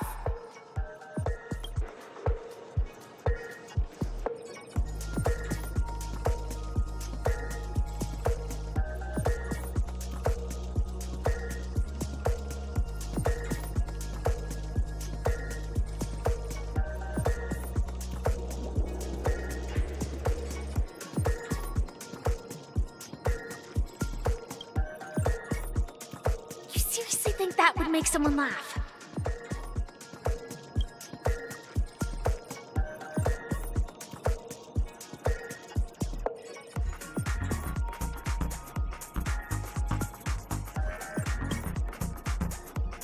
The test now is about body language. I don't think dialogue is allowed here.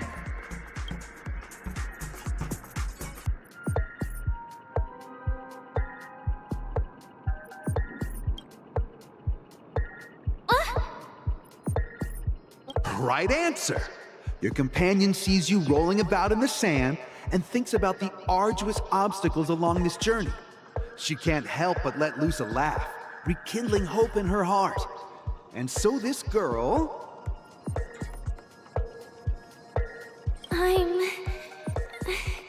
gonna get back on my feet and keep moving forward. A tug at the heartstrings!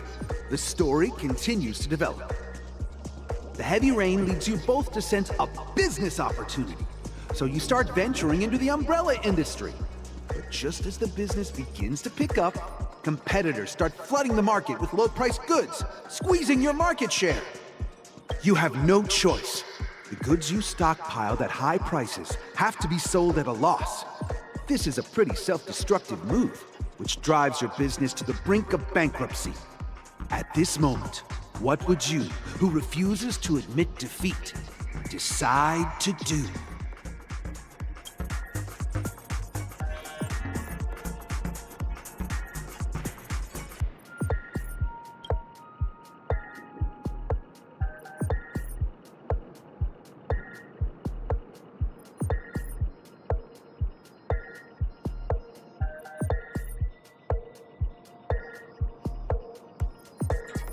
Fantastic!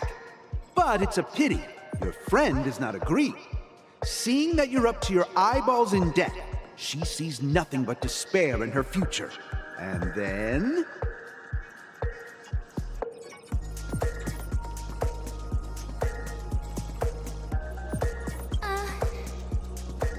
I leave Penacony in utter disappointment!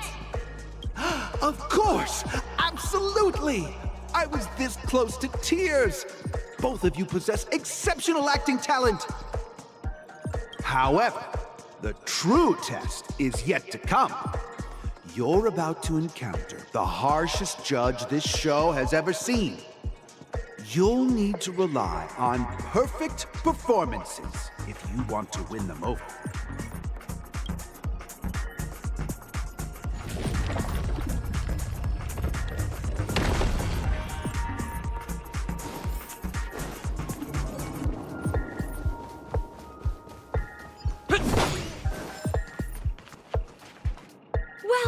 the final stage.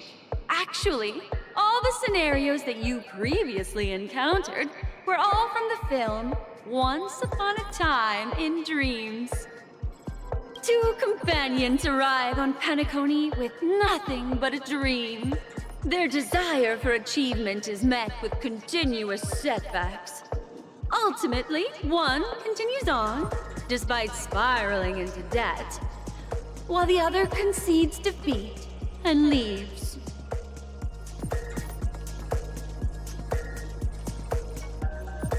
Many years later, their paths cross once more in the thriving Penacony.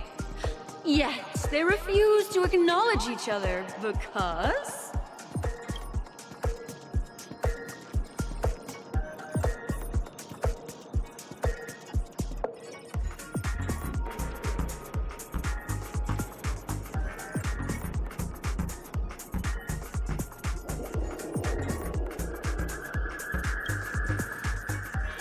Against the backdrop of a revitalized Penacony, the joy of reunion mixes with the sorrow of past separation, the awkwardness of being strangers, and the shyness of a long-awaited encounter, all converging at this very moment. Give it a shot. Try and convey this bittersweet scene to me. Bring it to life with precise and emotive acting. Is this ever going to end? I know! Why don't you try that clockwork thing you used before?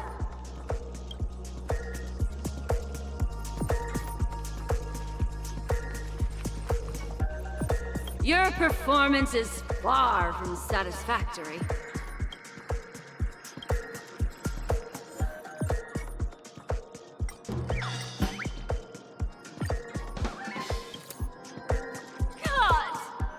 I never imagined that such a sad scene could be portrayed by you two in such a joyful and heartwarming way.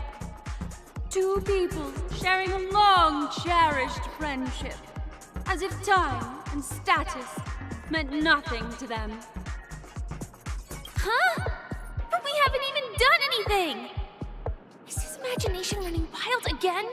Brilliant! Your portrayal outdoes the original. It's simply beautiful.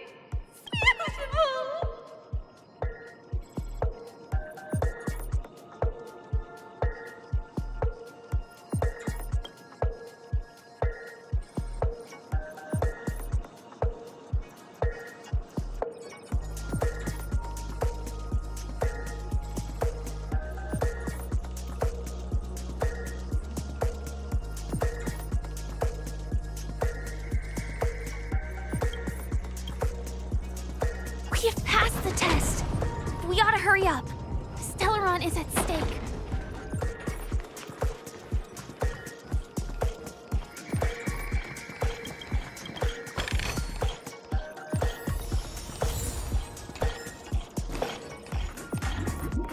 Congrats to both of you for clearing the stage, but more importantly, are you having fun?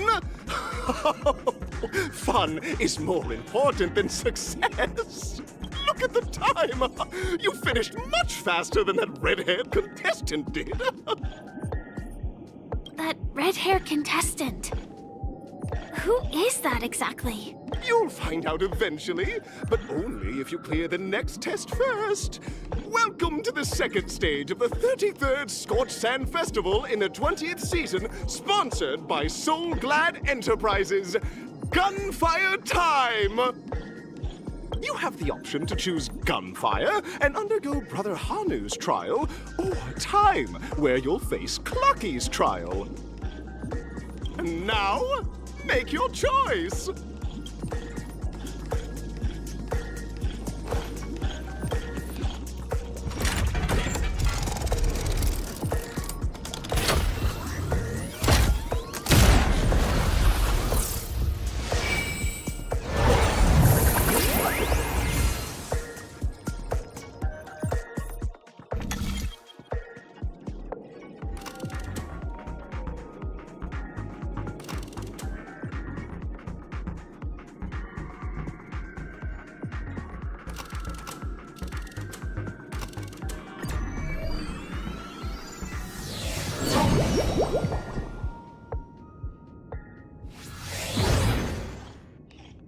friends. Welcome to the enchanting universe created by the Watchmaker.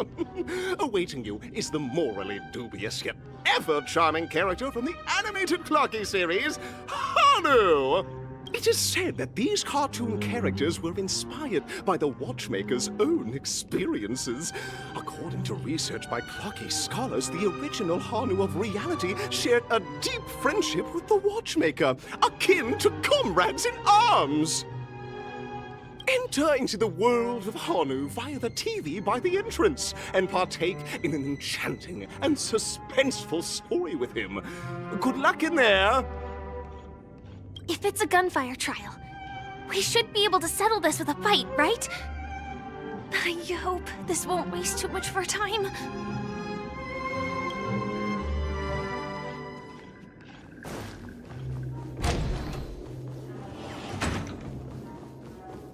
Ready? 1, 2, 3.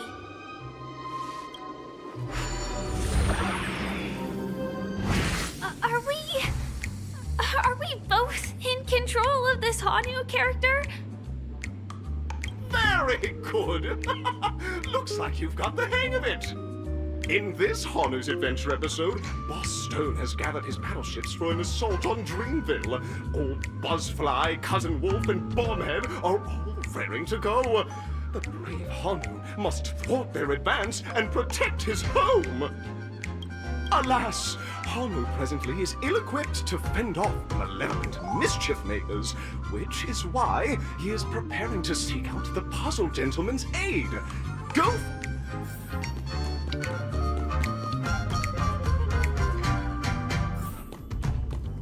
Oh, brave Hanu, you look like you could really use some help. Long time no see, Hanu. You look pretty stressed out. How about an intense and thrilling game of Dream Jigsaw to blow off some steam?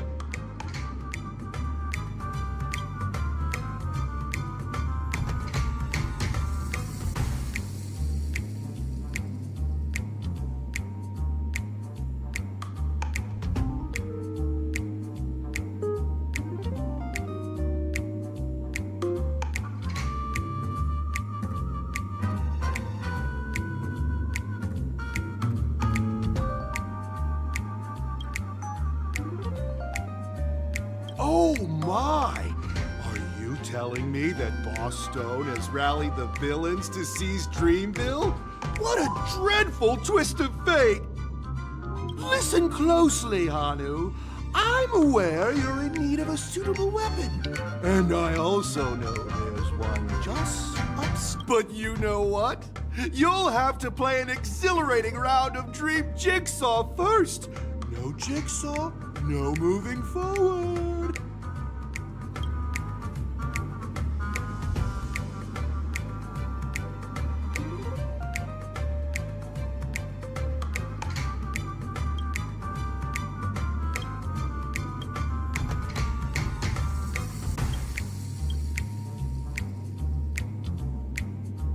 Now scurry along, Hanu, but tread carefully. Two ne'er-do-wells are also eyeing those jigsaw pieces. Either outsmart them with the quick knockout, or ensure they don't catch you in the act. I can't wait to see you finish the dream jigsaw. Best of luck, Hanu. Let's stay alert and make sure those monsters don't spot us. Look up there! If we can push that thing down, do you think that would do the trick?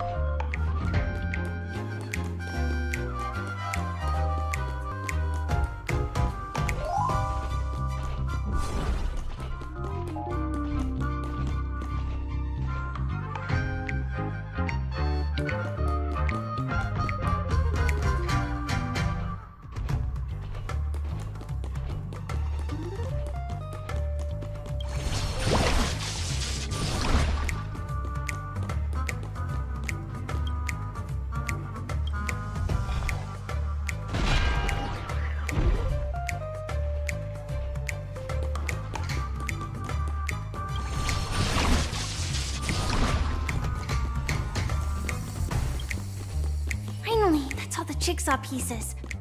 Let's hurry back.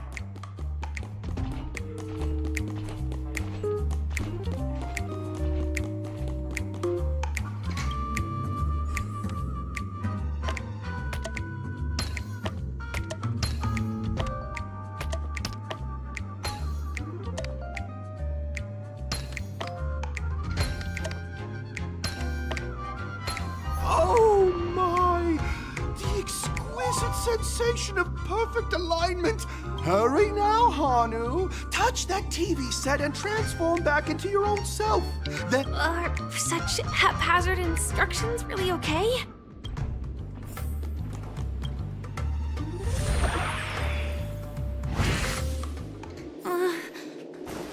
Disconnecting from that thing so suddenly has left me feeling slightly disoriented.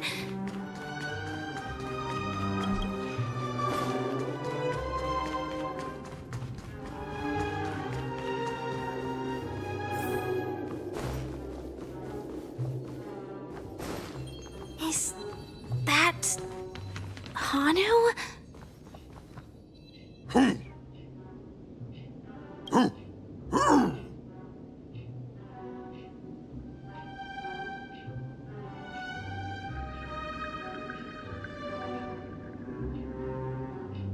I know that this may sound like an exaggeration, but Penacony is actually in danger right now.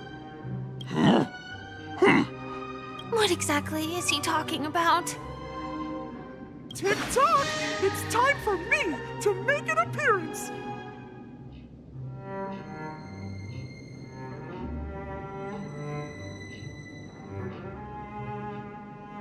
Clocky?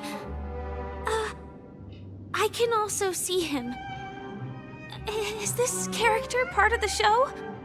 In Dreamville, Clocky is everywhere and can do anything! Like right now! I can be your translator! Hanu says, battle! We must do battle! The enemy is at our doorstep, and we have no path of retreat! For the... Touch that suspicious-looking TV right now! So they just jumped inside that TV. Sheesh. Logic in this plot and dialogue is really being pushed to its limits. Well, here we go again. Ready?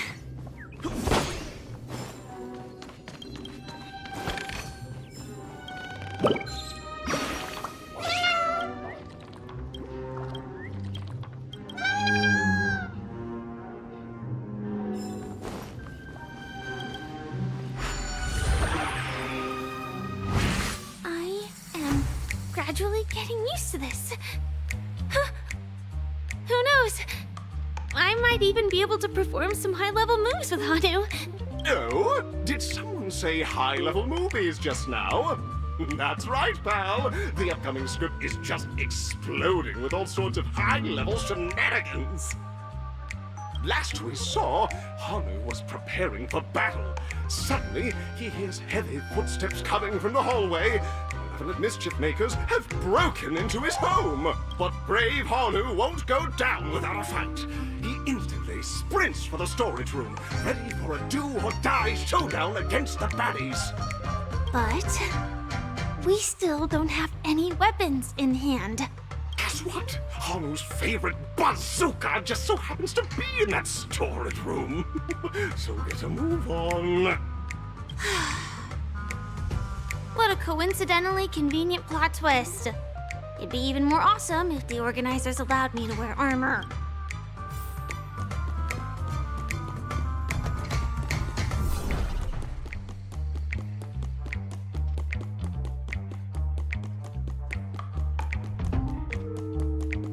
The storage room. It's behind the shelves, right?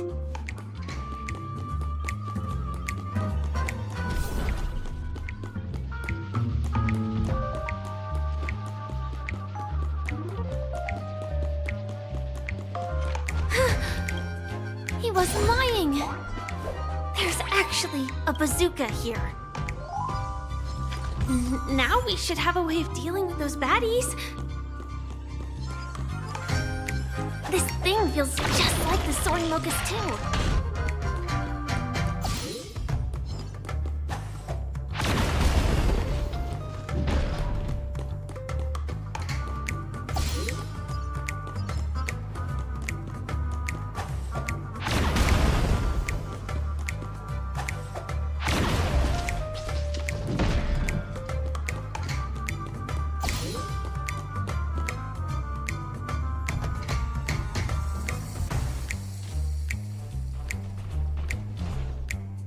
Careful. It looks like we've got more company. Get ready to fire!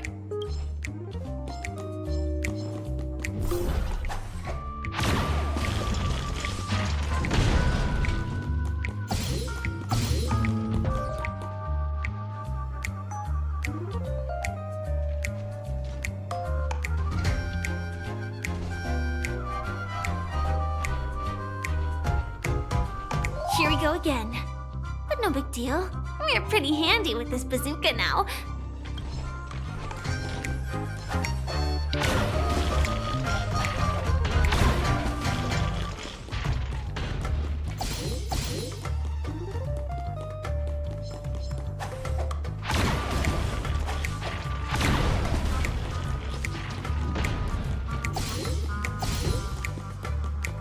That should... Oh my!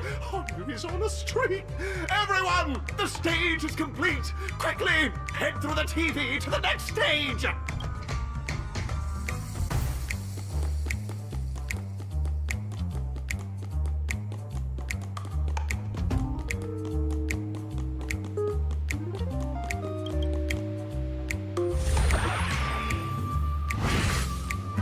Well, that's that.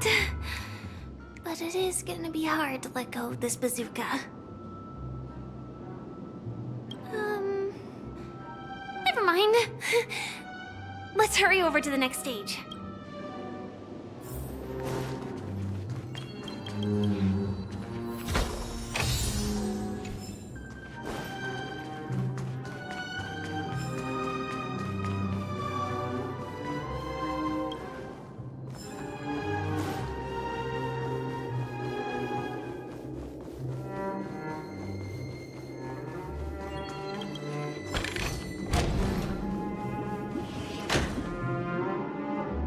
Congratulations to both of you! Oh, you've overcome all obstacles and proven yourselves!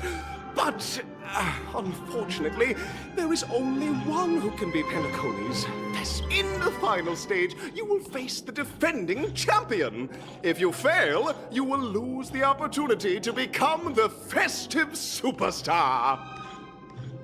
Welcome to the 33rd Scorched Sand Festival's third stage in the 20th season, sponsored by Soul Glad Enterprises, Superstar Showdown!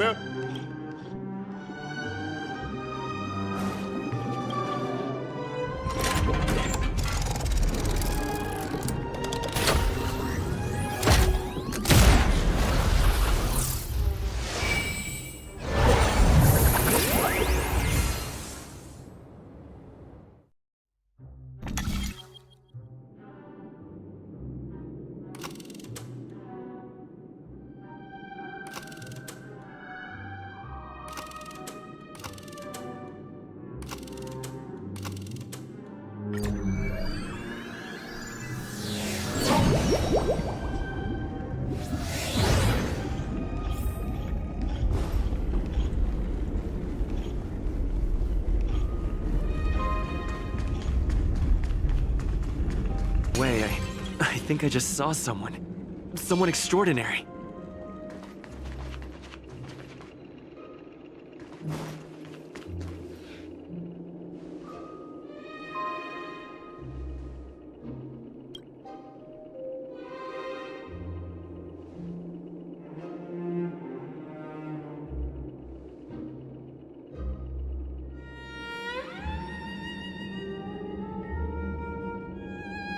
Are you a Knight of Beauty?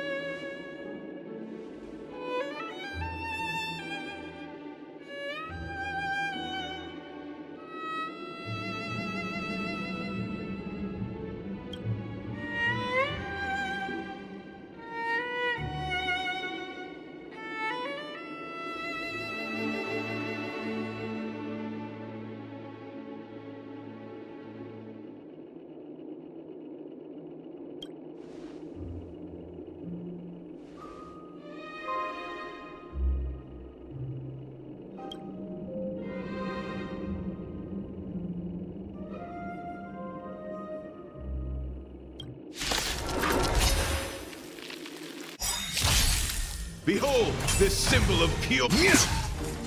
This is where it ends. Still waters of oblivion. Memories of beneath the waters lies an endless abyss. Ill tidings manifest.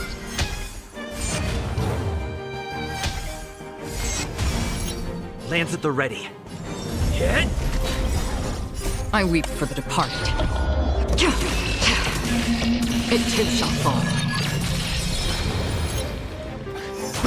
You are fighting a gentleman. Put forth all your might. Lance ablaze. Lance! Forward! Pledge thy loyalty. Another journey begins. Destined for oblivion. Death. Ill fate descends. I'm on guard. To travel. Destiny's hand has truly blessed me. Not a scratch. Free will or still waters of oblivion. Commencing race. Let the duel commence. Confess. Familiar. What do you want to know? Ill tidings manifest.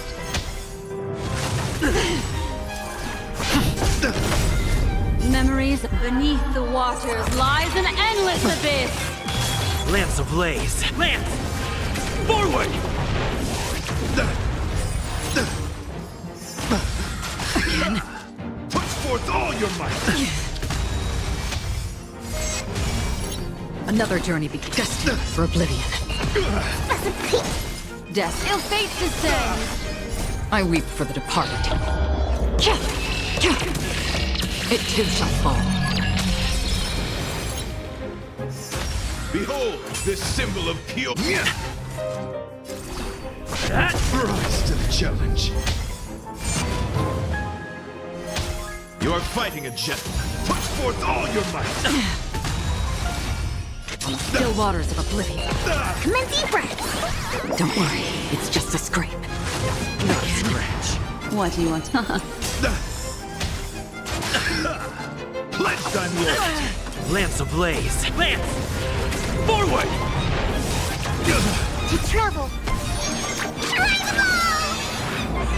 Nice teamwork.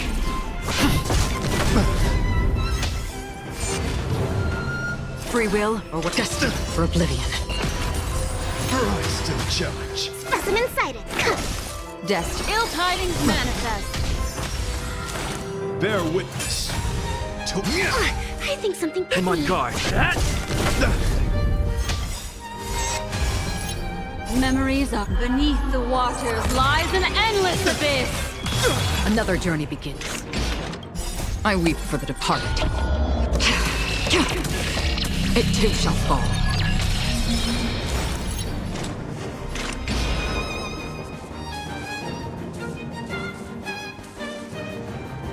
Still waters of oblivion. Rise. Behold, this symbol of pure. Let the duel commence. What? Ill fate descends. The flesh wound.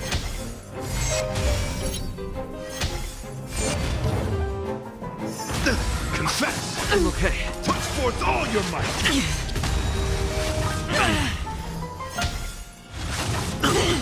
To travel. Destiny's Lance at the hand ready. has truly blessed me. Lance ablaze. Lance! Forward! You are fighting a gentleman. Put forth all your might. Again.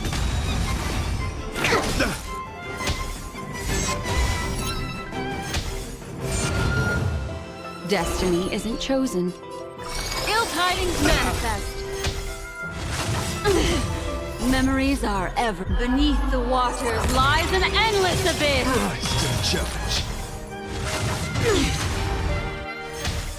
All will eventually rest. Let the duel commence. I'm on guard.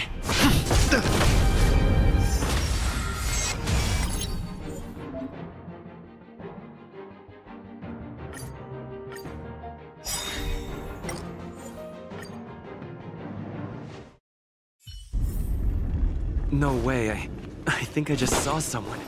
Someone extraordinary.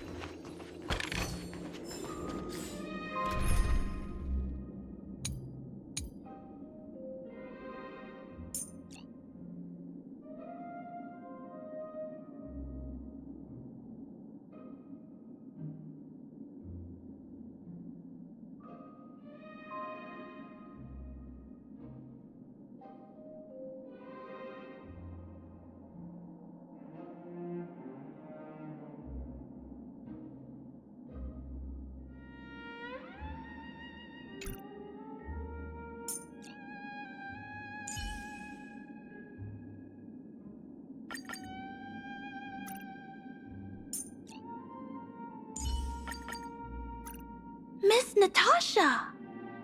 Let's make the underworld a better place.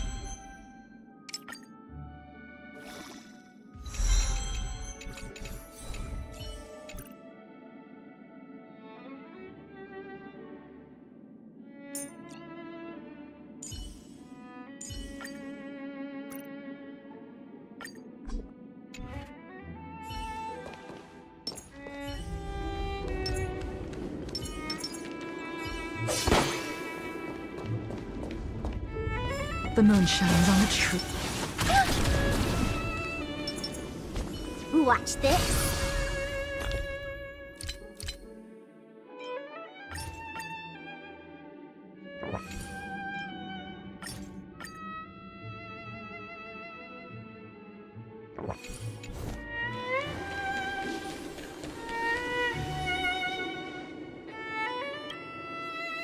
Are you a knight of beauty?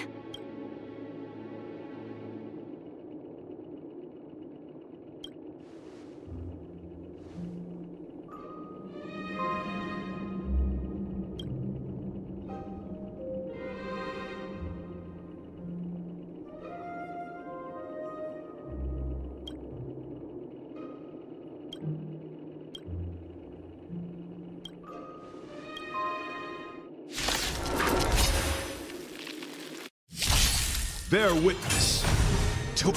I'm okay. Soon to be departed. I'll go easy this time. Feeling spiffy? I'm not afraid. Annihilate. That's better.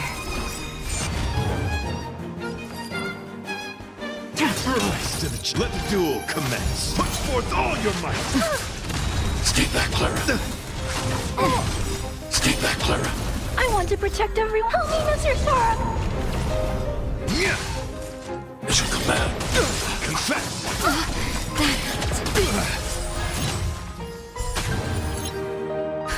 Just a little something. Think nothing of it. Thanks. Let's play for a while. Stand. Blade of moonlight.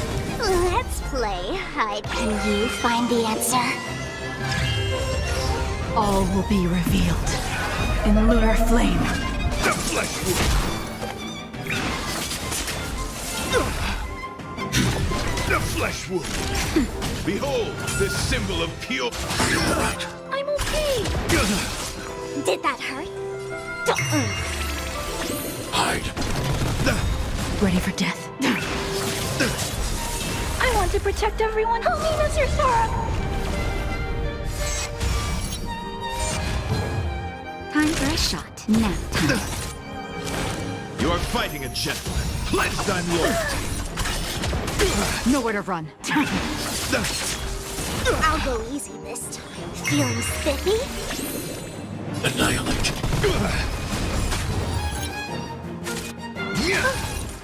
As you command. Put forth all your might. Stay back, Clara. Tedious. Not each other. That's better. Bear witness. There's Let no the duel power like commence. team power. Stand down. Blade of moonlight. Let's play. Can you find the answer? All will be revealed in lunar flame.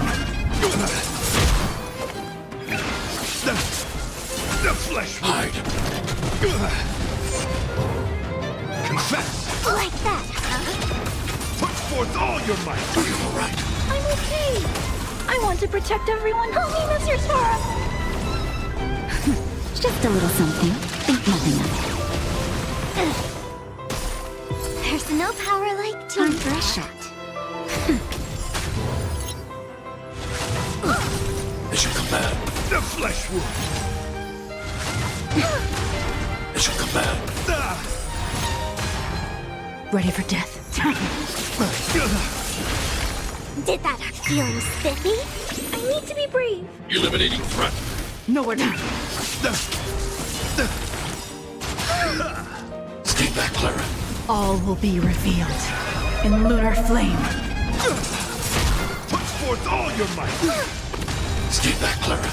Naughty shine. Nap time. I want to protect everyone. Help me, Mr. Sora.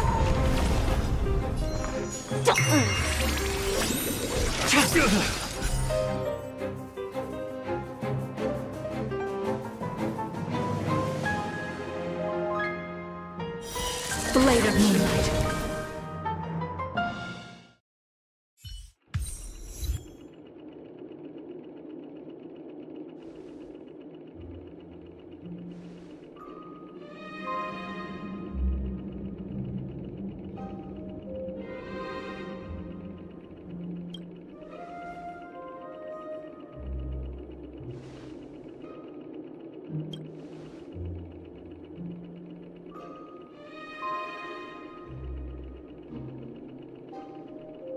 We don't have much time. May fate allow us to meet again, Night of Beauty. In that case, let's make our way to the end. Penacony's really thronging with talent. I hope we make it in time.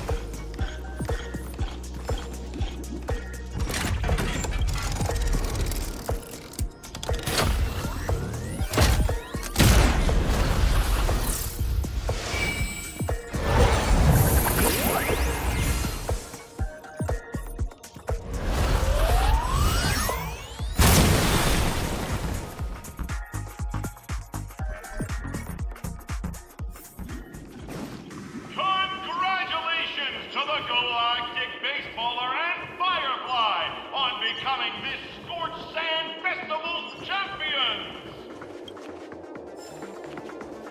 We look forward to their amazing entrance in the Charmony Festival! Let's give a round of applause to our aspiring young guests!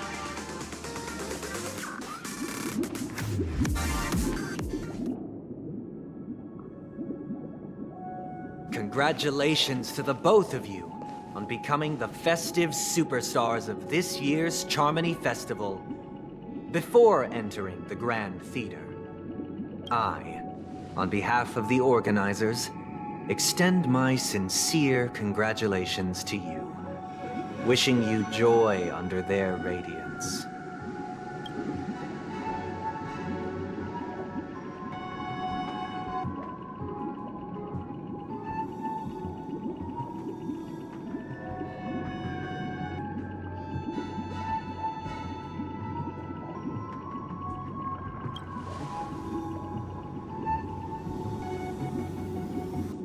As previously promised, my sister, Mr. Yang, and I have met with the Dream Master.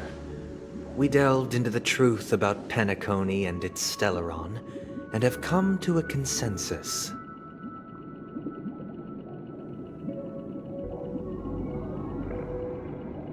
Both I and the Oak family cannot acquiesce to your request.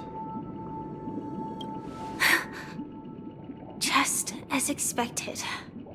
We acknowledge the perspective of you, Nameless.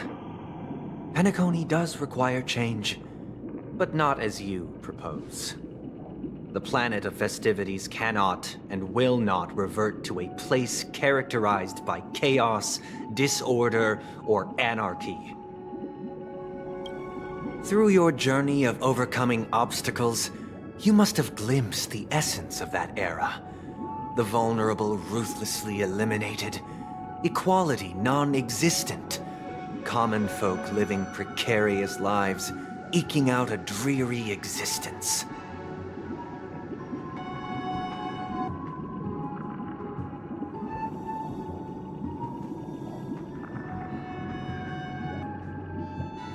Ultimately, only heroes like yourselves manage to achieve success. But I would dare ask, if you did not possess the special status of having a Stellaron, and you were but an anonymous and frail member among the masses, which Penacony would you prefer? A dystopia for the survival of the fittest, or a sweet dream paradise for all?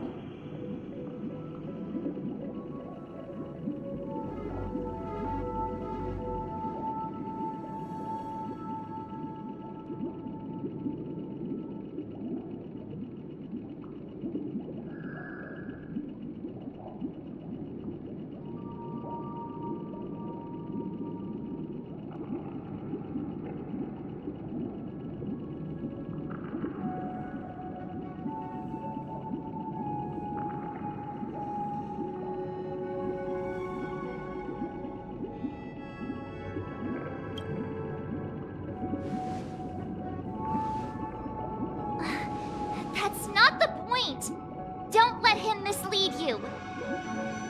Mr. Sunday, even if the members of the Oak family can't fully agree on what to do about the Stellaron, now's not exactly the time to be holding an extensive discourse about Penacony's past and future, is it? The Stellaron issue concerns the life and death of everyone on Penacony.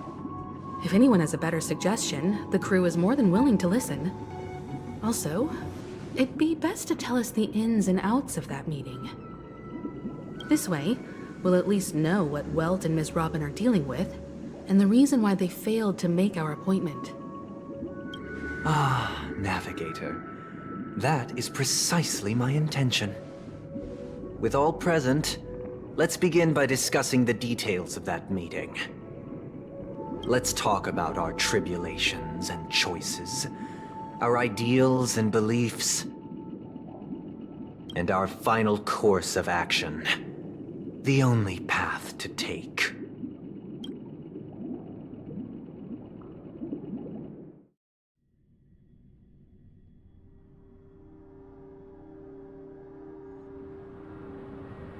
You mean to say that for the longest time, there have been scoundrels who would use the Charmony Festival that I have bequeathed to the masses as a tool to realize their ambition?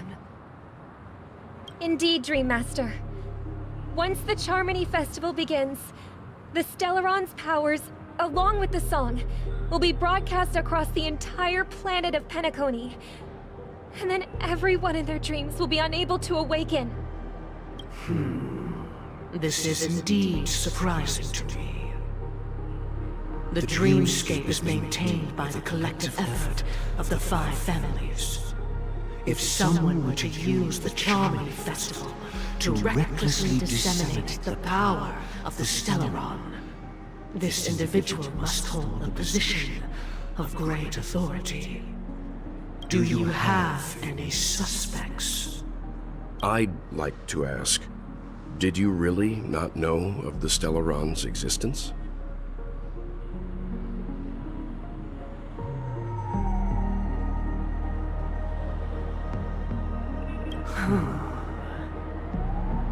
I would have never thought that this Nameless would point the spear at me. If I have offended, the Astral Express extends its sincere apologies.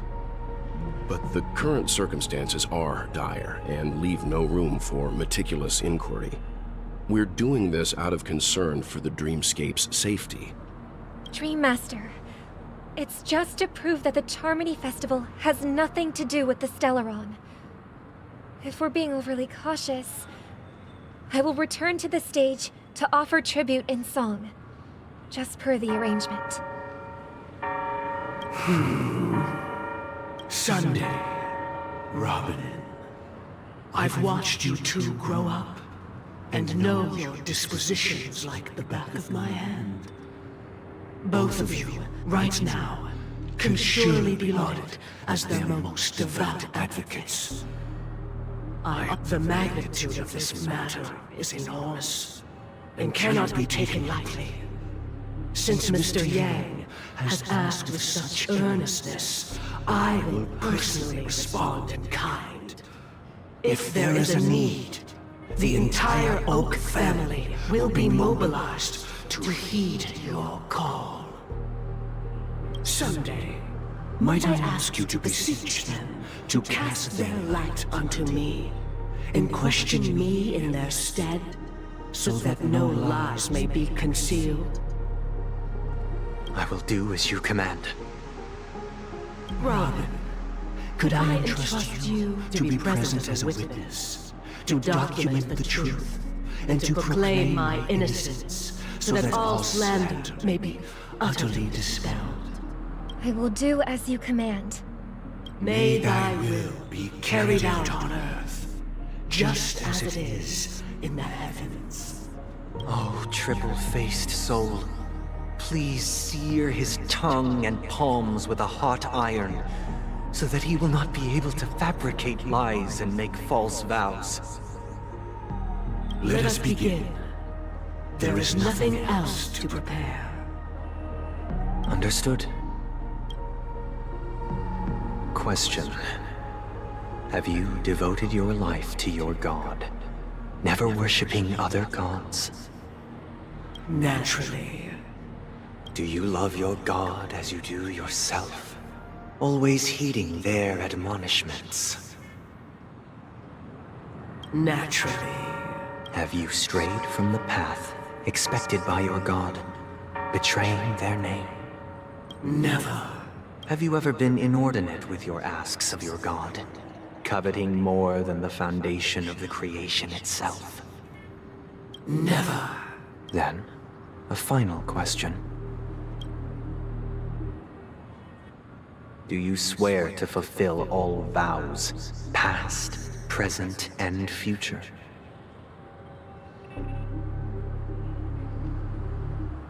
With the Eon as my witness, if I do not deliver on my words, or if I renege on my vows, may I be cursed in accordance with divine law. They have seen your faith, and have endorsed your faith. With this, it can be evidenced... Just a moment. What is it, Mr. Yang? I have another question I hope to have answered. To my understanding, the family's harmony and prosperity have never relied on so-called divine laws. The god you both mentioned, are they truly Shipe? Mr. Yang should know that those belonging to the family toil together as if they were kin, embracing solidarity and unity under their light. All duplicity is laid bare before the harmony. Such a delicate and complex symphony. Which other god could perfectly harmonize this, if not for the Great One, Shipe?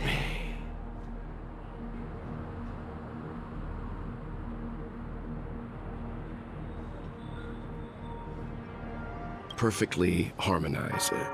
Therein lies the problem.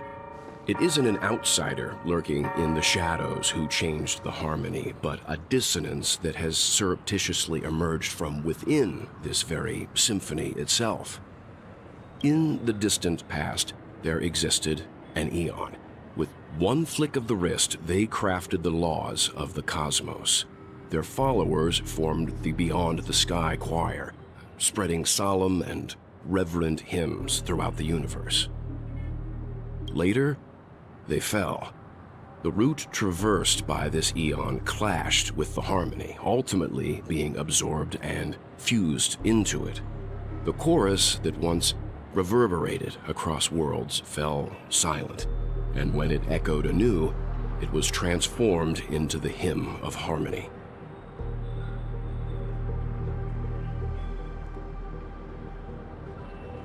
Though an Eon may perish, paths with no masters still linger. In the all-forgiving harmony, echoes of bygone dissonance may subtly arise.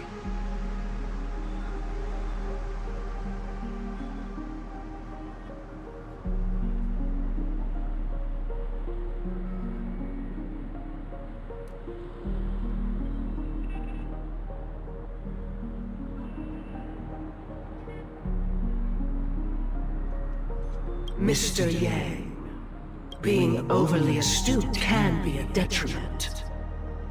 Especially when you find yourself alone and without allies.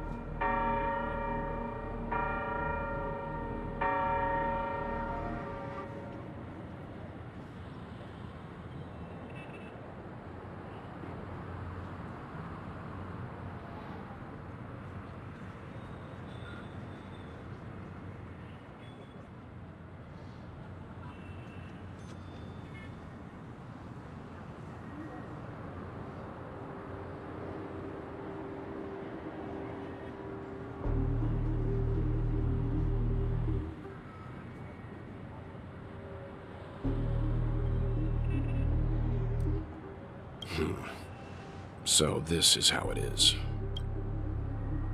For the sake of our grand cause, Sunday, please afford these two an opportunity to rest.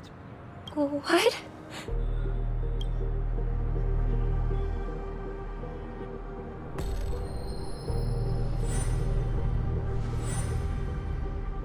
sorry, Robin. It's just you. I did not wish for you to know this. It's a pity that things have turned out this way. So, this is the true reason I can't sing? The shadow that envelops Penacony is actually... We were never children of the harmony. Our ideal paradise could not have been crafted by Xipe. True bliss can only be guaranteed by the one who transcends the many. Within the foundation of law, humanity establishes civilization, and through harmony, we obtain order.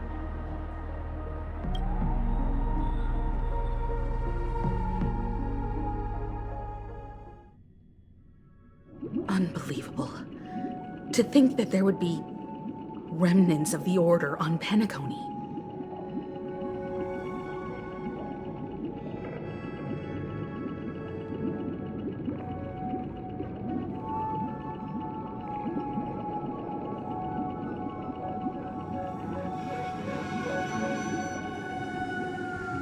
What have you done with Mr. Yang and Miss Robin? Don't worry.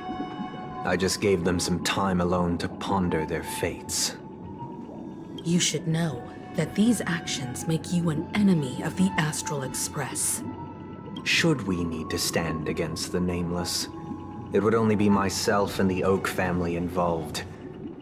But we haven't reached that point yet, have we? Your efforts for the justice of Penacony are evident to everyone, and have been widely observed.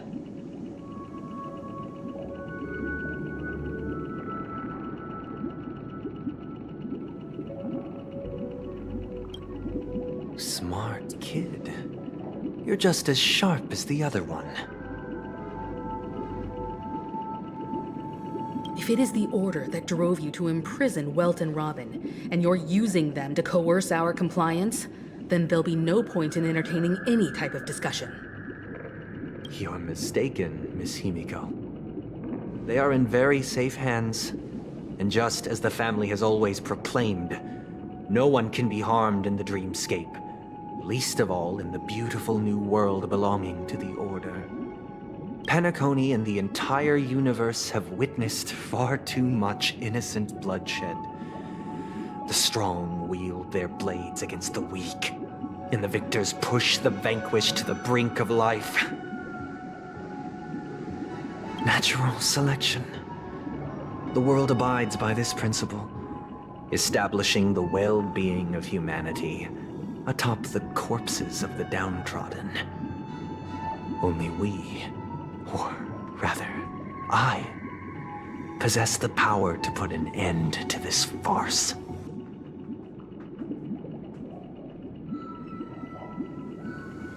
So you've decided to resurrect a dead Eon?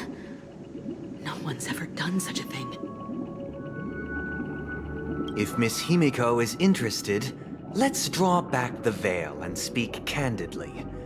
I've always firmly believed that people can understand one another through peaceful means.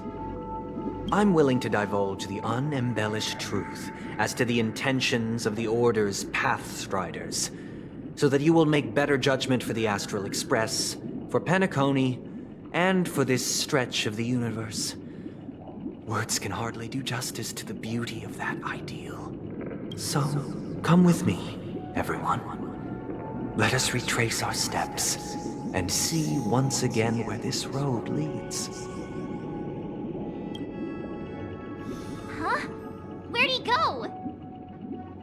Welcome. This isn't any location in Penacony's dreamscape. It's my inner world. The reason the scenery before you remains unchanged is because your consciousness has drawn on similar concepts to fill in the gaps.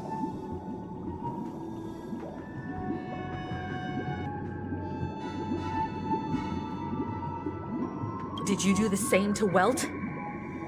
It's a tuning process. Stronger in effect and more draining on the mind. The gray-haired guest has experienced it before, so he should understand what it entails. Tuning allows you to intuitively grasp my feelings, which also means that I cannot hide anything from you.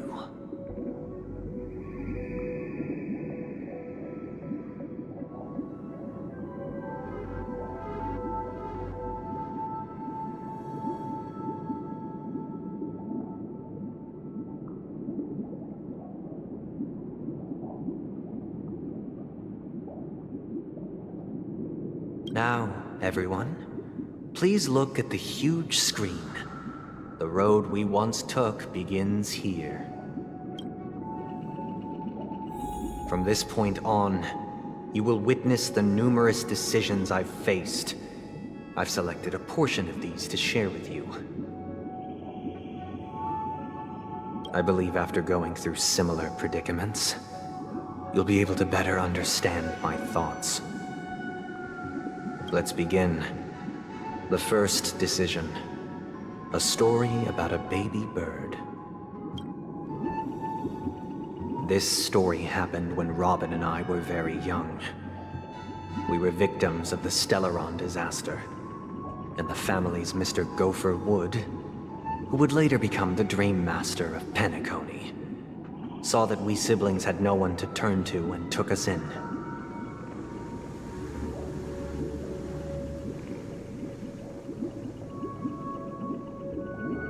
Later on, Robin and I lived a time with nary a care in the world.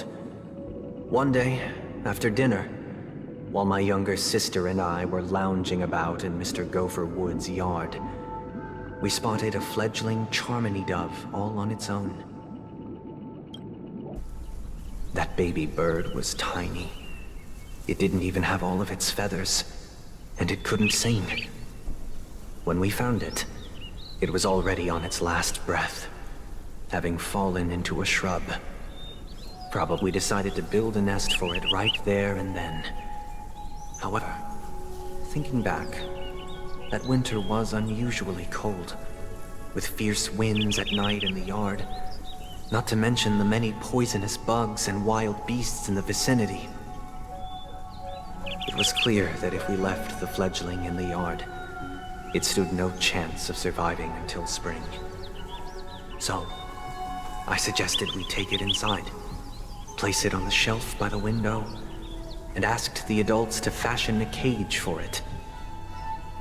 We decided that when it regained its strength enough to spread its wings, we would release it back into the wild. The tragic part, something that we'd never considered, was that this bird's fate had already been determined long before this moment. Its destiny was determined by our momentary whim. Now, I pass the power of choice to you all. Faced with this situation, stick to the original plan, and build a nest with soft net where the Charmony dove fell. Or build a cage for it, and feed it, giving it the utmost care from within the warmth of a home.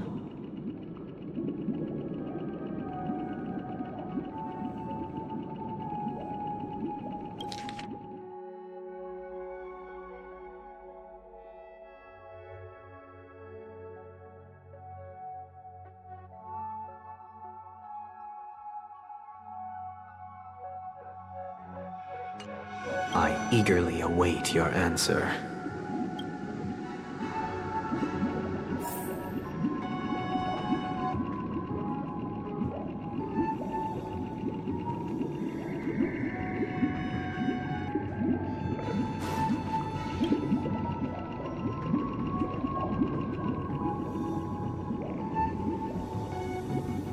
That guy just casually throws this kind of question at us?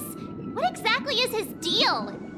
But if it were me, I guess I'd choose to build a cage for the little Charmony dove. After all, leaving it there, it's bound to get hurt by wild animals or something. And that'd just be too sad.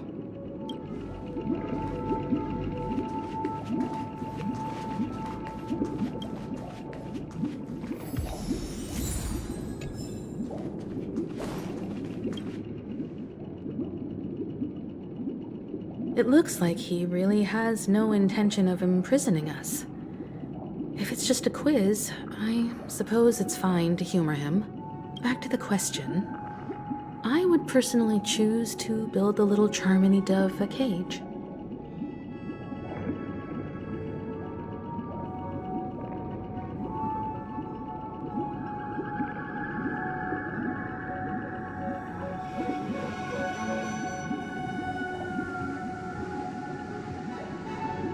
No special reason. I do think that a fledgling should have the right to fly into the sky.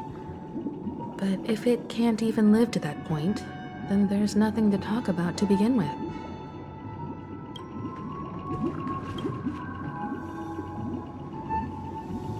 I can't decipher his intentions right now, but based solely on that question, I would probably choose to build that dove a cage. Even if I was gonna release it back into the sky, it'd have to be strong enough to fly first. If I left it where I found it, I fear it'd never get the chance to fly ever again.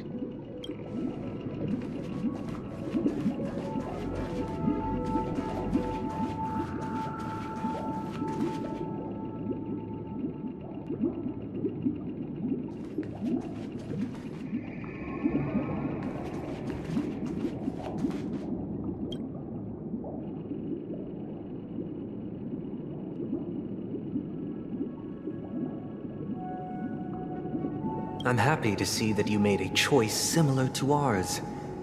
If your mind is made up, let me reveal the outcome of this choice. We passionately nursed it back to health, preparing only the best food for it every day. We even preened its feathers. Later, on the day that Robin left Penacony, we opened the cage door and let it fly back into the sky. I watched it for a long while by the window, probably about 3 or so days. In those 3 long days, the little Charmony dove tried again and again to spread its wings to fly into the sky, but fell to the ground. Finally, on the 137th attempt, it succeeded. But its attempt did not go perfectly. After flying unsteadily for a while, it fell to the ground, unable to grasp the direction of the air currents. The fall shattered its wings. It writhed helplessly in my embrace. But it was all for naught, finally succumbing to a painful demise. And in that instant, our tender care, our given love and hopes, they all became the inevitable push that sent it to its death.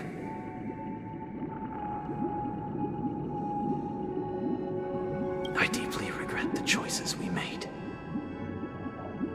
Next, let us head to the second decision. This time, it's the story of a dream chaser. This story happened when I was appointed as Bronze Melodia, a position exclusive to the Oak family, charged with listening to the problems and vexations of Dreamscape residents. It was during that period that I had the opportunity to hear voices from all corners of the Dreamscape. Joy, sorrow, arrogance, regret. The complex tapestry of human nature that formed the world. And he was a dream chaser, and an illegal stowaway.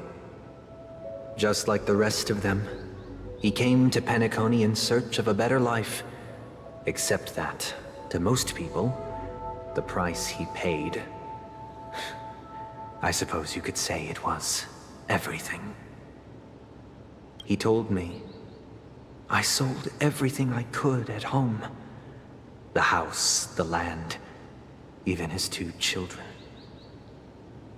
He said he could not afford to raise them, and that at least they could eat if they lived as slaves. He had a plan in place. He would buy back his children once he had made his fortune, and enjoy Penacony's beautiful dream with them. Alas, his plan to smuggle himself was somewhat clumsy, and he was sniffed out by those pig-headed hounds. After hearing the Dream Chaser's story, I immediately appealed to the Bloodhound family to cease their pursuit. That way, at least he could live peacefully. But I was still too naive to the ways of the world. I did not anticipate. I'll tell you the outcome soon. For now, I'd like you all to make a choice.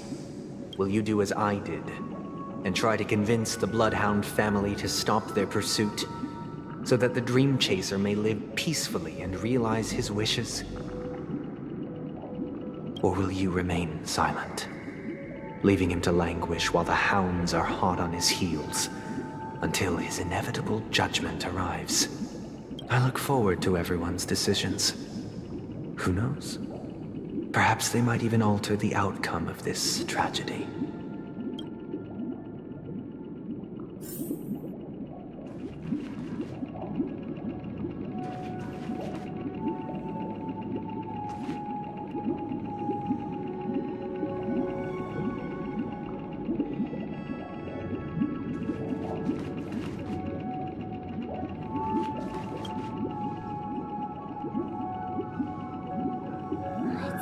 Illegal stowaways are really quite common on Penacony. But that guy in the story, I don't think he deserves any sympathy at all. He sold his kids to chase a dream. Even if he intended to go back for them, it's still insanely irresponsible.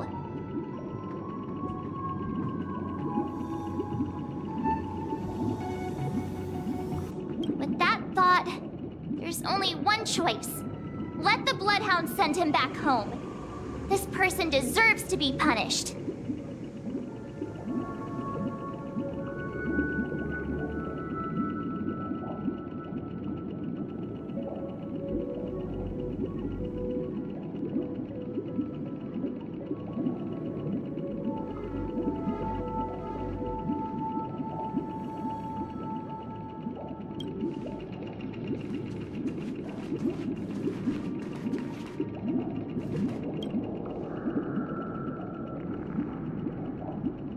Dream Chaser story. If I acted out of kindness, I would probably ask the Bloodhounds to stop their pursuit and lend him a hand. But what cruel repercussion would this choice result in? I think Sunday must have been deeply impressed by the limitations of the strong defending the weak through this incident.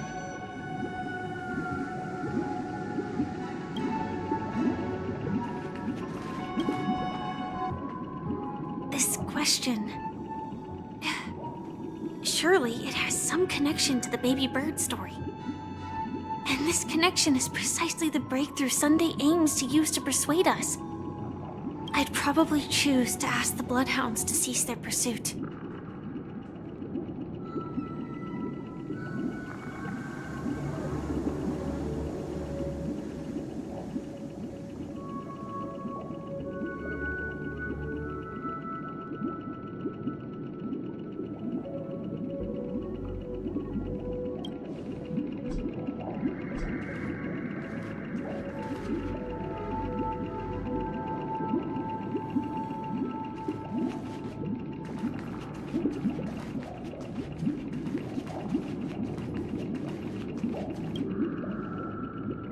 Dream Chaser story. If I but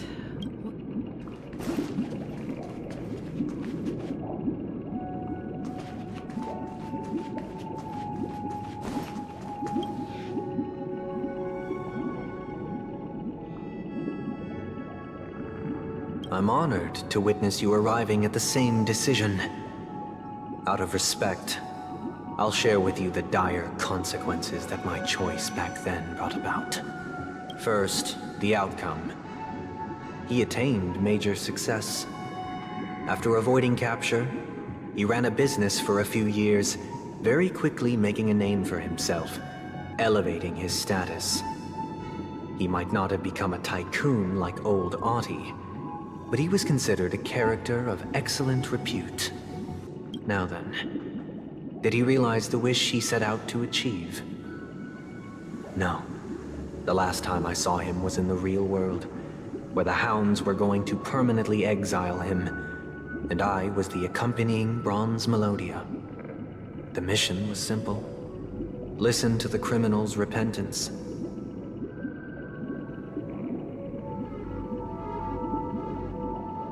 He told me the reason he was in this predicament was because he conspired to usurp the head of the Alfalfa family.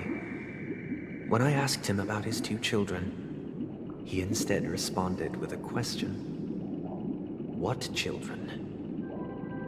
In the end, my heart aligned with the harmony, and the good deed I dared to undertake held no value, turning instead into a wrongdoing. It created a lamentable oppressor and countless oppressed individuals.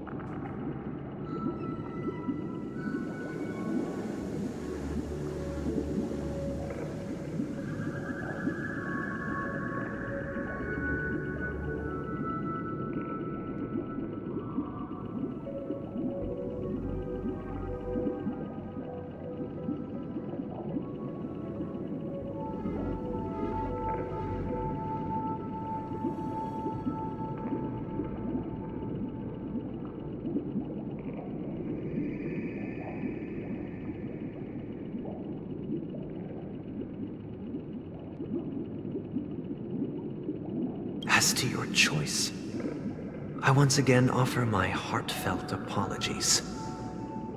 Next comes the third and final decision. And the story this time is my own. This story happened the day I was appointed the Oak family head.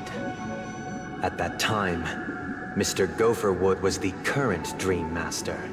And as per his wish, we had a private conversation. What surprised me was that the Dream Master had only come to deliver a letter to me. He let me read its contents, and it was a letter from my sister.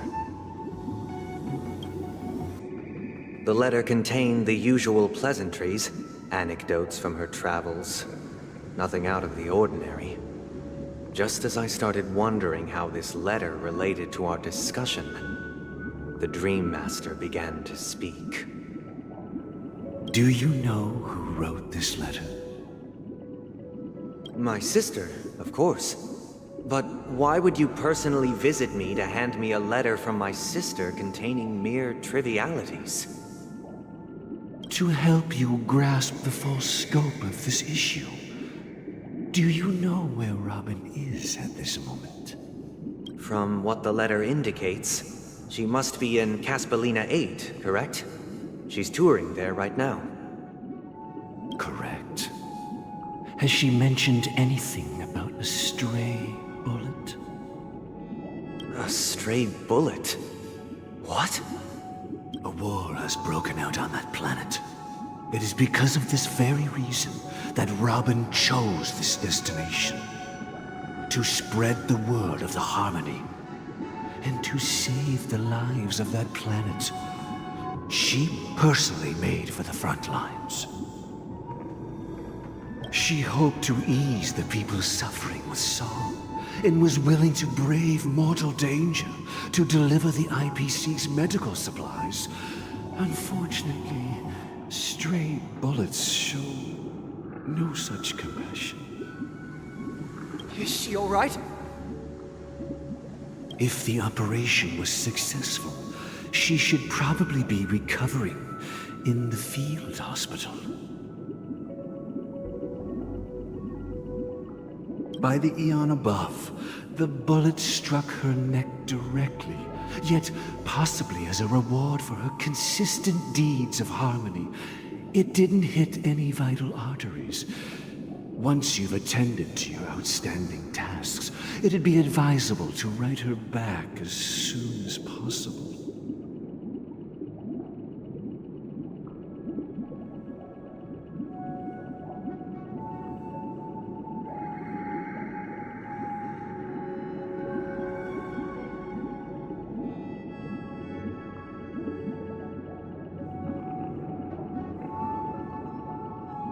Those damned savages! I'll pack my bags right away. My gratitude for bringing this to my attention, Mr. Gopher. Now you understand why she always wears such elaborate neck ornaments, don't you? How could this happen? Miss Robin. It's all in the past, so please don't worry. I share this in the meager hope that you will understand the harmonies, limitations, and as grandiose as the strong defending the weak sounds, many times, it is nothing more than wishful thinking. Likewise, I've prepared one last question, one last choice. But rest assured, this choice will not have any grave consequences, because this is merely a figment of imagination, a nightmare that has haunted me through countless nights. If you ever had the opportunity to make a choice like I did, would you still support Robin's journey on the path of harmony?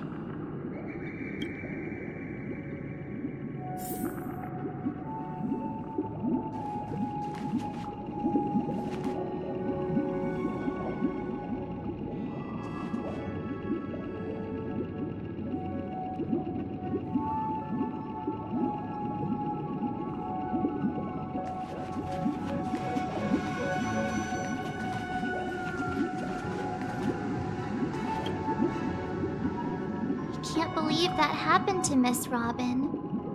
The strong defending the weak is a great mantra, but if I had to pay such a price, I don't know what I'd do.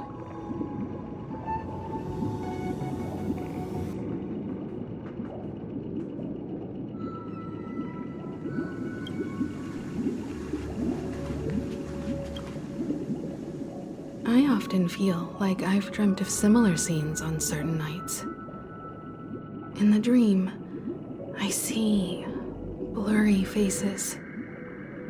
I don't know who they are, but I sympathize with all of them, fighting for survival against some unfathomable force.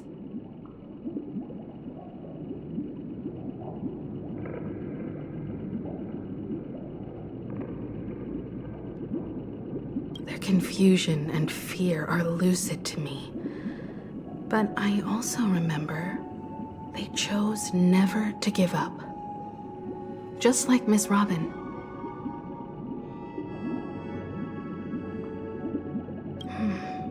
If Mr. Sunday's question leaves you puzzled, you should find the answer from your own experiences.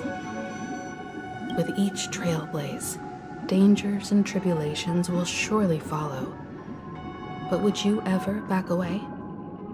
Would you stop March and Don Hung from reaching their next destination?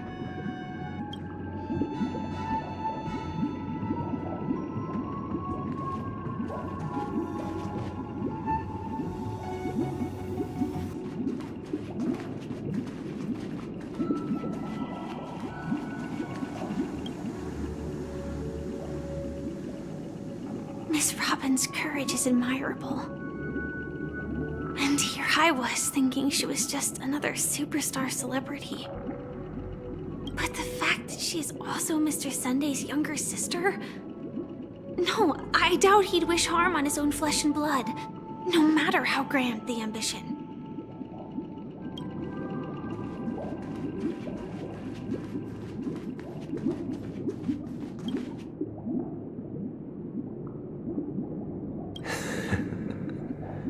I see. I am now aware of everyone's stances. Raising these questions merely serves to illustrate one point. The plight of Penacony cannot be salvaged by the harmony. The true foundation for a sweet dream paradise can only be established through the order where the strong govern the weak. I know the suffering of being tormented, the turmoil of losing your way, how sorrow and even despair set in when matters don't work out. All of this causes me unending pain, because this is not what happiness is at all. We must teach the weak how to live a happy life. And this life isn't some noble propriety that the upper crust preaches, but in definitive terms, a way of survival that belongs to everyone. So what is your definition of living a happy life? Good question. Human consciousness is fundamentally an illusion, a cage known as self-worth. People lured in by this illusion make mistakes, yet still ask that external influences bear the burden. When one mistake after the next permeates the masses, they become impossible to trace. Thus, the amassing of these individual cages culminate to form a prison, a place dictated only by the rule of survival of the fittest. Nature is always accompanied by predation and sacrifice. Its antithesis is known as order. That is what I want to do. Unite people's happiness under the banner of order. They won't need to make bitter choices any longer, nor face the weaknesses of humanity. They can cast aside their primal instincts to build a haven for mankind.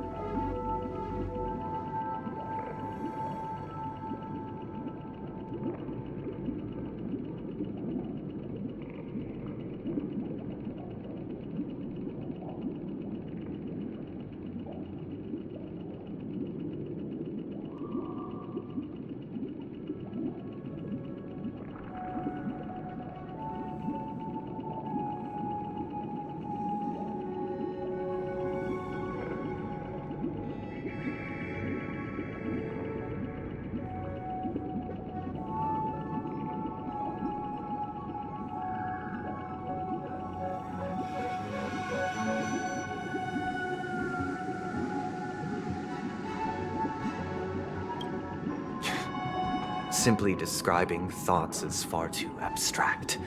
So allow me to provide a simple example. As you all may know, there are societal norms like weekends and long weekends that exist on some worlds. During these hard-earned rest days, people are given the chance to extricate themselves from the stresses of everyday life, allowing a certain tranquility to return to their souls. And it is only on these days that people do not have to adhere to the law where the strong prey on the weak. They can live out their lives happily during these brief intermissions. It's just a pity that 2 or 3 days are still too fleeting compared to the span of a lifetime.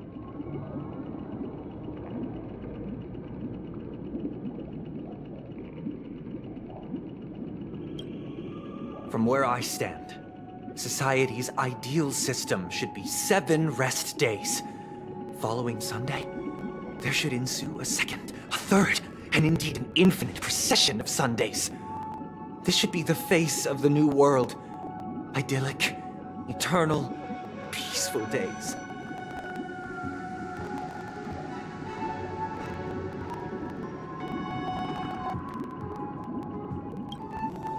And thus, every person can return to their base selves in this utopia. Some gaze in reverence at the stars, pouring their whole beings into calculating the distance between us and the isolated world of Pagana. Meanwhile, some seek refuge in quiet corners, holding one another, encumbered by the chains of unwelcome obligations.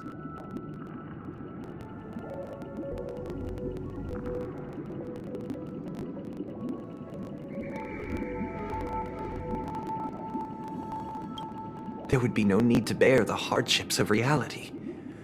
Only in this way can humanity face the inevitable end with the purest of spirit, living a life of dignity.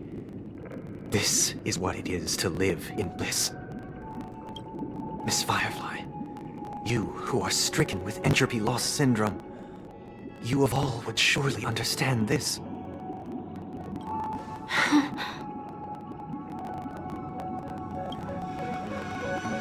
It sounds like a flawless theory.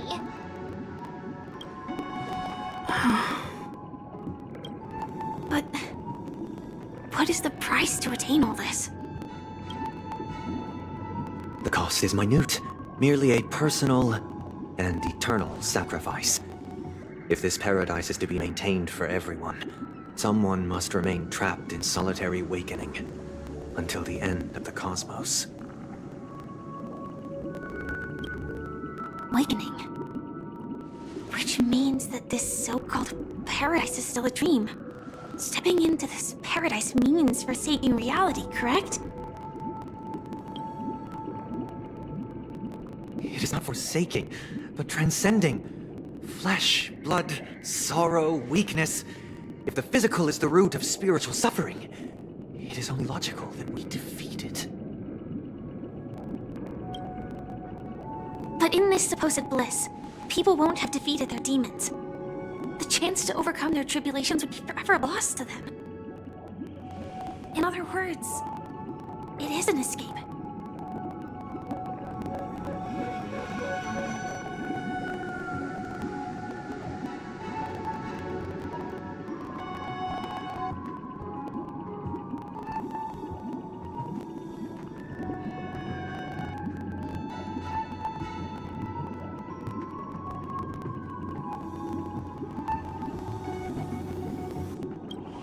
That's another way of understanding it.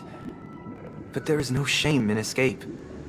On the contrary, the seeds of escape exist in everyone's hearts. Don't you agree, Miss Firefly? And as to why we sleep, it is because we are afraid to awaken from our dreams. But this is not in conflict with the grand plan. Only in acknowledging this can we truly understand the frailty of human nature, and from there, show compassion and protection. I admit that You are a born leader. Your perspective on humanity brims with pessimism. Yet you express compassion for all, even when your heart pities them. But unlike you, I live for the self. From my perspective, individuals making choices for themselves is their birthright. The want to escape may be innate in the weak. But whether they are weak or not, it is not up to another to decide. Perhaps in your mind, you also view me as weak?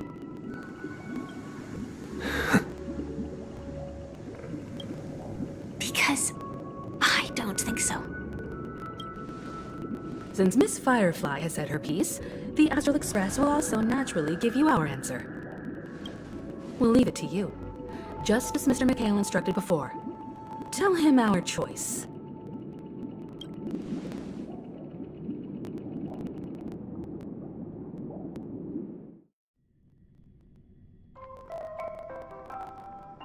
What is this place? Does this place ring any bells, Misha? I don't know, but I feel a sense of déjà vu. What? It's the realm within a dream bubble. This was left to the Astral Express by a nameless, but weirdly, when we entered it, it was completely empty.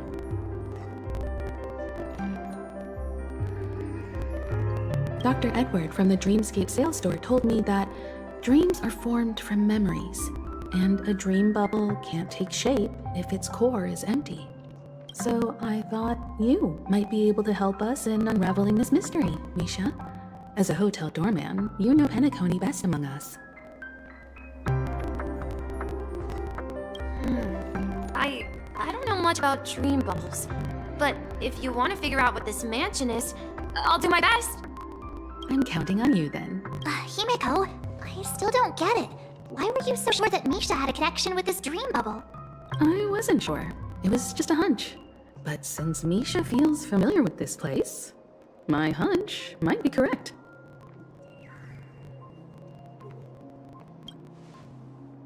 Exactly. This is where you and Firefly encountered death, which we now know as dormancy. Considering its connection to Dreamflux Reef, it's not surprising it appeared here. The question now is, who brought you here? Based on the clues we have so far, it's unlikely to be that masked fool, so identifying them is crucial to us.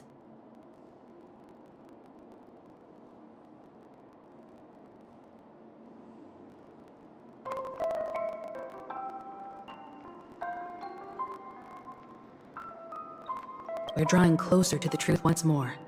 Let's give Misha some time, as I believe he'll unveil the secret of this dream bubble. Alright, but there are doors all over the place. Which one should we choose?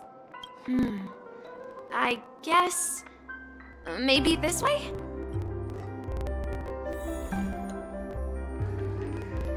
I'm not entirely sure, but let's give it a try.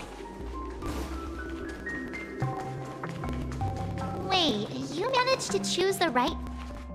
Weird. This place is quite different from the hotel. But I feel like I've been here before, and if I remember correctly, there should be a fireplace down that hallway. Clocky and I used to sit by the fire, listening to the crackling of firewood. And the room on the other side was the toy room. I loved spreading out all the toys from the box on the floor and making up stories for each of them. Hold on. This doesn't make sense. Didn't I grow up in Dreamflux Reef? So, what is this place?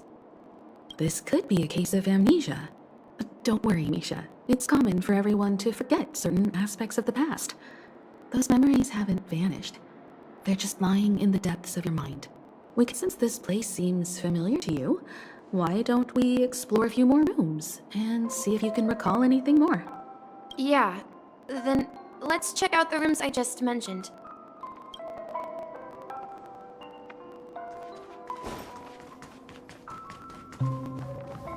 Mikhail, Mikhail, that's the name.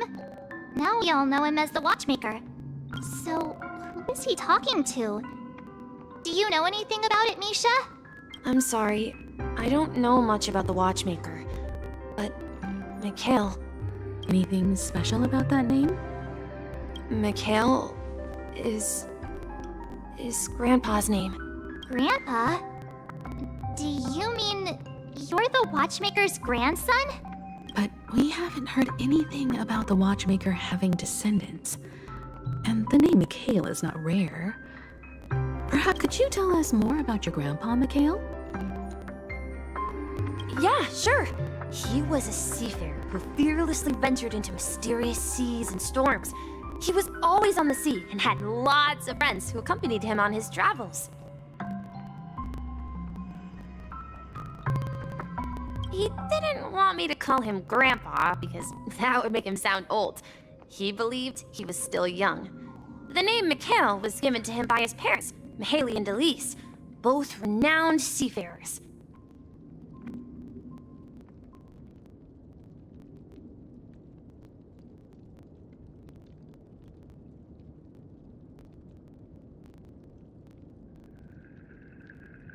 Every time he came back, he'd share his logbook with me and tell me about his adventures at sea. I want to become a great adventurer, just like him. It appears that the seafarer has nothing to do with the Watchmaker. So, perhaps it's just a coincidence? So, where is your grandpa now?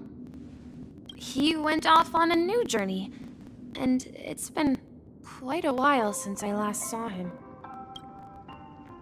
So, where has Clocky gone? Did he leave to protect Dreamville?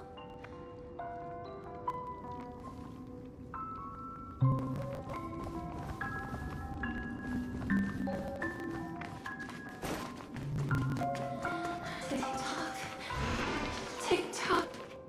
I heard some noises from the room. Origami Bird? That's a friend of mine.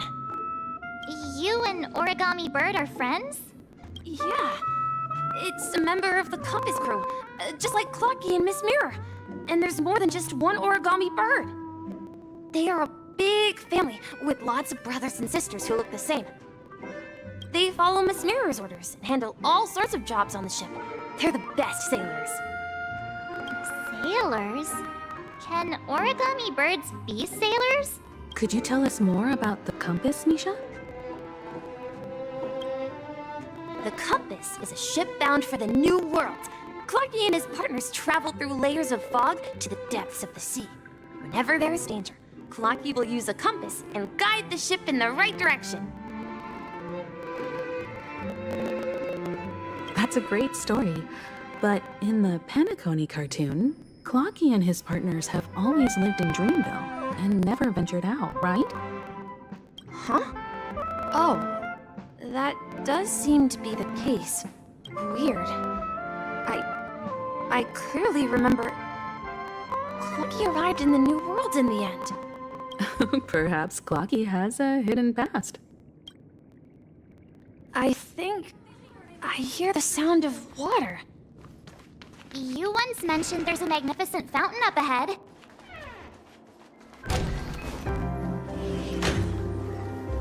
Look, there it is! The water resembles a precious jewel, embedded in the dreams of all seafarers. Every time I gaze at the shimmering lights beneath the waves, it feels as though I'm back in this place, standing by your side. Have you recalled anything, Misha? Yeah, I saw these sentences in Grandpa's logbook. He used to say that despite the perils of the sea, whenever he stood on the deck in the afternoon, overlooking the sparkling waves, he would think of this fountain in front of his house.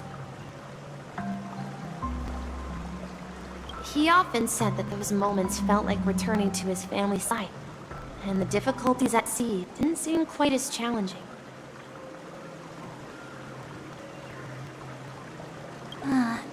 You know, I quite understand such sentiments.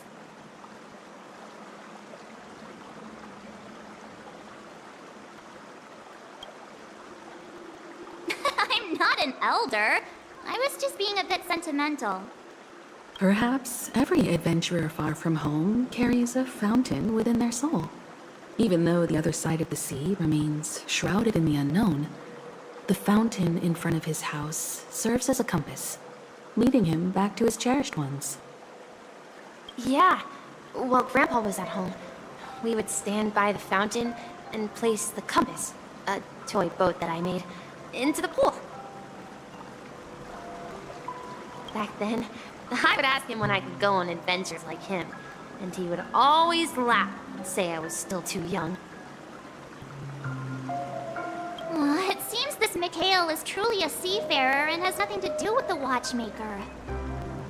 Yeah. Based on Misha's recollections, the scenes in the dream bubble appear to be his childhood memories. But this raises more questions. According to Misha, he was clearly born on an oceanic planet and led an ordinary life, with no connection to Penacony at all. Could this be some sort of metaphor? Perhaps the sea refers to the memory zone. I'm sorry. I don't know, but my memories keep pouring out uncontrollably, like water flowing from a fountain. Perhaps I'll remember more things if we go further.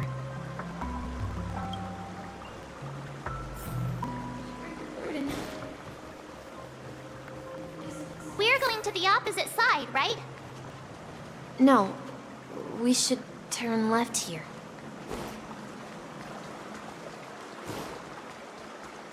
Huh? Something feels different about this place. This is it.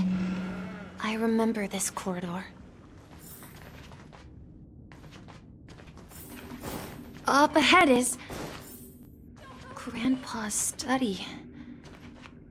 It was in that room that I saw him the last time. The atmosphere in this room feels totally different. Misha! You finally come! Clocky! You're here! Huh. Yeah. This is the room where we first met each other. Are those books on the bookshelf logbooks left behind by that seafarer? Yeah. Whenever he came back, he placed a logbook on the bookshelf in his room. They contain records of his expeditions to every corner of the world. He described our world as a fountain. At some point, the sea started to gradually swallow up the land where people lived. To ensure that everyone had land to settle on, he had to continue exploring the sea and search for the source of the rising seawater. On that day, he called me to his study, telling me that he was embarking on another journey. However, I could sense the gravity in his expression. It was the same look I had seen on my father's face. I asked him if I could go with him, but he said that my adventure lay elsewhere, and told me to stay home, and patiently await a certain sound at the door. What sound? He told me about a vast ocean in the sky, an ocean of stars.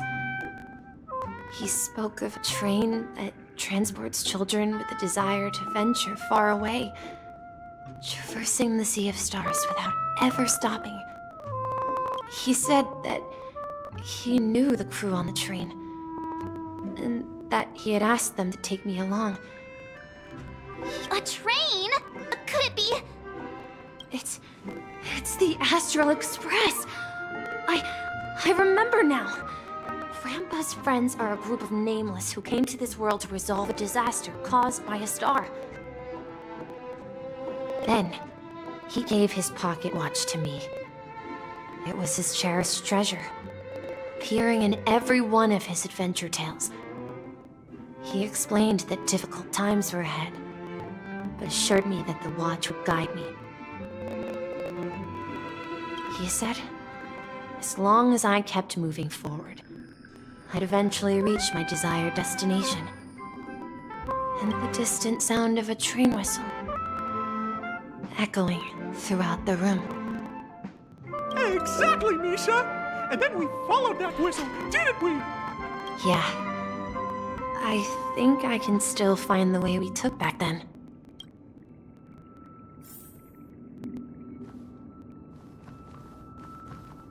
This is the dream jigsaw, right? So we're supposed to find the exit. But where can we find the last piece? Do you remember? You said you obtained a mysterious shard when you stumbled into this place. Hey, the shape seems to match. So this shard is also connected to Misha? Looks like we're just one step from revealing the truth. Let's get to the other side and investigate.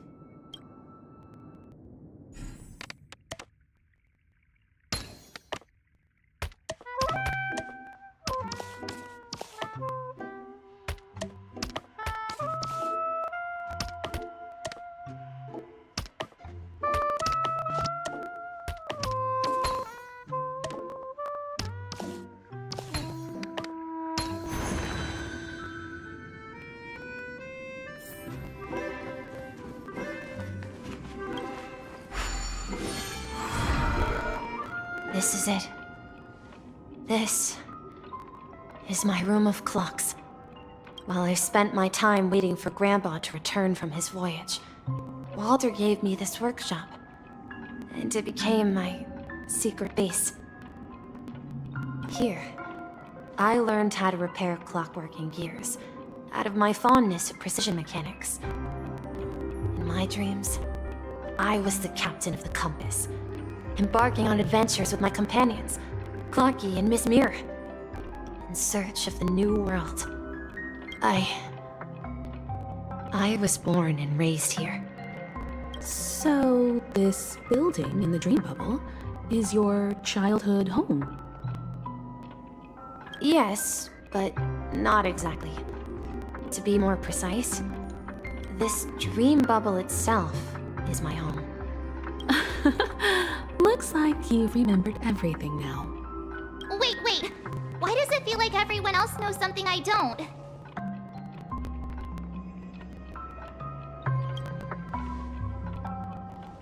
March, do you remember when he mentioned a clocky that only he could see? Yeah, the little guy here, right? But we all saw him in Dreamflux Reef, right? And Mr. Yang even greeted him.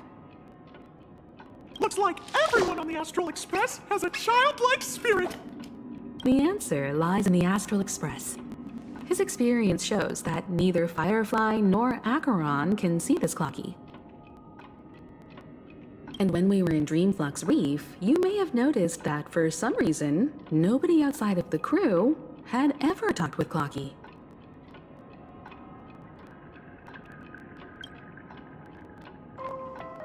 A mimetic life that can only be seen by a select few.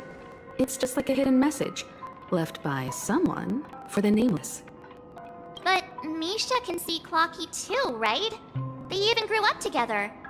But Misha hasn't started the way of the Trailblaze yet. That's the key to the mystery, March. Now, take a moment to recall. Have you ever seen anyone outside of the crew interact with Misha?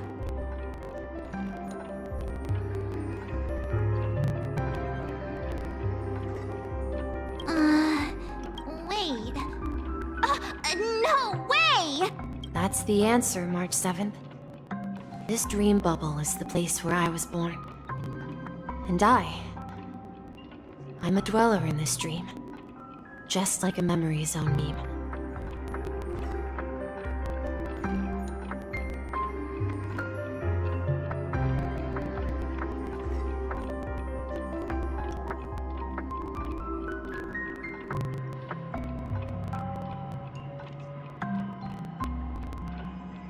I should have stayed here and waited for you. But when reality and memories merged, I unconsciously pushed open that door and left the bubble with Clocky. So it's not that the Watchmaker's dream bubble is empty, but rather the stuff inside ran away? And the whistle you heard, was the sound of the express arriving at Penacony? That's one way to see it, but I believe there's a longer story behind all this. It's best for Misha himself to explain all the details. How about we start with your name? Now, should we call you Misha, or...? Thank you all for helping me rediscover my true self. Now, please allow me to reintroduce myself. I was born on Lusaka, in the Presmere system, adopted by seafarers Mikhail and Char. They gave me a treasure, a name that carried their hopes. Mikhail Char Legwork, or simply, Misha. If you prefer, you can call me by a more familiar name, the Watchmaker. So, you're the Watchmaker himself? Unfortunately, that legendary figure is no more. I am only a reflection of his life. As for the child who has been with you, he's the innocent protagonist of Misha's childhood dream. Friend of Clocky, a young apprentice, and a future mechanic on the Express. And this also marks the beginning of his journey, devoted to the Trailblaze. At the end of the journey, I left this little flame, which I so cherished, in my deepest dreams, hoping to pass it on to the nameless of future generations. However, he somehow left the dream bubble and forgot all about his task. I apologize for all the confusion this caused. Because he was born with a desire to trailblaze, wasn't he? I don't think Misha has forgotten his role as a guide. He remembered it, and that's why he mistakenly appeared as a hotel doorman in his dream from the very beginning. The one who brought our unconscious friend here must have been Misha. If that's the case, we encountered the Watchmaker's legacy from the beginning, didn't we? Well, I have a sarcastic friend who says I always take big detours and end up back where I started. Perhaps that's what every nameless has to go through.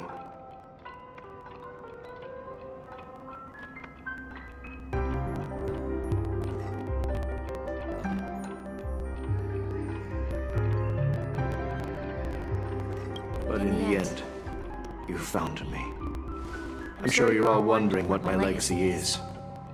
I believe my hound has mentioned the Stellaron and my wealth.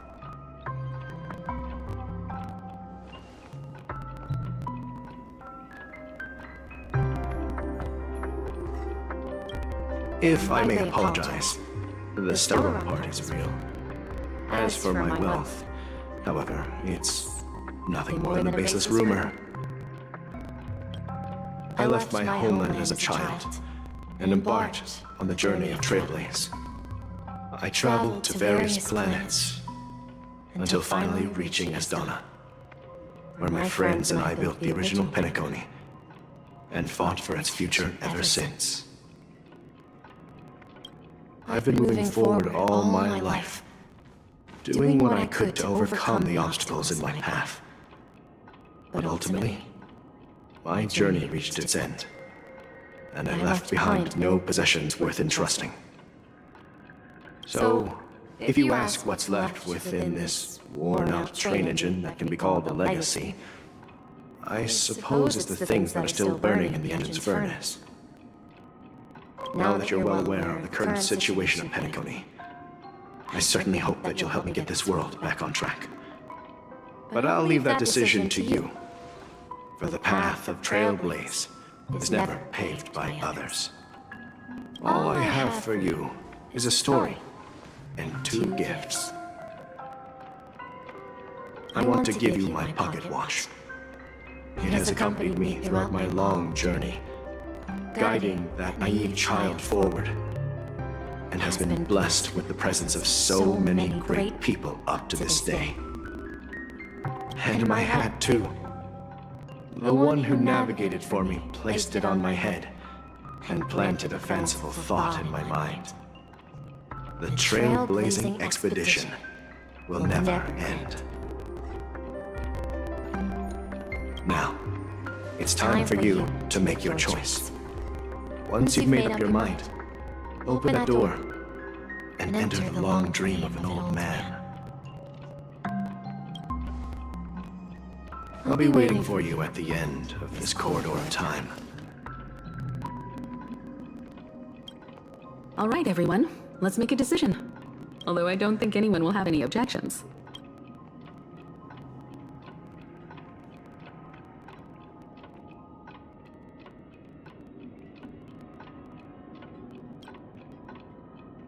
Of course.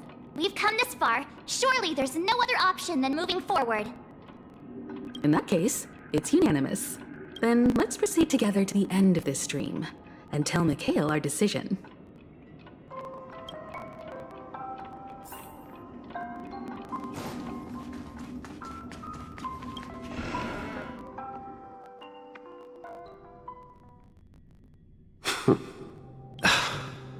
Mikhail, where are you going?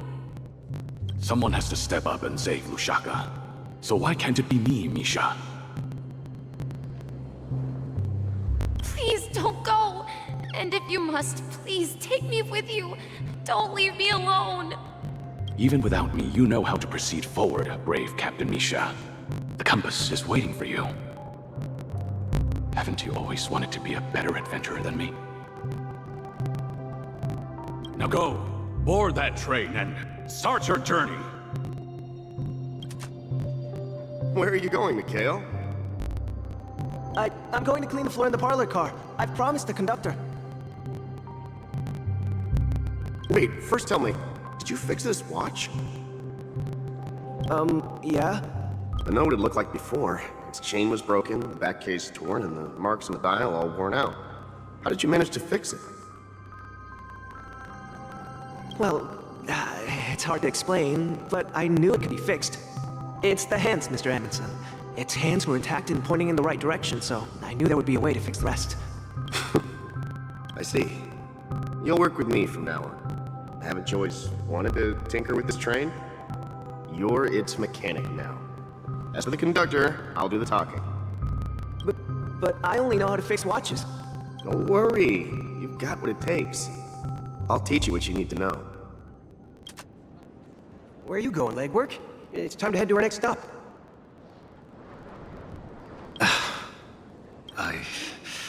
I'm staying in Astana with Rosalina and Tiernan. I see. This place reminds you of home. The people of Astana have only achieved a tiny victory, and still have a long way to go towards true freedom. Hanunu needs us.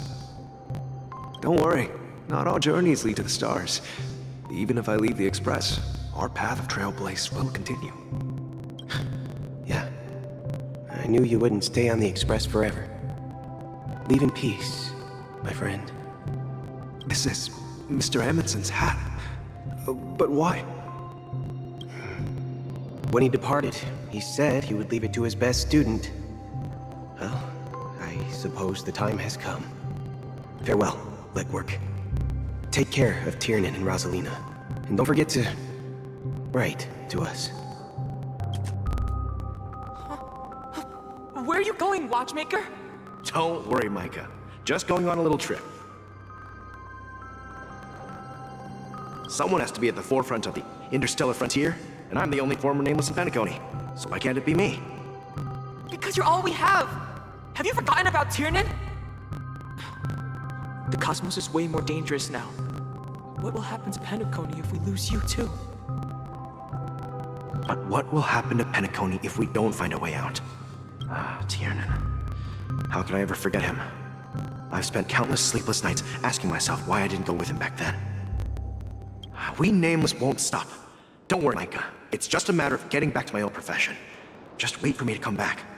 But if, and it's a big if I don't come back in one piece, then you'll become the next watchmaker. Where are you going, old man? Oh, you're here. Answer my question. What are you up to? Relax, Gallagher. I just came up with a great idea. Wanna hear it? Oh, come on! Aren't all your ideas just ways to get yourself killed? I may be blunt here, but you're the last remaining hero in Penacony. If you die too, the secret of Stellaron will go to the grave with you.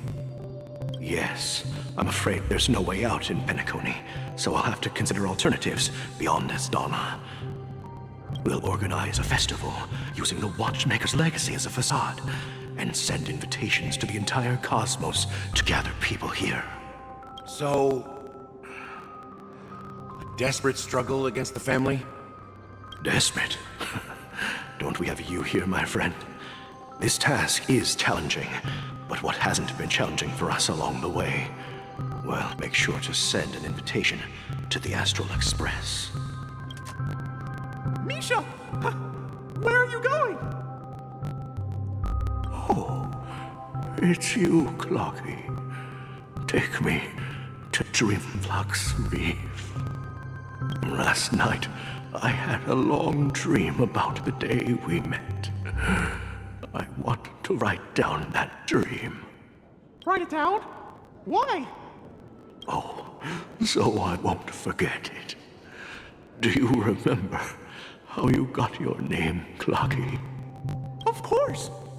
You told me that when you were a kid, you lived in a room full of clocks. Those wall clocks and pocket watches grew up with you and were your best friends.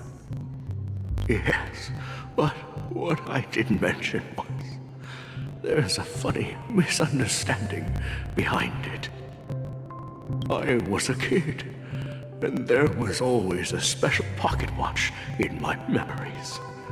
It was with my grandpa, guiding him on his sea voyages and leading the way in his every adventure story. I wanted to have a pocket watch like that too, and that's when you appeared in my dreams. Yeah. Every night, we boarded the compass and set sail together. But you know what? It wasn't until the day my grandpa gave it to me that I realized it wasn't a pocket watch at all.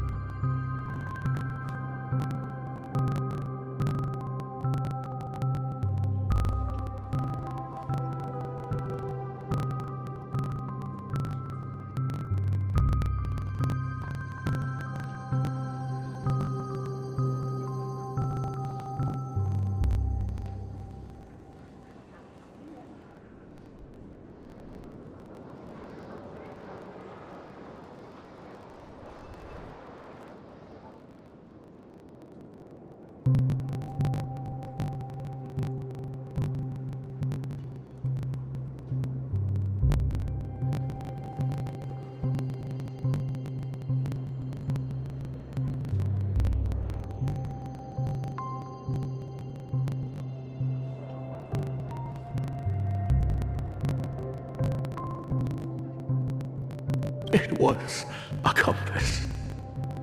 So, your name should have been Compassy. And the watchmaker is just a nameless. We've arrived at Dreamflux Reef. So, where to next? You know, Plucky, I don't think I'll be going anywhere else.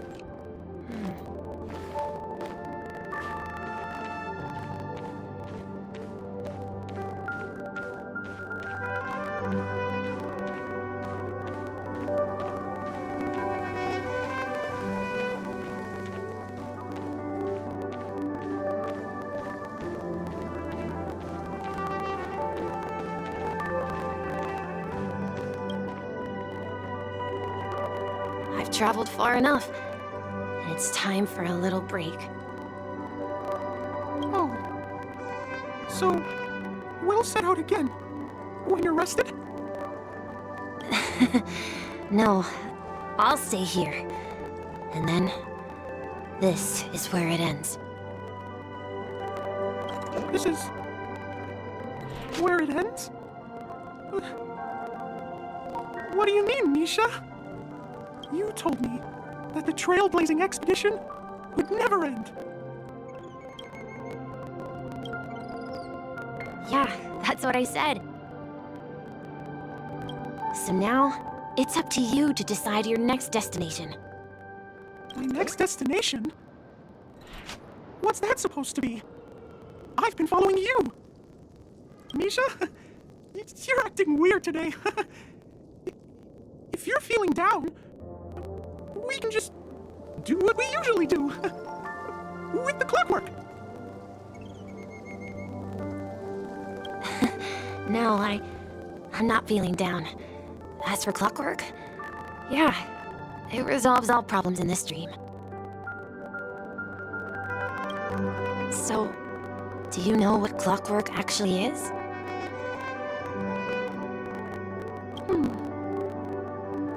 I'm not quite sure. Well, everyone gets lost at times. They may hesitate and doubt which way to go, but that happens in this dreamscape and beyond.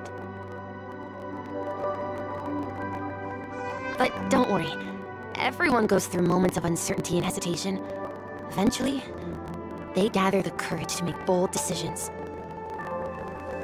Whether it's calming, joyful, angry, or sad, all they need is a little nudge to take that step toward where they truly belong.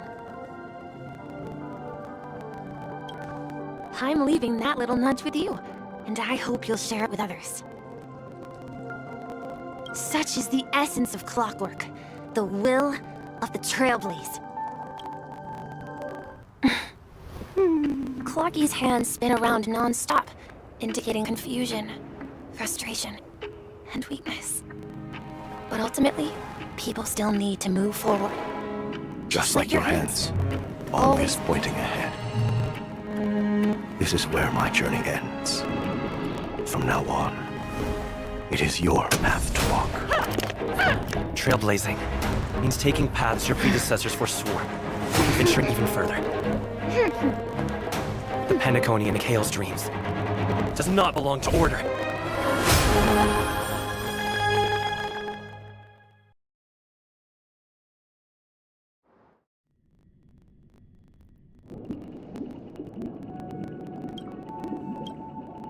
I can't believe that Eon would cast a glance at Penacony at a time like this.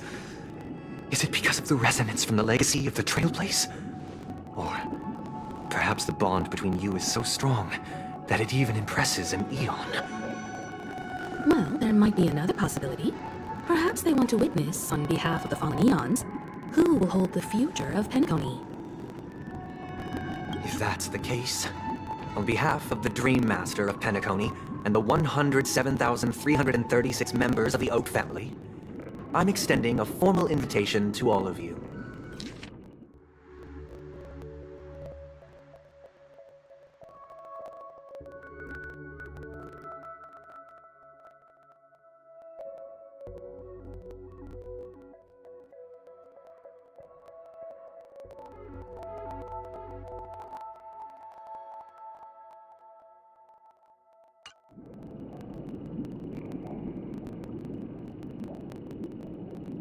I'm cordially inviting you all to the Penacony Grand Theater to participate in the upcoming Charmony Festival.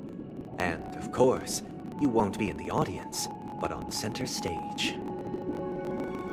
Since the future of the Stellaron, Penacony, and even the entire cosmos is at stake, let's draw a conclusion there, in all fairness.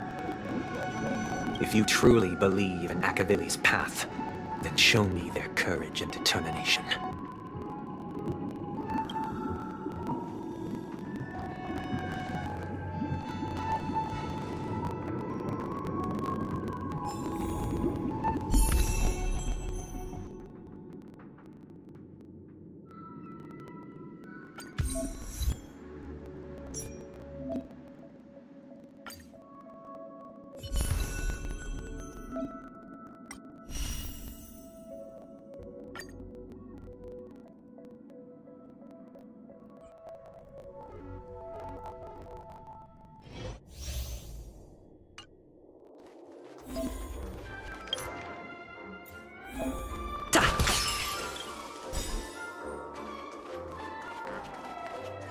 Please stay tuned. Please stay tuned. We need a strategy.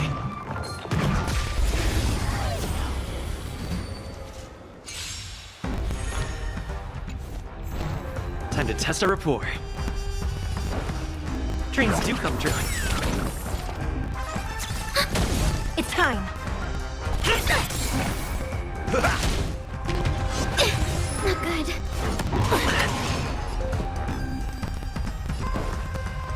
Let's improvise. Enemy targets detected. Ready for another? The mood is set. Let the show begin! That's all you got? Let's kick things off with you! By the order of the 10, execute the Marastruck!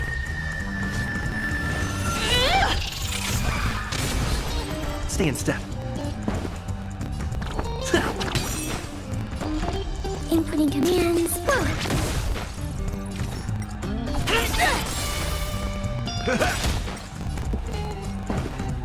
Let's improvise. Nice like a good brew, my friends. Indulge yourself.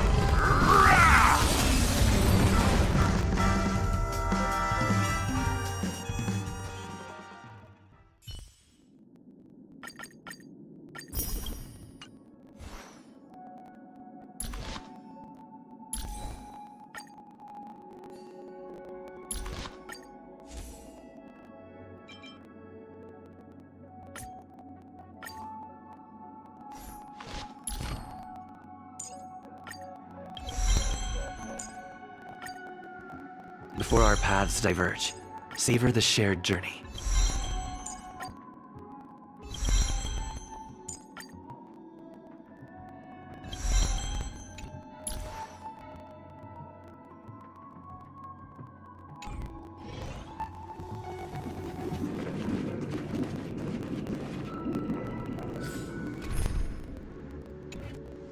Does that mean he wants to fight us during the Charmony Festival?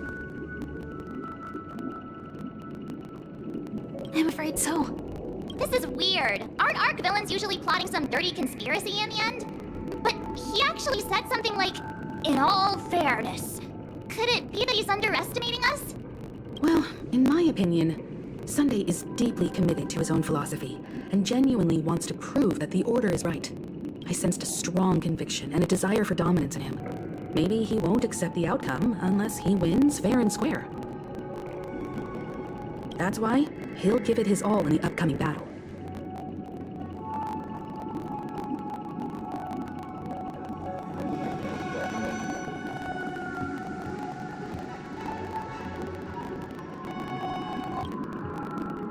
Yeah, you're right. We've even dealt with a Lord Ravager of the Destruction, so a follower of the Order won't be a big deal. Anyway, we can't leave the Stellaron unchecked.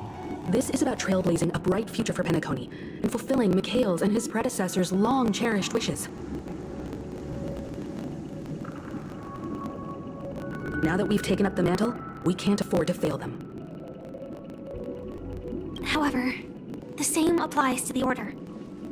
Their plan didn't materialize overnight, and they have the profound collective consciousness of the planet of festivities behind them. A desire to dream, to slumber and escape reality. All those hidden emotions have given birth to the sweet dream of the Order.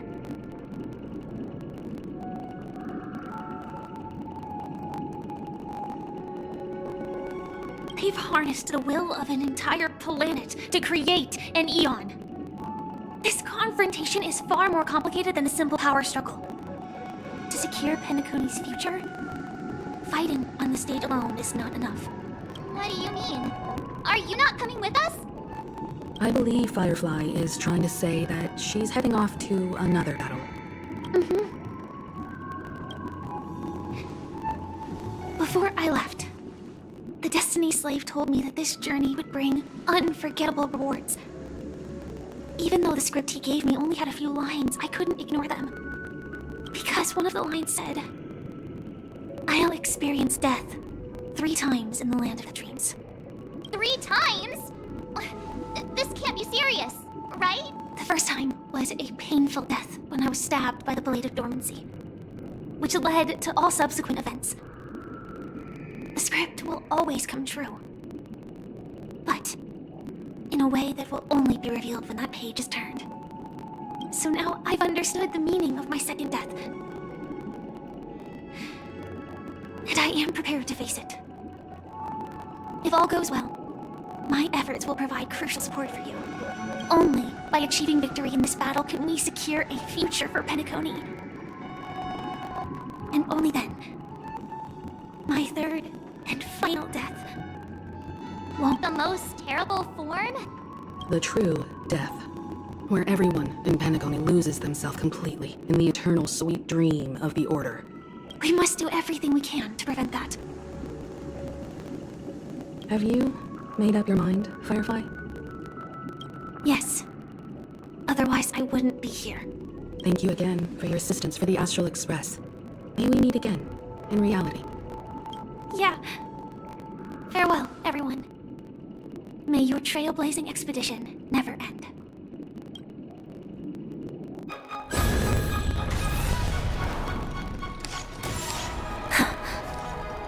I dreamed of a scorched earth. Everyone, are you ready? A new shoot sprouted from the earth.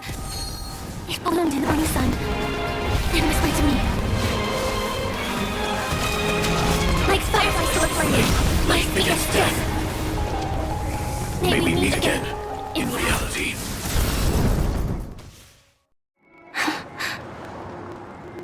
After today, Japella's name will disappear from cosmic history, and the Everflame Mansion will take its place. In the not-too-distant future, you'll receive an invitation. That's your next stop. Land of the Dreams. I hope you find whatever you seek there, be it answers or salvation. You mean my 3 deaths? Silverwolf told me about it. It's such a shame that it's not part of my script. Well, I want to live. I'm never afraid of death. The opposite of death is eternal life, and that's something I'll never desire. People die, and I am no exception. Death is like a script, a fate that cannot be defied. But that's exactly why we have to choose where we want to rest forever. Do you exist just to perish? Are you not the same, Blade? The end you desire is not one dictated by others. If I were to die now, I would only be a weapon. I believe I should die as a human. Though its definition escapes me, isn't this the answer that ordinary people look for their whole lives? A name that can be carved onto their tombstone. A tombstone that belongs to me once bore the inscription, Glamoth's Iron Cavalry. Then it changed to Stellaron Hunter. It will bear the name Firefly, and all the brilliance she showed at the end of her life.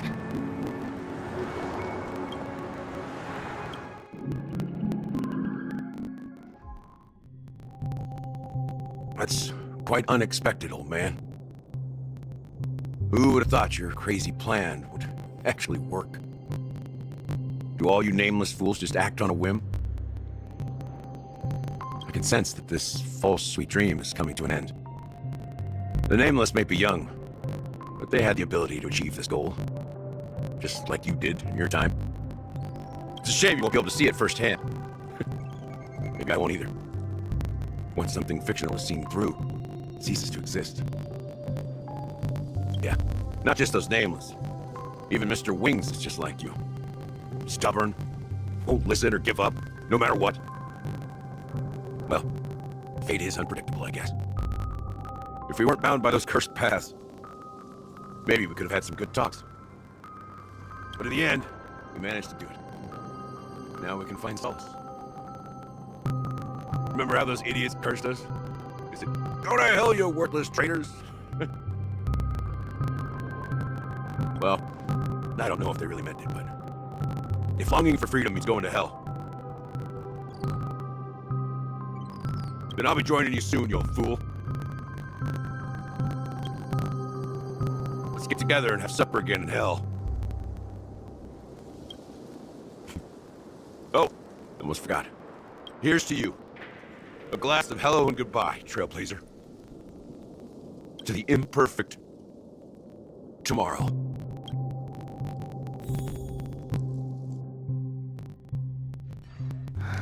It's warm here, isn't it? You're lucky to have found shelter from the rain. Let alone fresh berries in this desolate place.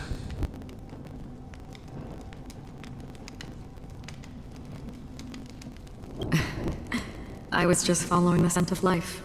It's particularly strong in a place like this. It's a shame these berries don't have much flavor. Seriously? In case you didn't know, this fruit is pretty juicy. The only downside is that when you chew it, it becomes extremely sweet. Have you lost your sense of taste? I can still taste certain things, like a faint sweetness.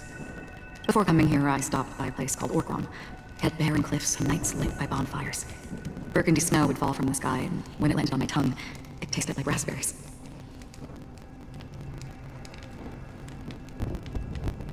The flavor wasn't exactly sweet, but it left a lasting impression. When I think back on my past, I realize that what's tying everything together isn't the big events, but rather these small yet unforgettable moments. Don't worry about it. Losing oneself is a reality that every self-annihilator must face. At least I haven't completely lost my senses and memories yet. Well, congratulations on adding another footnote to your journey. By the way, are you always alone? No, I had a companion in Orkron. She's a short, nameless girl who aspired to explore IX. She always said she'd walk a path deeper and farther than Akavilis.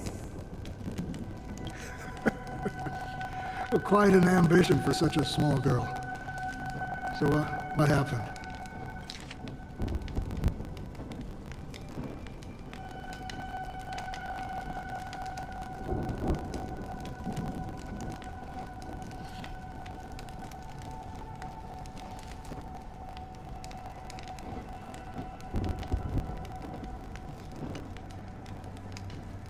She became stagnant water.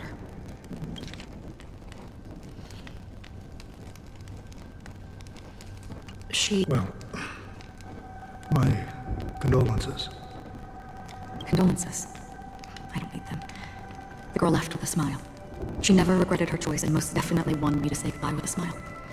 So, that's what I did. That's proof that you're grieving for her. Or perhaps I'm just afraid. Afraid? I rarely sense that emotion from you. What do you fear?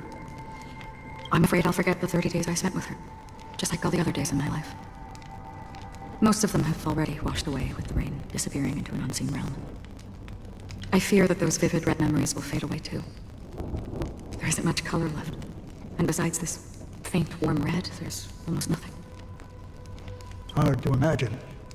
A ranger accustomed to bloodshed, destruction, and chaos finding warmth in the red color. Because I have experienced this warmth many times. Long ago, I promised someone that I'd bring it to more people. And that for every remaining moment of my life, I'd strive for a better ending for all. As long as this red color still lingers, I have a chance to fulfill that promise. It represents a burning fire, a blooming flower, the berries in this cave, and life itself, fleeting yet still dazzling. In the end, it will lead me beyond the horizon of existence. And on the other side, I will cut off nihility. The one blessed by the sleeping and shapeless is considering how to kill them. That's truly pure nihility.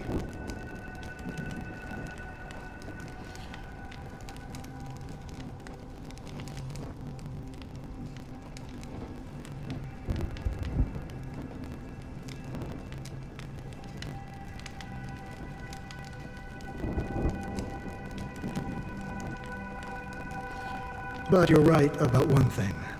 after spending so much time near this stagnant water. Only when I look at this vibrant red fire do I realize that... When will this rain ever stop?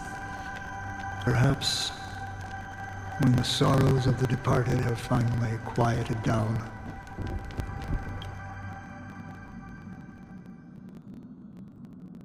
Have you heard of a planet named Biaris Scamandros, Don Hung?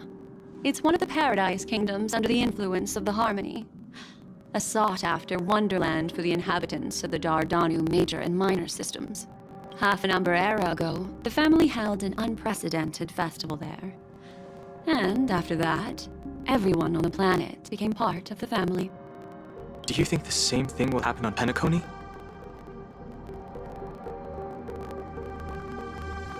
Yes. Or how else can we explain it?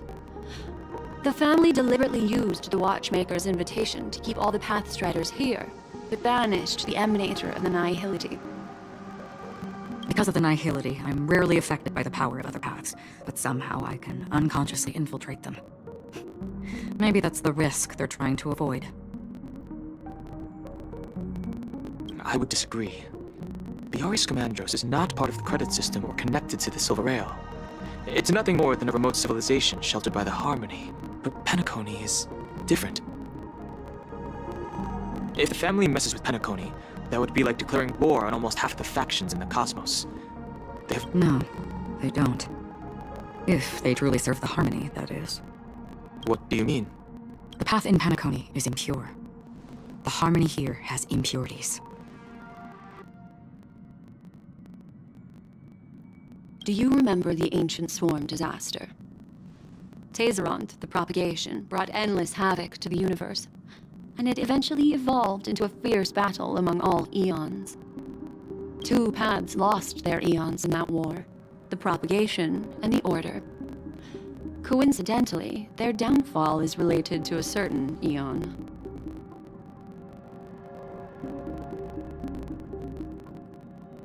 Shepe, the Harmony. Legend has it that they participated in the crusade against the Imperator Insectorum, and devoured Anna the Order for unknown reasons.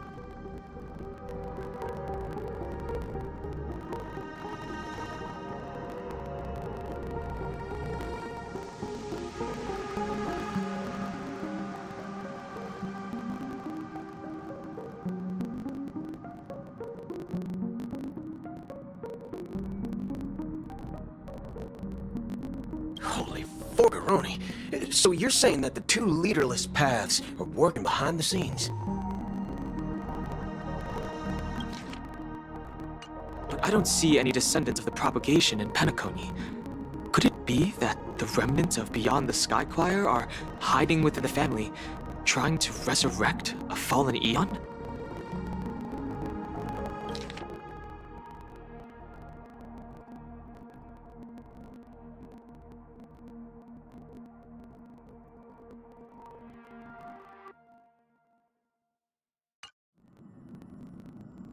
I can't say for sure, but they're definitely planning something for the Charmony Festival.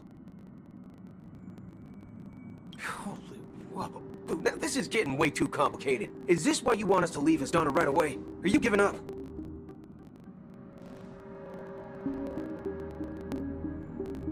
The Charmony Festival will start soon. There's one thing that I need to confirm no matter what. A warp jump is the best way to do so.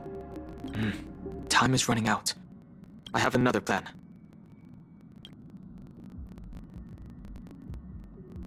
Hold on.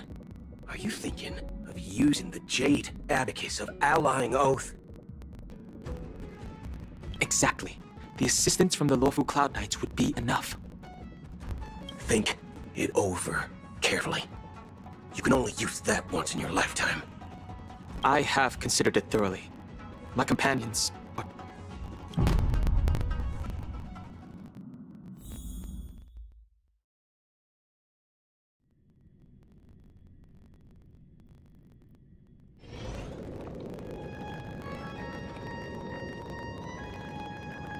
Are you the only one here, my child? The Nameless is quite the diplomat. Our secrets have spread like wildfire within the family. and IPC starships are gathering towards Astana.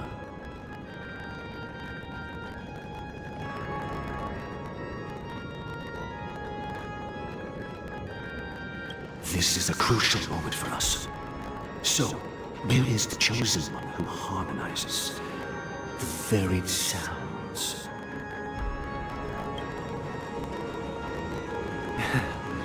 What do you mean, Master? I'm right here in front of you, aren't I? You know, she was supposed to be the star of the Charlie Festival in our plan. But the plan has changed. As her brother, I know she doesn't want to sing for the Order, so I'll take her place. You've always been wise beyond your years. I'm sure you understand the consequences of your choice.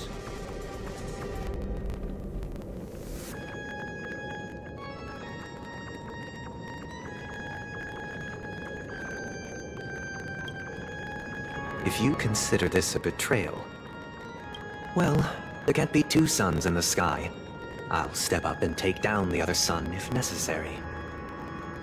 Do you believe in karma?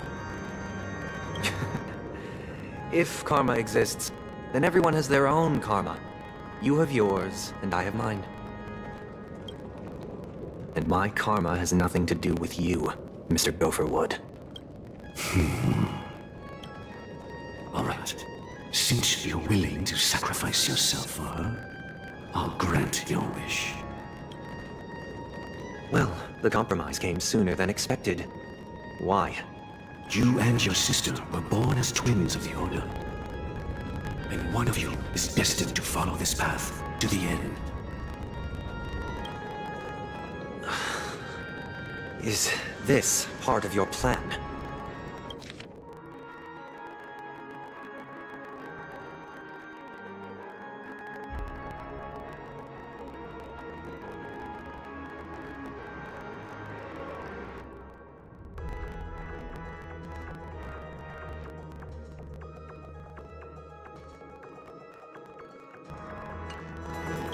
Of course.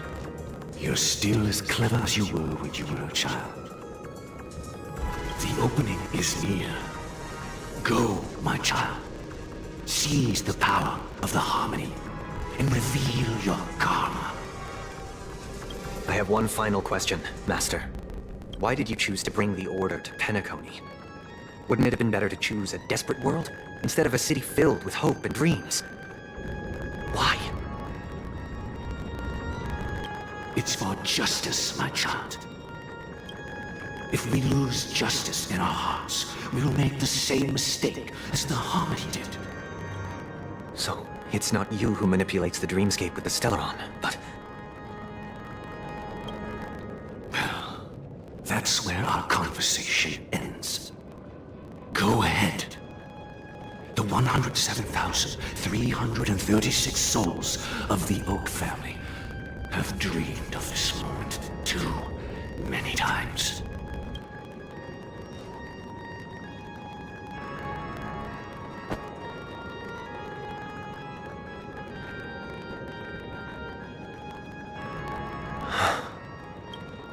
I shall ascend to the heavens, becoming the scorching sun. Bathed in my light, my people shall flourish, while all evil shall be eradicated. This is the interior of the Penacony Grand Theater. It's quite exhilarating to be flushed into the air by Soul Glad. But why is the venue still closed when the Charmy Festival is about to start? And not only that, the entire theater is eerily quiet. No audience, no staff.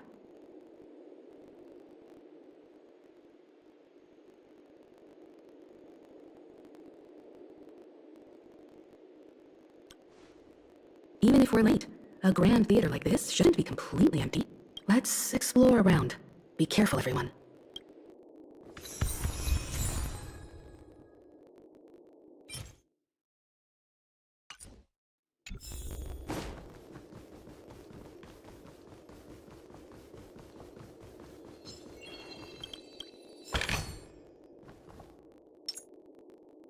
Stream forward. Lean bold blades.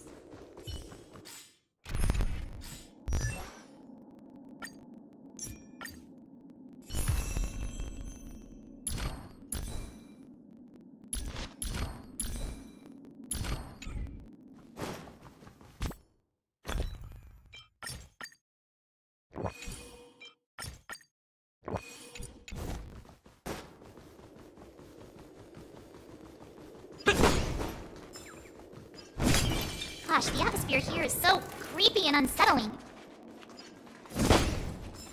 Even if there's no audience yet, there should be some staff around. Yikes, they scared the life out of me!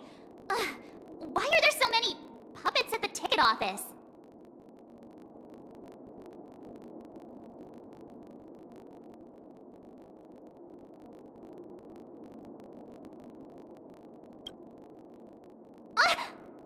Stop it! Are these puppets part of the stage set? Even so, it's so eerie that the entire front hall is empty.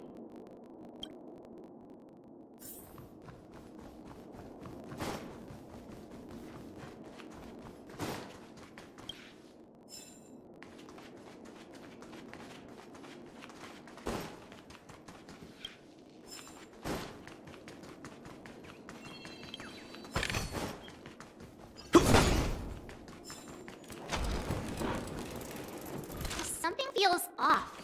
We're in the right place, right? There's no other grand theater in the dreamscape. So Sunday's messing with us? He said we'd have a final showdown on the stage, but why is there no one here?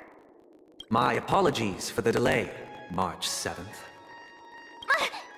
You scared me! Where are you now? I'm waiting for you behind the curtain. Following the Asdana tradition, I invite you to enjoy a stage play in 3 acts before the festival begins.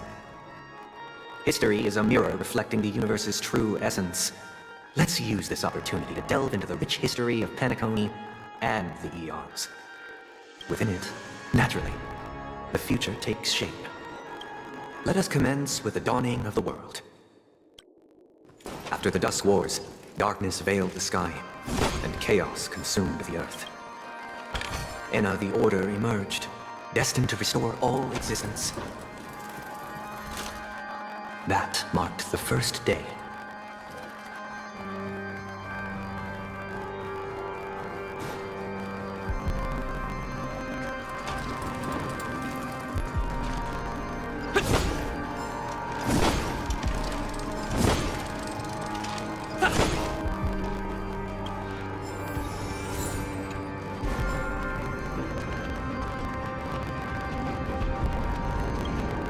They gathered nebulae and forged them into picks, thus creating a grand lyre with black and white keys. Strike the white keys, and the sun rose. Strike the black keys, and the moon rose. And so, the cycle of day and night arose. That marked the second day.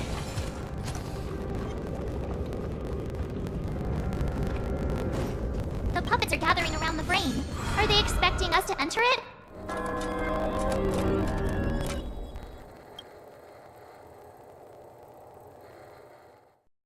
Where are we now?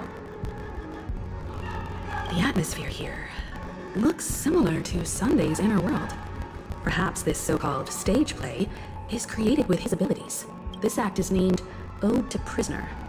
Given the atmosphere here, I believe it's about Penacony's past. I thought things were finally looking up as I managed to dodge prison during my recent trailblazing expeditions, but now it looks like I'll be back behind bars again.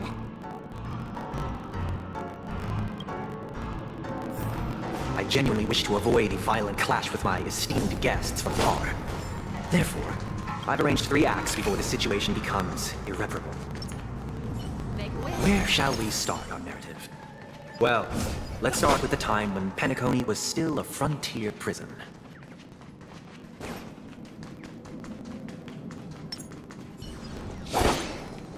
Stream forth, gleam of old blades.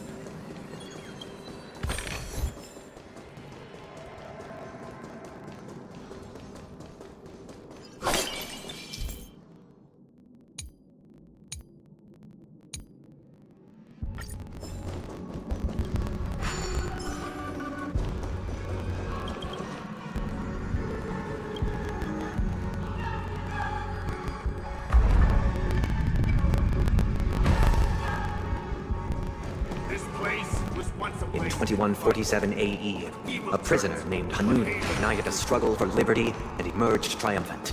IPC referred to it as the War of the Frontier, while the Asdanians dubbed it the War of Independence.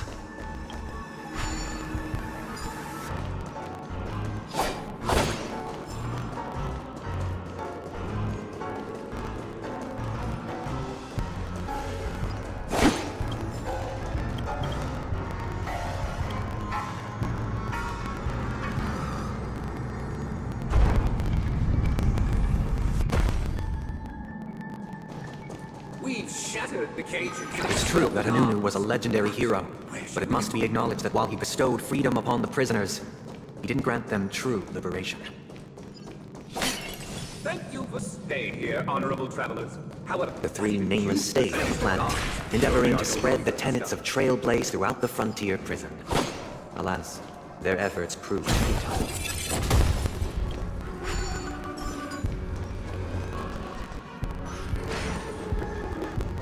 let's build another prison. Once again, as Dana was engulfed in war, this time the enemies originated from within.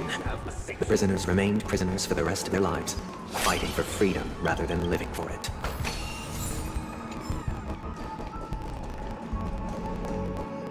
I hope you like this land of freedom on a scorched earth. As you can see, their sentences have long ended, and the IPC guards have long been expelled. Yet, these prisoners remain enslaved, not by external forces, but by the confines of their own minds. Freedom permeates every corner, except fragile souls. It gives solace only to those who believe in its existence. Prisoners, this is my order. Learn the essence of freedom and teach your fellow prisoners to fight for their lives. Hey, why don't we have to fight while enjoying the show? For I desire not only your enjoyment, but also your assistance in its completion. I'm okay. Memories are beneath the water, lies an endless abyss. This is where it ends. Still waters of oblivion. I weep for the departed. It too shall fall. What do you want to know? Ill fate descends. Don't worry. Lance at the ready. Just a scrape. Lance ablaze. Lance! Forward!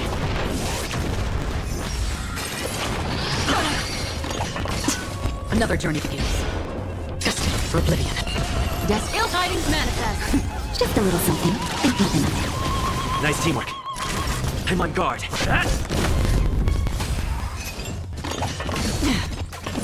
I'm okay. Still waters of oblivion. Ill fate descends. Lance at the ready. Hit! Another journey begins. Memories are beneath the waters, lies an endless abyss. For next time. I'm on guard. I weep for the departed. It too shall fall.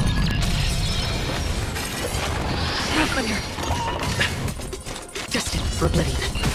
Ill tidings manifest. Lance ablaze. Lance! Forward! I'm okay. Still waters of oblivion. Ill fate descends. Naughty child. Nap time. Memories beneath the waters, lies an endless abyss. Destined for oblivion. Ill tidings manifest. Time for a shot.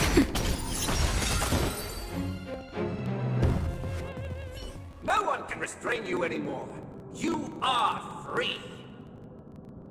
Thus concludes the first act. Amidst a raging war, the frontier prison headed toward becoming Land of the Exiles. This must be how Penacony was constructed. With the aid of outsiders, the prisoners were finally liberated and established the Land of the Exiles. However, it appears that Sunday aims to convey the spiritual plight of the prisoners more than the physical aspects of imprisonment. This show is a bit too literary for my taste. But the battle part is quite easy to understand. Anyway, we've arrived at the exit. Let's go! These puppets. Where are they guiding us this time?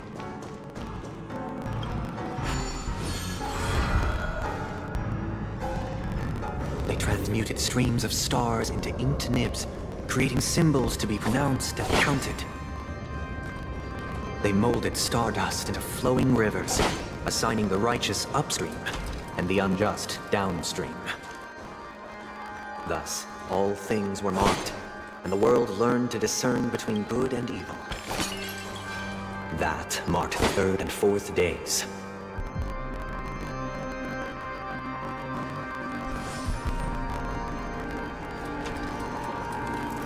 Look!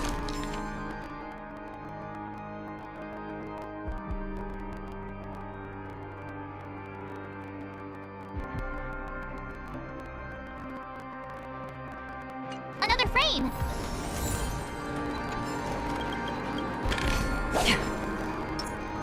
Make a wish.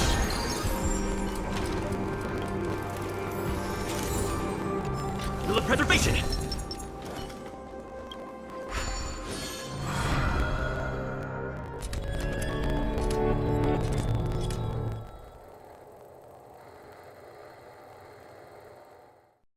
Ode to Fool. This must be the second act. The surroundings are different from before. The stage decorations look a bit tidier now. Behold the ensuing tale, a struggle for power. Penacony witnessed the ascent of the 7 major lineages: tree, grass, flower, bird, beast, fruit, and insect. Peace never truly graced Land of the Exiles. The history in this era is rich and intricate, so please allow me to present it in allegorical form.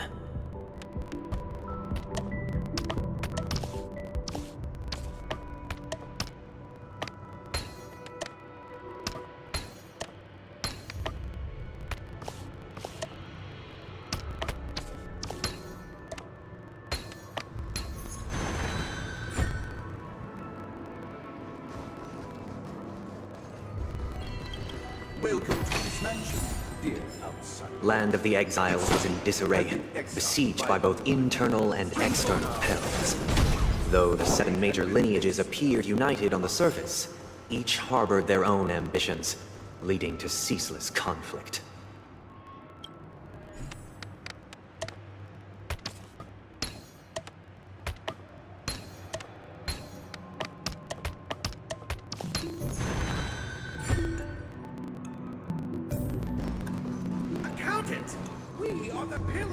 The Black Plum family was the first to fall. They withered away in the White Desert event, orchestrated by the Alfalfa family. My child, you did not serve the The leader of the Alfalfa family sought to defect to the IDC, trading freedom for survival. However, his eldest son slew him in the name of righteousness, and ascended as the new family head.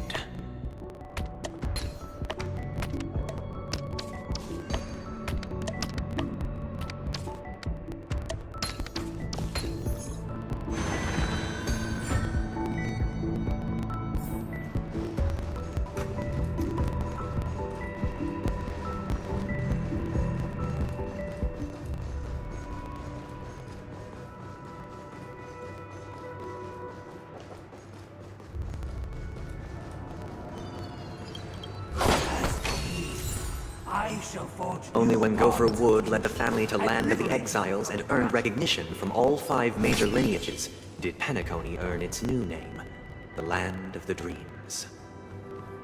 Dear outsider, I beseech your aid in purging this mansion of the poison spread by the lurking instigators. You want us to help you? What do you need? I wish they could regain their reason and cast away the shackles of hypocrisy. This is the second act.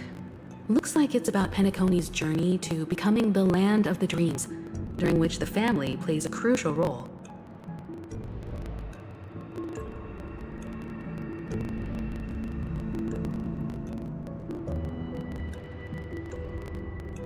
But this new master seems like a bad guy to me, don't you think? Perhaps this is the truth Sunday is trying to express, if you read between the lines.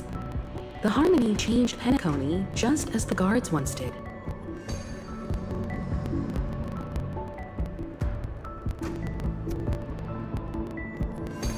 Looks like we've gotta help those guys kneeling down over there calm down a bit, right?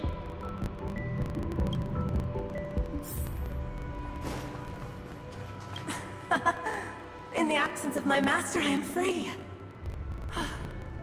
But without their guidance, for whom shall I sing?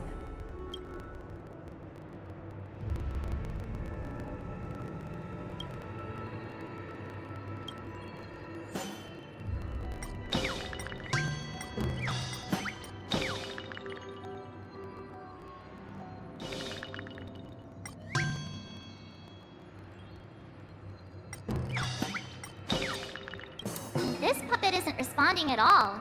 Did something go wrong?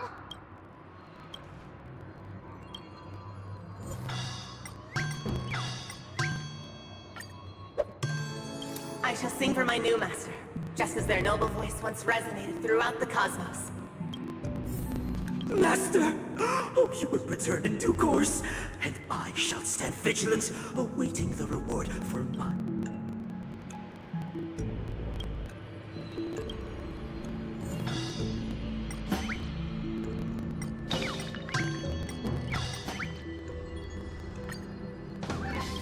This puppet isn't responding at all.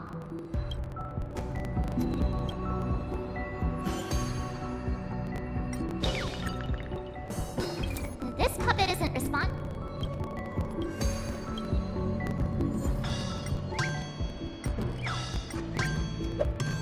Master, now that you have gone, I... once...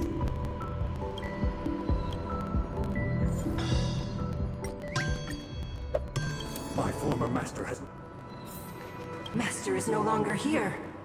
I thought I'd be free, but I'm not. Now, without my master's command, I'll have to seek guidance from the blind.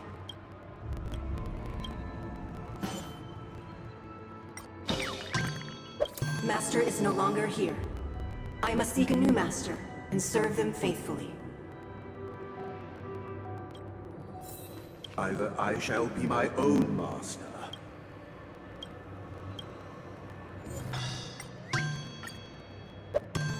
Without a master, who can grant me true freedom? Thank you, dear outsiders. My servants have regained their sanity. Heed me, one and all. Your former master shall not return. It is through righteousness and unwavering support for one another that we shall attain true perfection. Cast aside the veils of hypocrisy and embrace one another. Get ready. Looks like another fight is about to begin.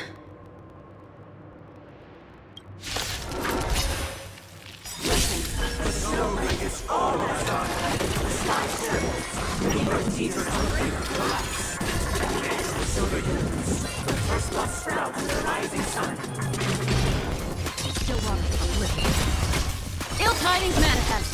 Nap time. Get! I weep for departed. It too shall fall. Just a little something. Think nothing of it. Don't worry, it's just a scrape. Another journey begins. Destined for oblivion.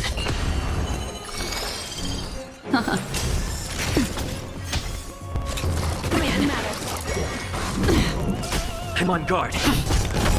Lance ablaze. Lance! Forward! Not a scratch. Free will or what from still waters of oblivion. Ill fate descends. Nap time. Memories are beneath the waters lies an endless abyss.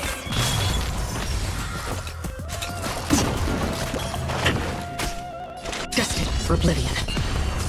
Destined. Ill tidings manifest. I weep for departed. It too shall fall. I'm okay. Lance at the ricket. On still waters of oblivion. What ill fate descends. Not each other. Don't worry, it's just a scrape. Again. Just a little something. Think nothing of it. Destiny's hand has truly blessed me. I'm on guard. Get!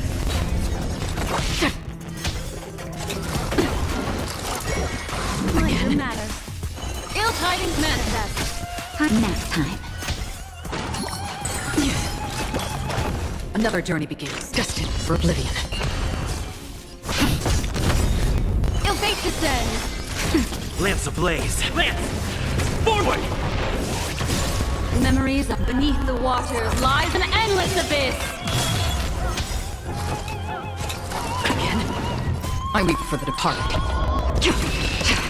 It too shall fall. Still waters of oblivion. What is ill tidings manifest? Not nap time. Nice match. We're destined for oblivion.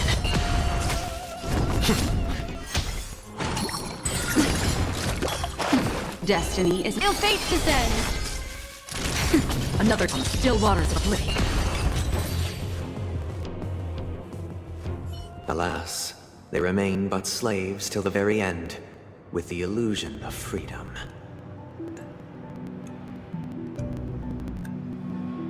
Thus concludes the second act.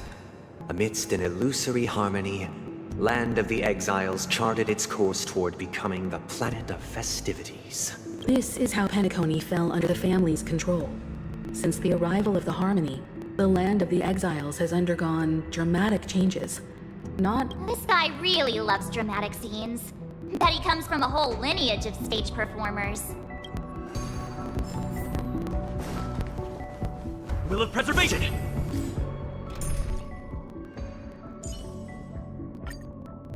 As the protagonist of your own story, it's up to you to overcome and forge ahead.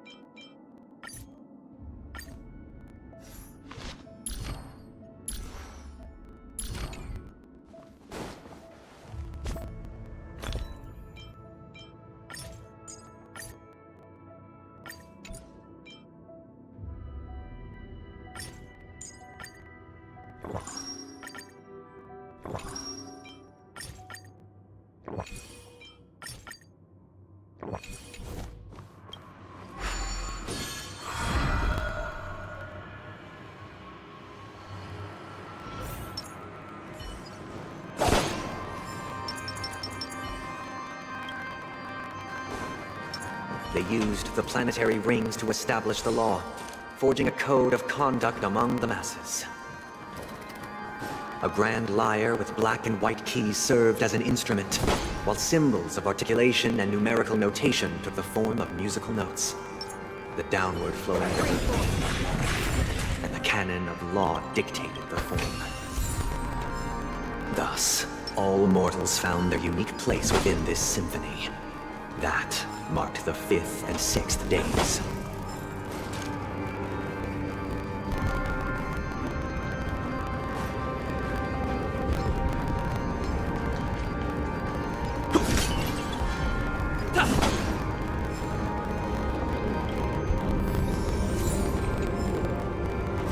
This guy's really into these puppets.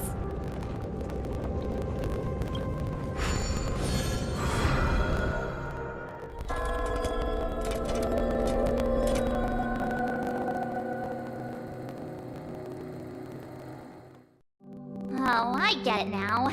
The last scene is all about singing the praises of the Order. And the atmosphere here is completely different from the previous two scenes. This is the concluding act of this play. I have showcased the past and present of Penacony, hoping that my desire for change resonates within you. And now, I shall reveal its future to you.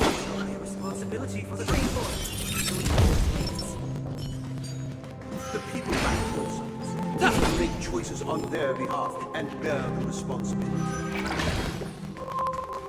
Without a king, we shall protect the weak and stand against the mighty. We shall support one another, protect the weak and stand against the mighty. Lean bold blades.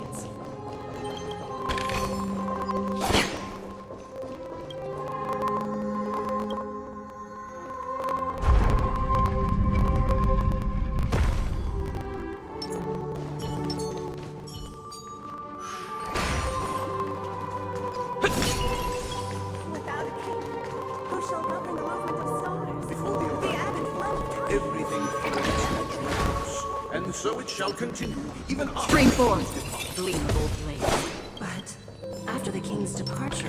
We no longer have need for king, for we have become kings of all things.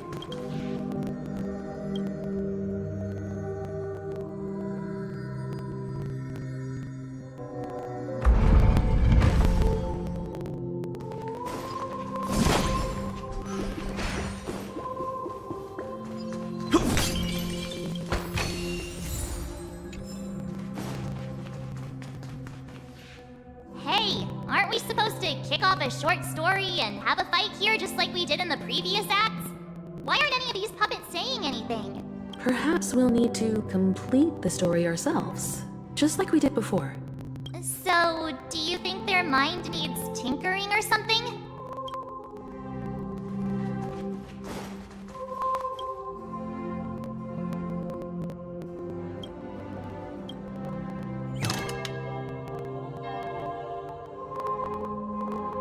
Farewell, former king. We no longer have need for a king, for we have become kings of all things. How did it go? You can't change them? What does that mean? My apologies for my negligence. I forgot to inform you that the final part was scripted. Let our previous king recount it to you. Now it is time for the final rite. Prepare for battle. Looks like we'll have to fight again.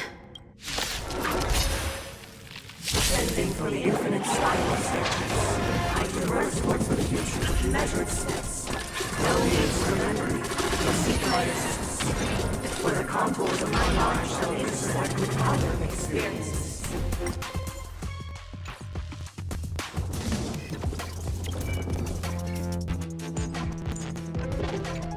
Destined for oblivion.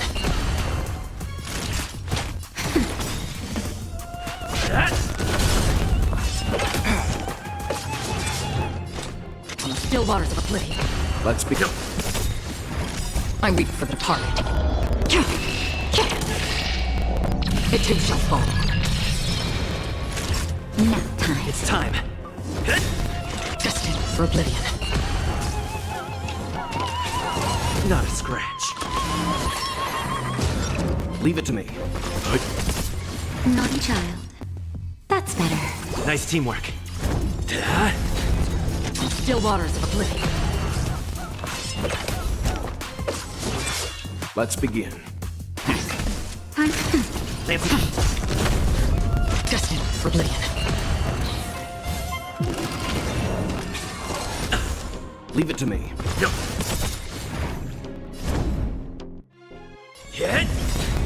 You know nothing. Survive or be destroyed. There is no other choice. Stand down. Not that time. I'm on guard. I've had still waters of oblivion. Time for a shot. I weep for the departed. It too shall fall.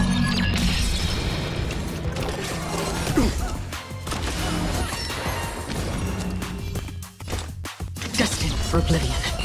Leave it to good. Not even nap time. Not a scratch. Free will on the still waters of oblivion. Time for a shot. You know nothing of survive or be destroyed. There is no other choice. Another journey begins. Destined for oblivion. Let's begin.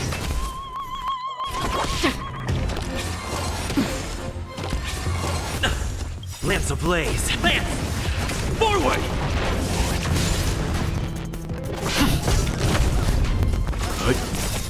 Not each nap time. On the still waters of oblivion.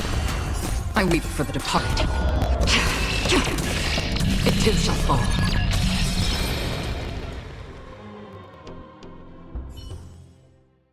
In the hushed expanse of a nocturnal reverie, I leave faint traces behind. No what is mine shall wane, while you shall transcend its delicate nature. This is the final scene. It's much more straightforward. He wants to expel the harmony and establish an empire based on the order. Let's go. Once this stage play concludes, it'll be time for the main event, the Charmony Festival.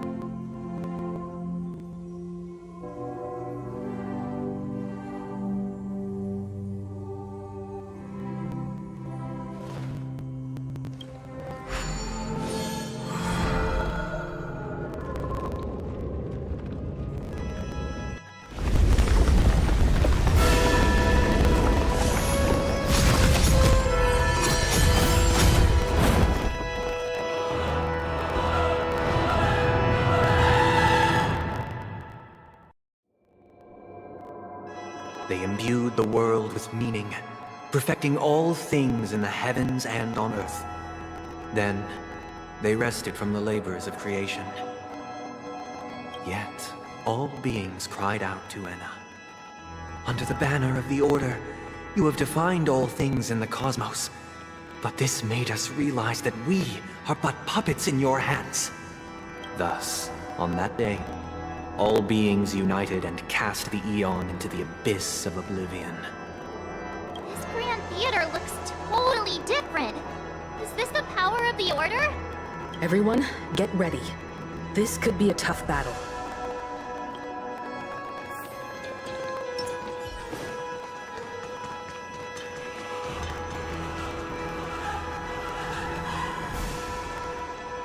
That marked the seventh day. Cheers and chants reverberated in the air.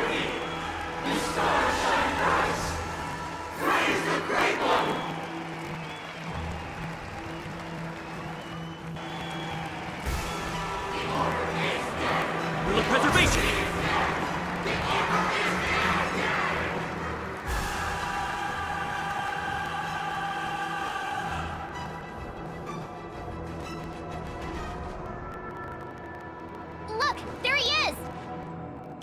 That concludes everything related to the Order.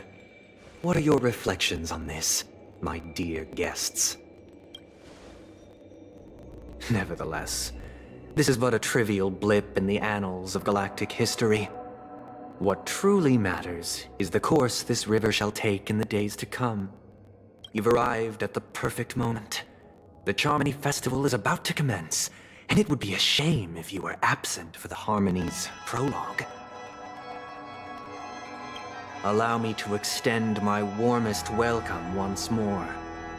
Welcome to Penacony Theater, the very core of the Sweet Dream, the abode of the Stellaron, the grand stage of the Charmony Festival, and the very place where the future of Penacony shall be determined.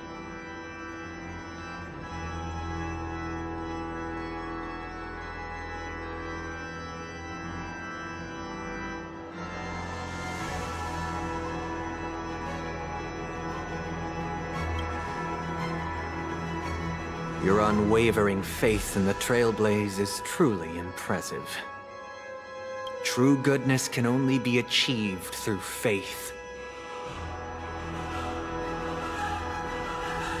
Allow me to point out that falling into a permanent slumber is not happiness, especially when those people are driven by someone else's will in their sleep.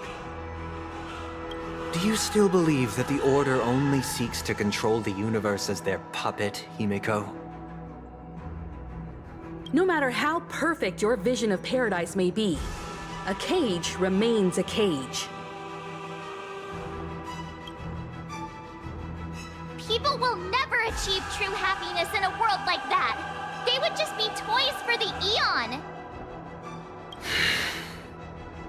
It seems you have misunderstood my intentions. Allow me to clarify. My desire is not to resurrect a fallen Eon, or become one myself.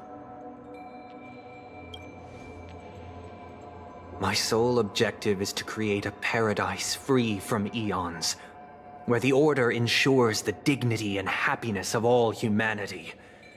A paradise exclusive to us human beings. That's not the case. If people are to live with dignity, there must be nothing and no one above them.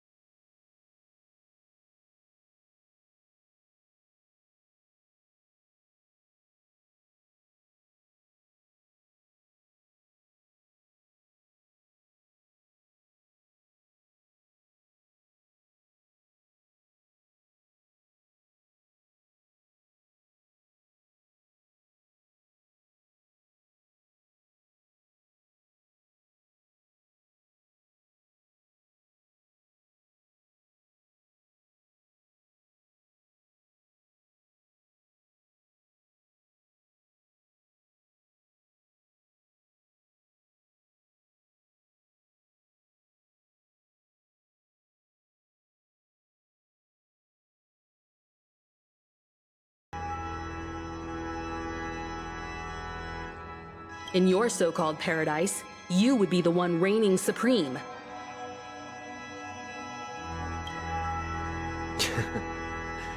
Looks like we won't be able to convince each other. Now that our conflict has been destined, let's unveil our path.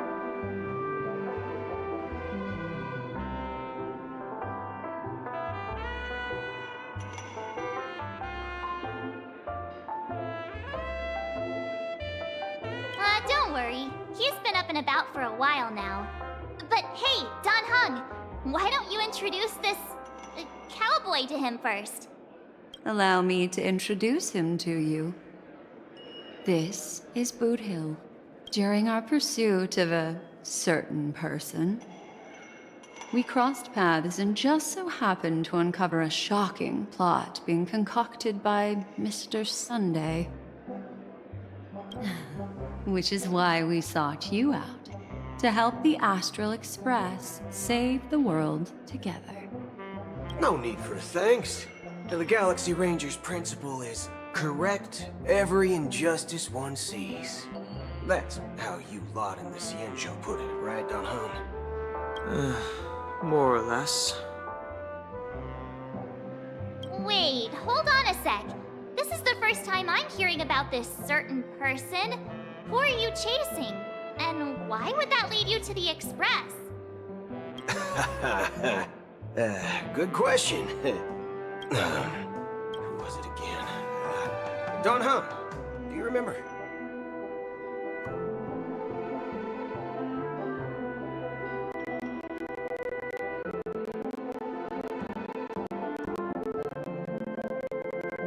No, that ain't it. I just can't seem to recall.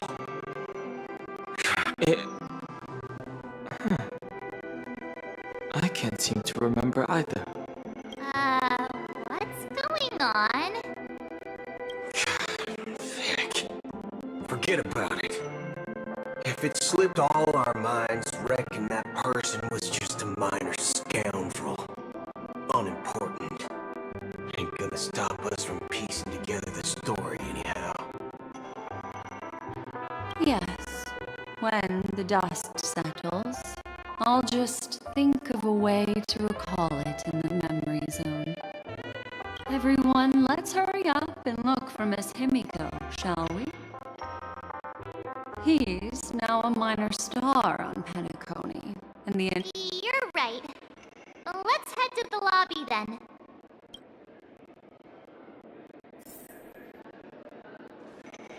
You guys go. I'm an outsider, after all. I'd rather not disrupt the long-awaited reunion.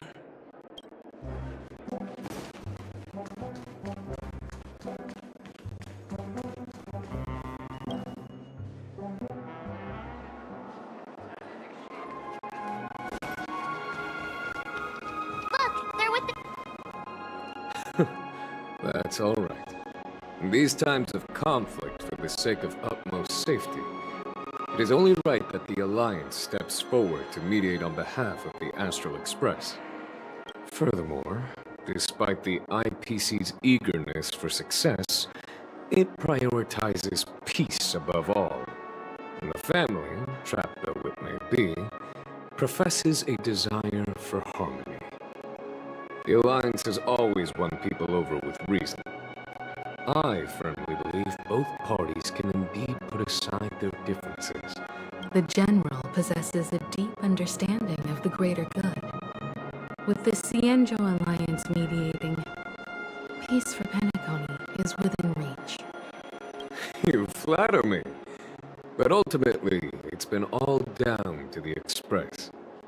Without your efforts, this sweet dream paradise would have been claimed by the last remnants of order before there was even a shot at peace.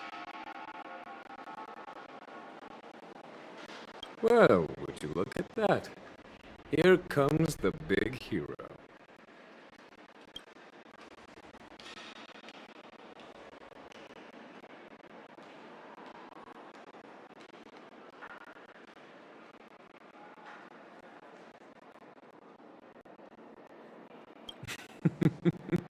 Here's the galactic baseballer, the paragon of both heroism and humility.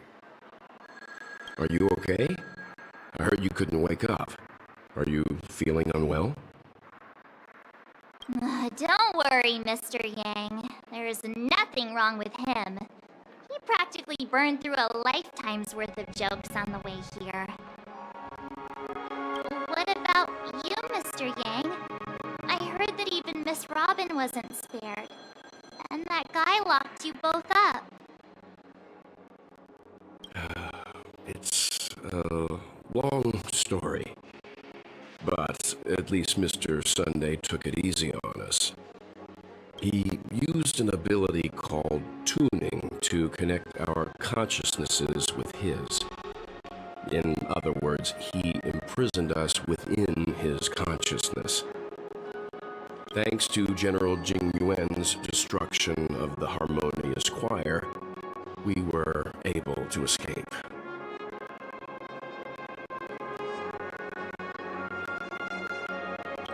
He used that tuning on us too. Does that mean that we were almost imprisoned as well? I can confidently say now, he was truly after a fair fight with us. Had he wanted, he could have easily taken us down. Speaking of the Oak family head, where is he now? It's complicated, but in a nutshell, he's now the former Oak family head. The IPC has named him the key figure in the family's Penacony split, citing a threat to cosmic peace. He must represent the family and answer for the unrest caused. His trial is set to take place at Pier Point.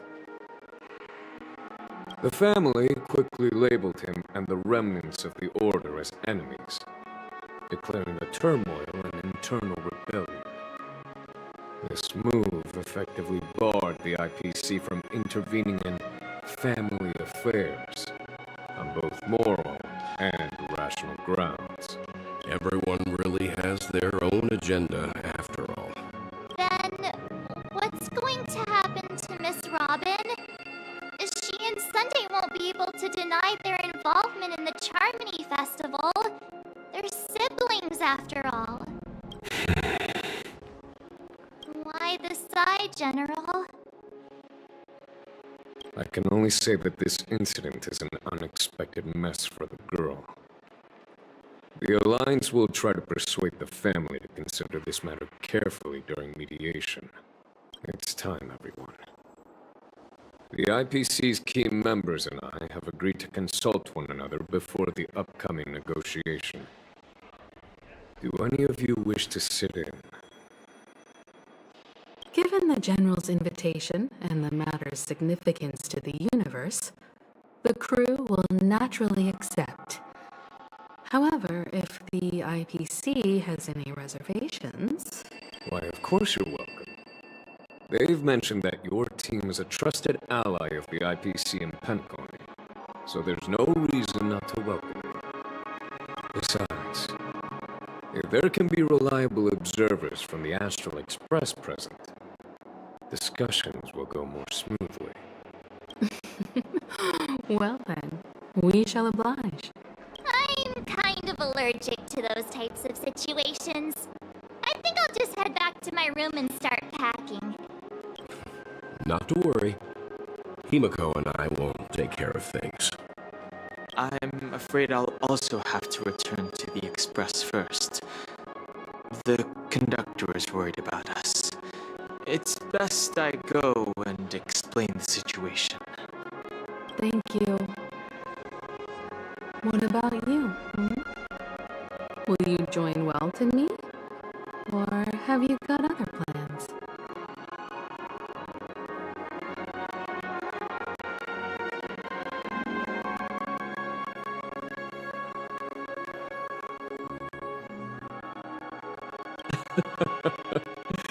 Good guess. Although I'm not too sure of the reason. The representatives from the IPC have insisted on his presence. Allow me to lead the way. Follow me, please. The negotiation will commence at the hotel lobby. Everyone, please follow me.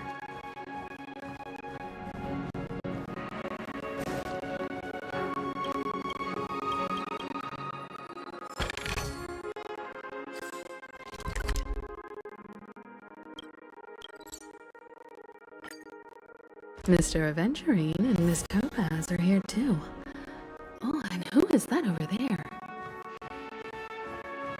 The Intelligentsia Guild's Dr. Ratio. This assembly is quite something.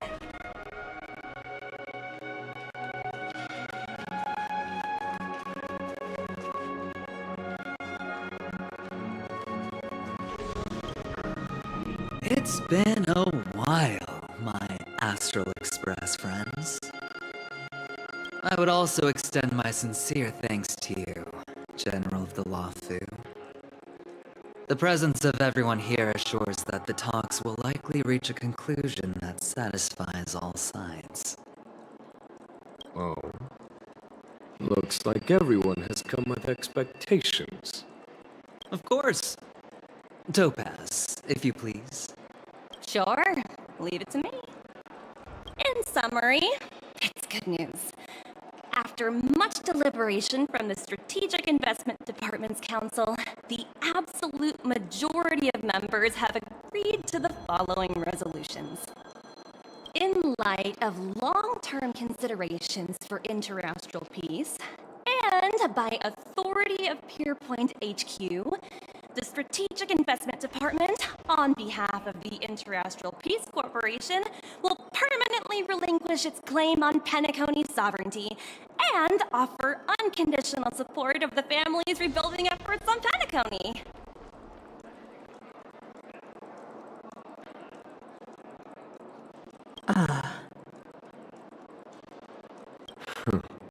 Now that's something.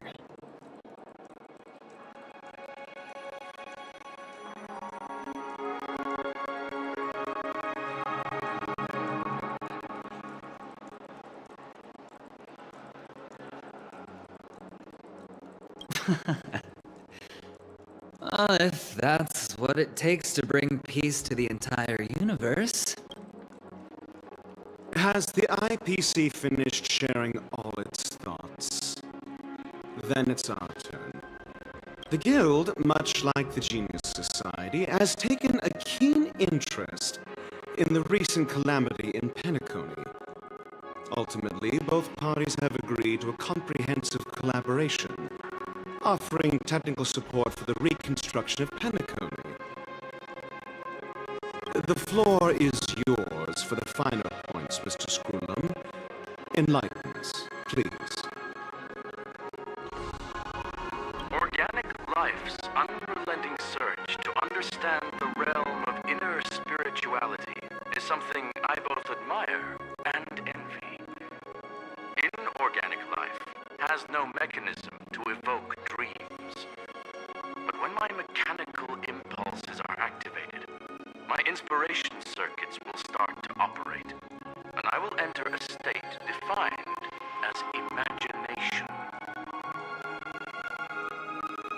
Every time within the realm of imagination, there emerges a fire from the shadows.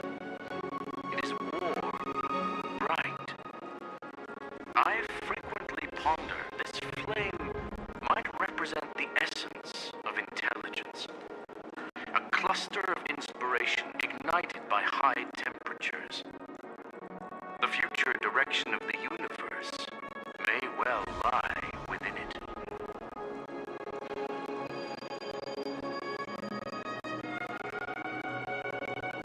Alas, they are nothing but projections of my thought system to me. Desired, but unattainable. But after learning of Penacony's accomplishments, I have come to realize that the flame is not beyond my grasp.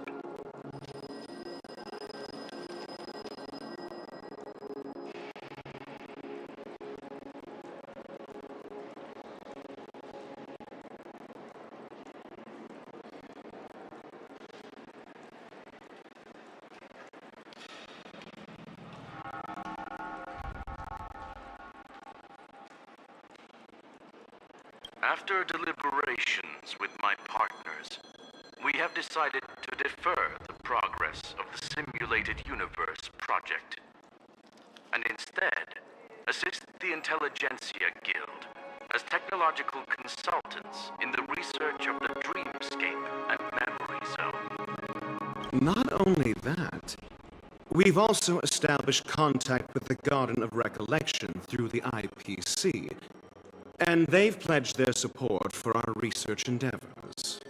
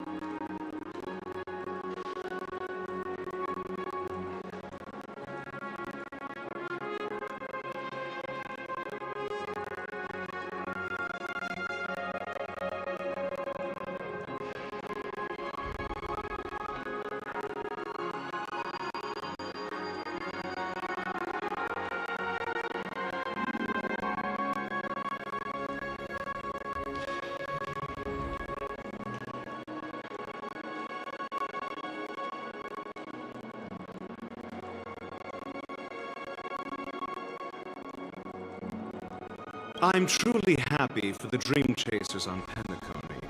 The cosmos is brightest and, let's admit, dimmer intellects are now at their service.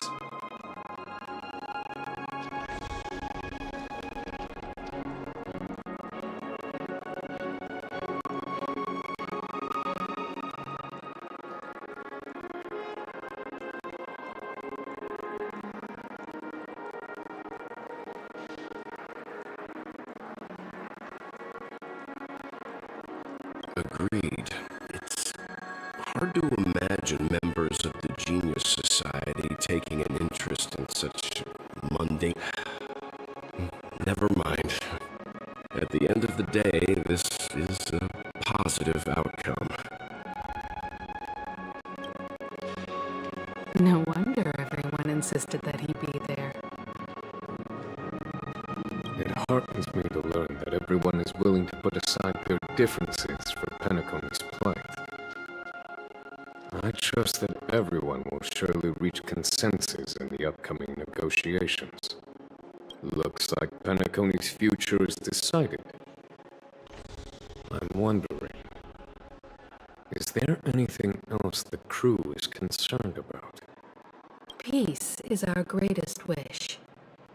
Beyond that, we desire nothing else. Well, that's good. Now that everyone's minds are at ease, I shall take my leave. You may now depart with peace of mind. The Alliance will deal with all subsequent procedures.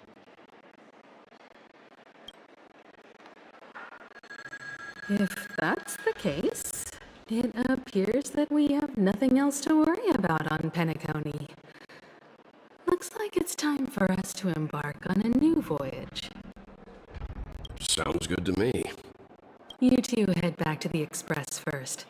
I'll pick up March and deal with the checkout procedure. Oh, also, Miss Black Swan, you have a matter to discuss with me, yes?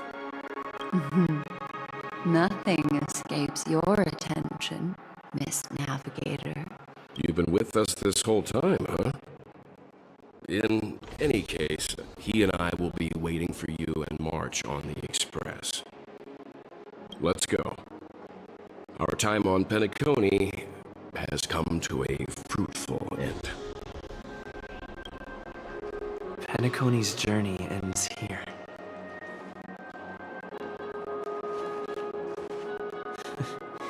I guess it was pretty fruitful. Well, seems the dust is finally settled now. Well done, friend.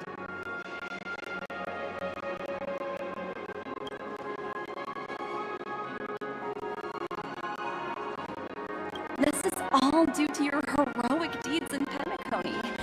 Everyone's been moved by your integrity and selflessness. I am truly happy for the dream chasers on Penacony. The cosmos is brightest and, let's admit, dimmer intellects are now at their service.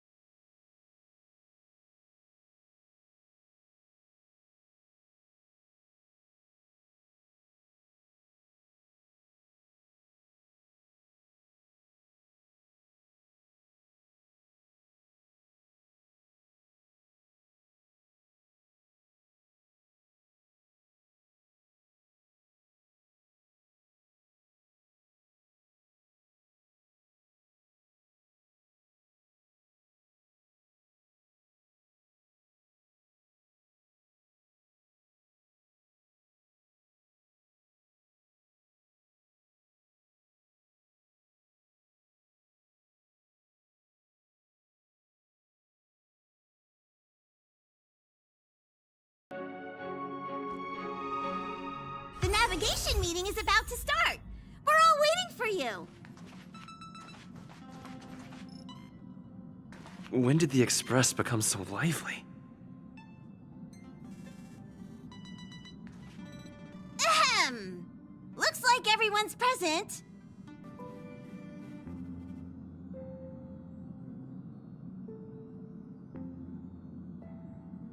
Oh. Well, that's, all these years out in the wild, and now I'm bunking in luxury. Gotta say, it's quite the treat.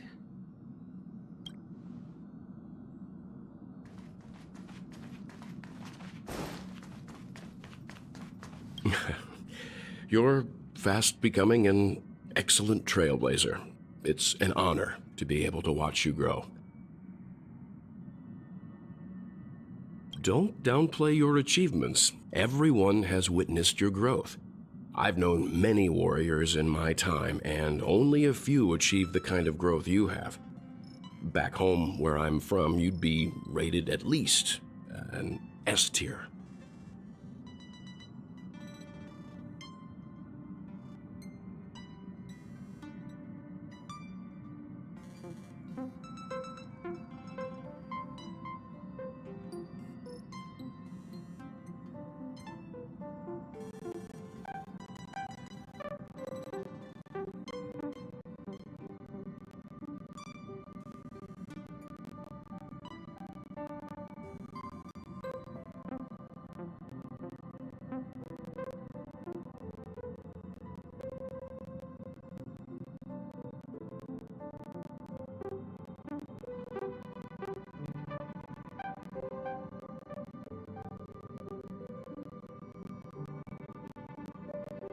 It's not been easy for you these past few days. You've earned some downtime. I'm looking forward to seeing how you'll perform on our next journey.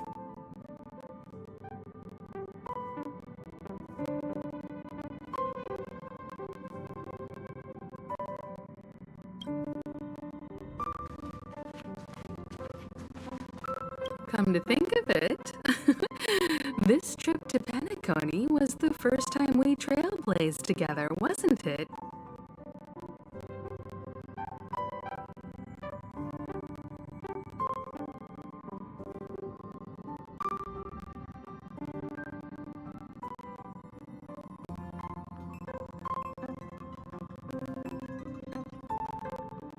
It's all right.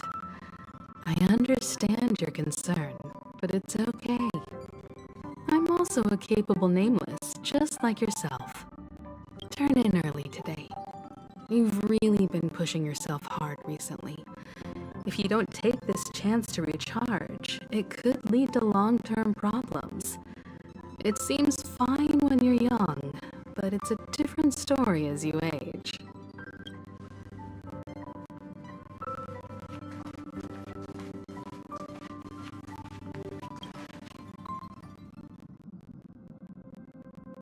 Oh, you're here. Seeing your reflection among the stars in the porthole really does seem somewhat surreal.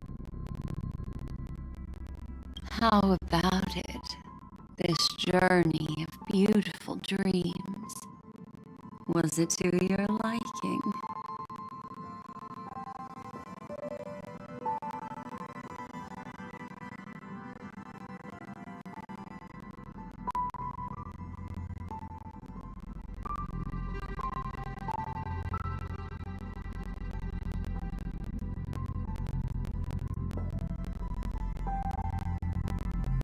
There's a rich scent of curiosity here.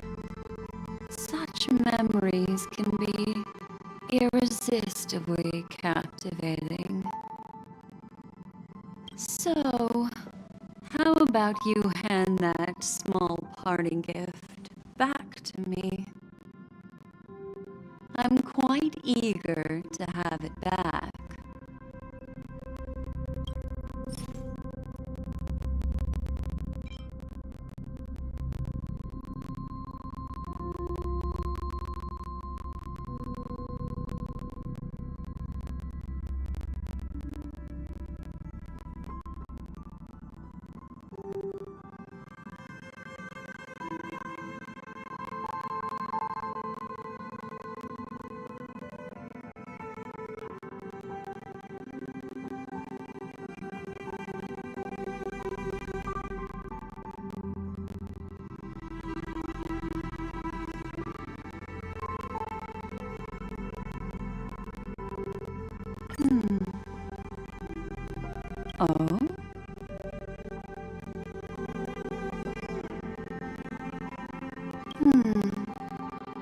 Never mind.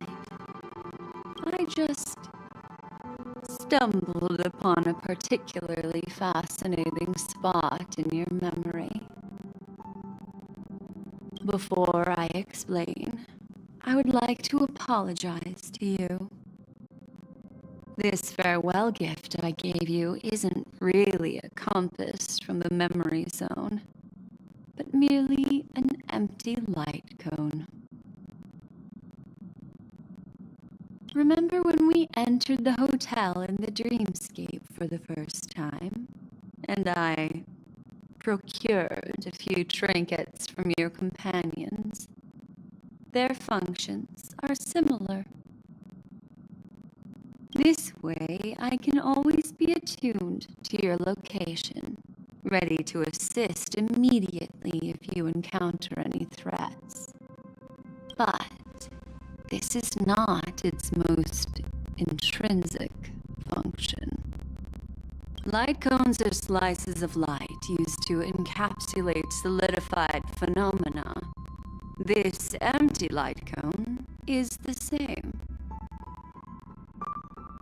It can etch your memories in their most vivid form, and then allow me to admire and manipulate them, turning them into unique mementos.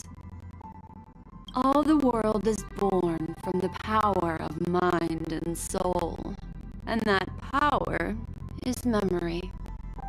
To prevent ourselves from being forgotten by the world, we must make the world remember us, or use our memories to recreate it. Life, seemingly vast, offers but a scant collection of impactful memories. Some joyful, some sorrowful, some light, some heavy.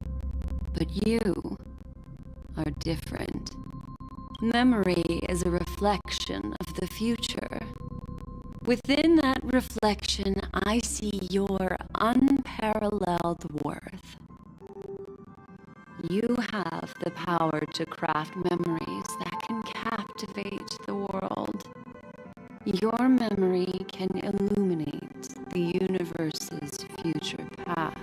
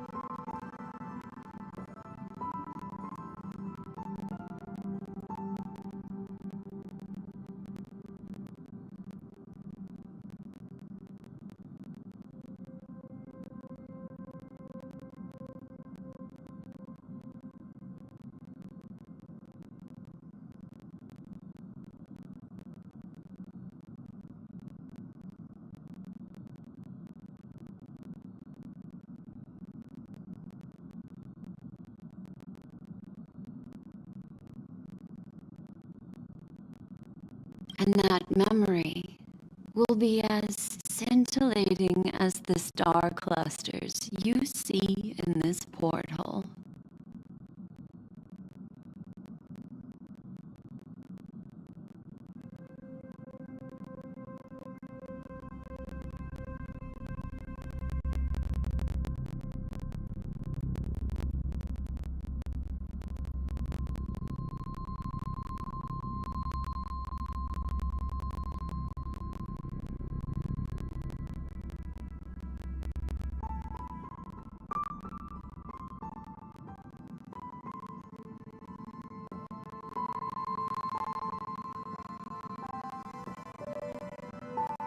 Precisely. But do you know the deeper meaning behind it? The reason is simple. In this grandiose and ostentatious dream of the families, only you personally experienced the entire course.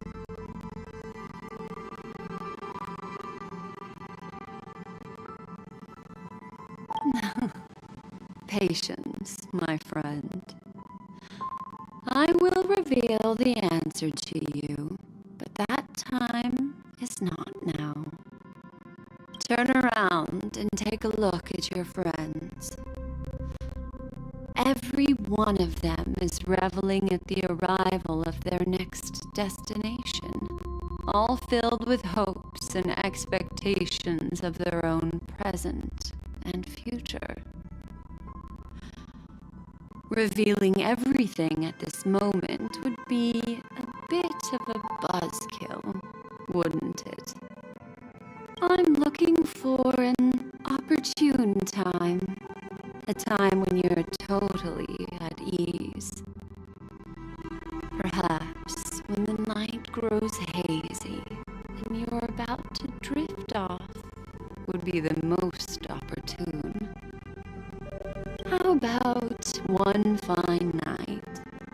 I will prepare the candles, aromatics, and even a cushy couch to create a cozy dreamland for you. And then I will tell you the answer in the form of a little bedtime story to lull you to sleep. Hi! Hello! Attention all passengers! The express is about to make the jump. Please be seated and hold on. It looks like we're finally about to set off. There are countless gleaming memories out there waiting for us. Why don't we just leave it at that for now? That's right.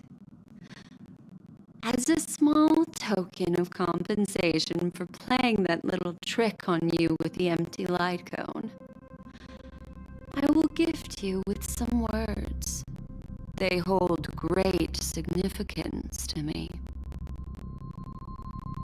Life is akin to a winding labyrinth where memories serve as our sole companions.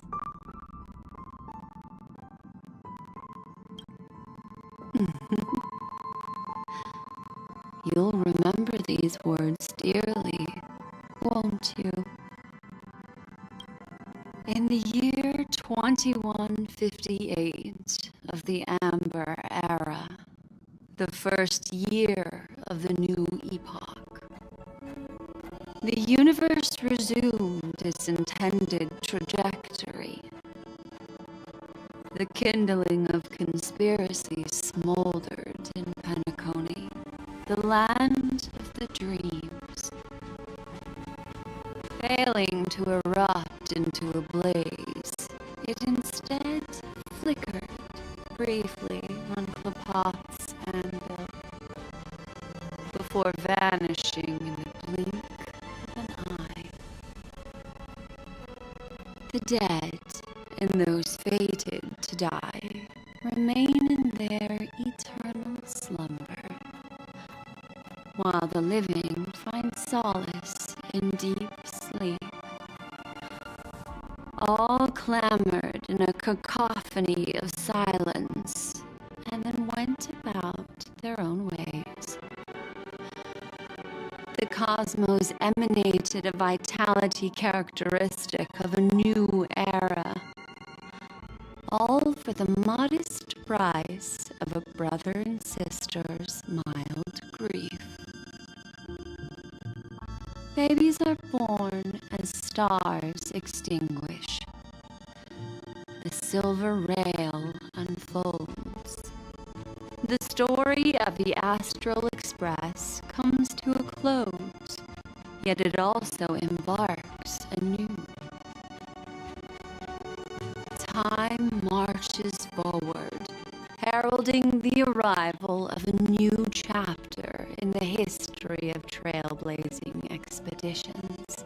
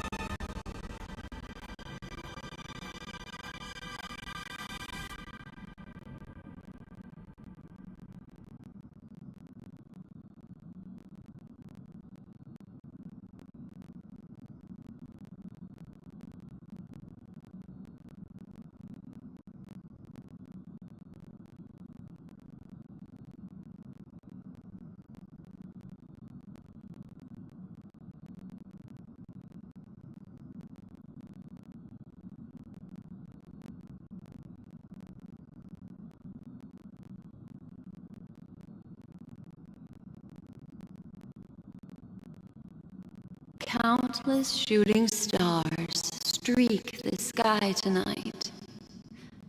If you can pick the right one, it will carry your wish to thousands of distant worlds.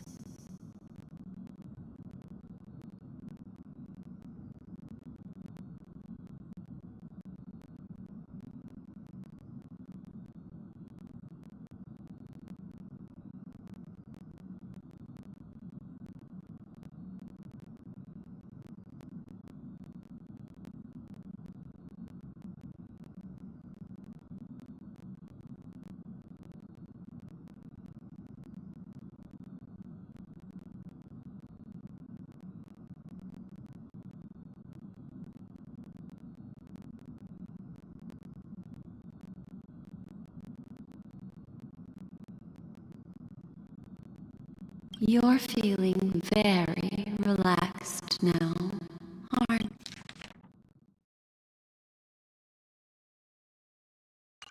you? It's time to tell you a little bedtime story. Well, let's start with a conclusion. The crew was defeated in the battle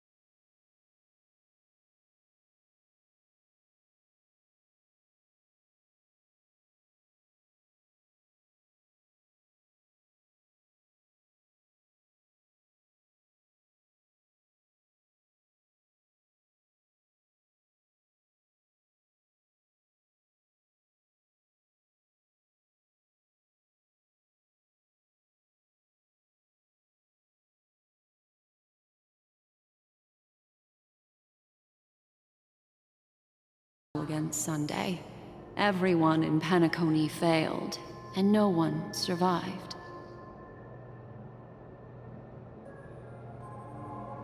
But don't panic. The truth, as horrifying as it may be, is not yet irreversible. They're unsettling. You soon encountered another murder.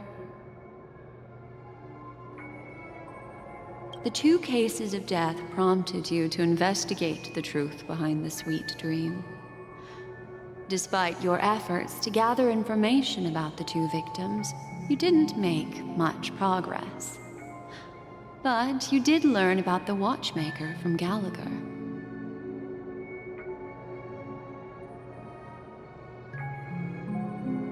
Meanwhile, Aventurine was secretly carrying out his scheme, in which you were one of the pawns. In the midst of a fierce battle, Acheron revealed her true identity as an emanator of the Nihility and unsheathed her sword.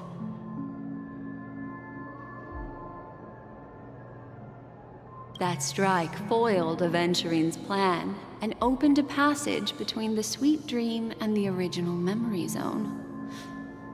Upon your arrival at Dreamflux Reef, you learned the truth that death was actually dormancy, as well as the truth about the dreamscape, the Stellaron, and the bellboy, Misha.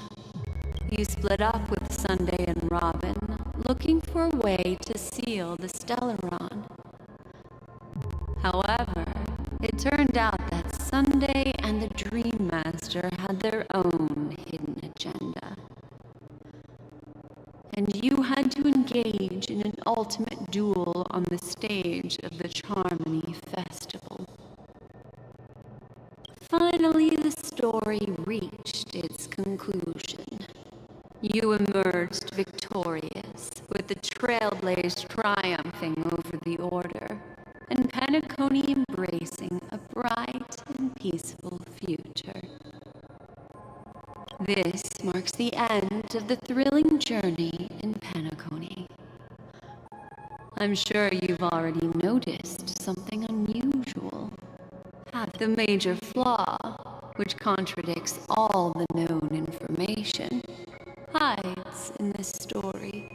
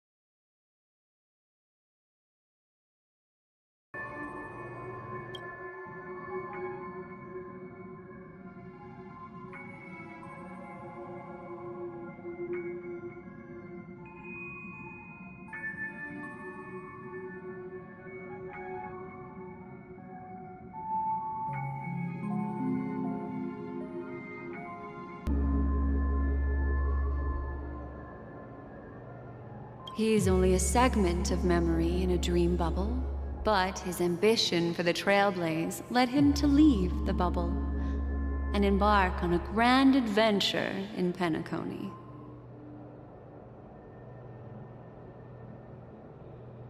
While Misha is a rather special Memory Zone meme, and he was granted power by the Trailblaze, there's still one thing that he shouldn't be able to do.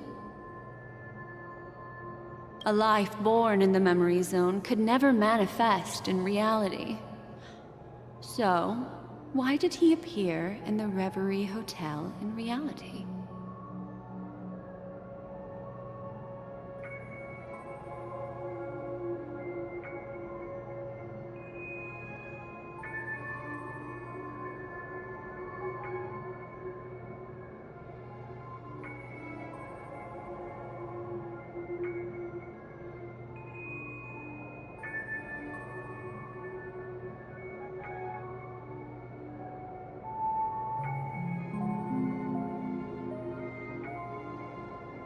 The answer is simple.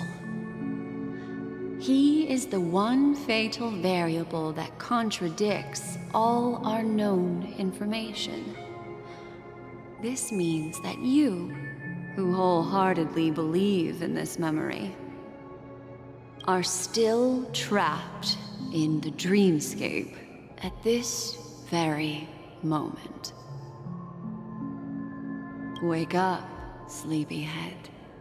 Break free from this eternal dream and return to the real world. We'll find our answers there.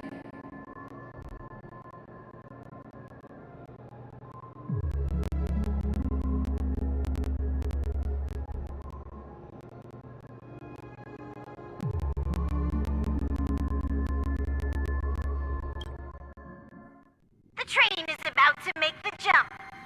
5, 4, 3, 2...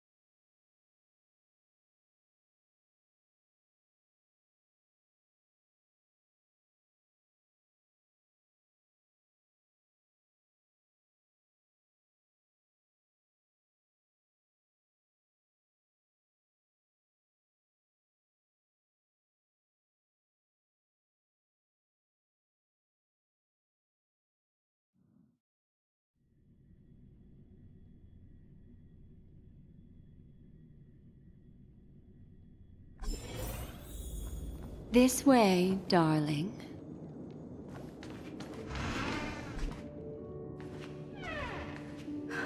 Not another one. Everyone indulges in their delightful dreams and lives happily ever after. I believe what you experienced in the sweet dream, except for that flaw, was real.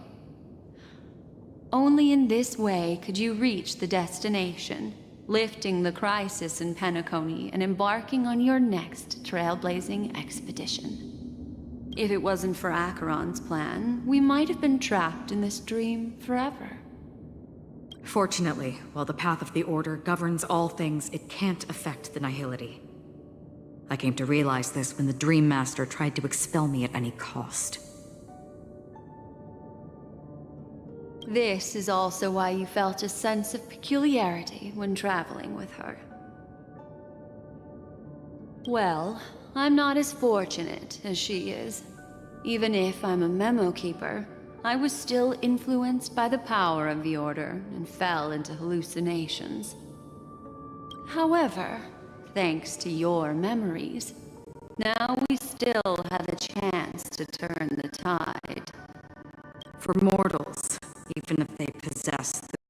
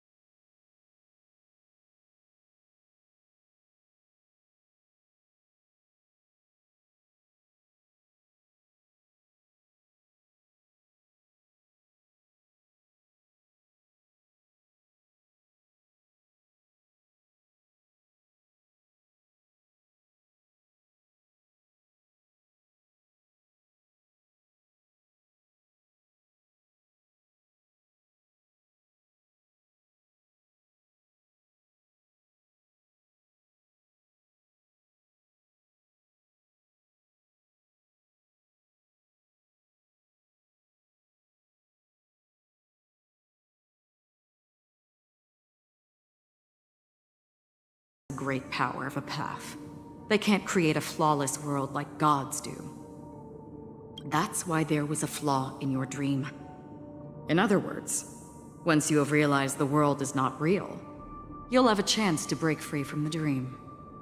The flaw in your dream lies within Misha, who could have never appeared. We have no means to wake them up now. Not even your clockwork will do the trick. However, there are still other things we can do. Let's keep going.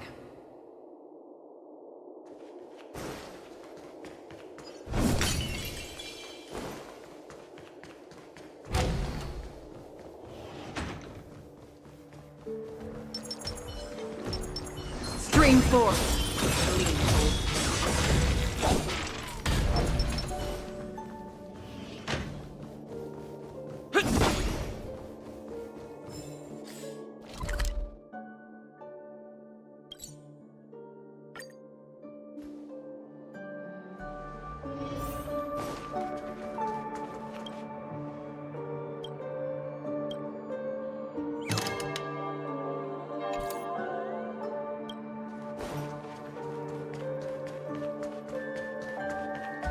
Here we are.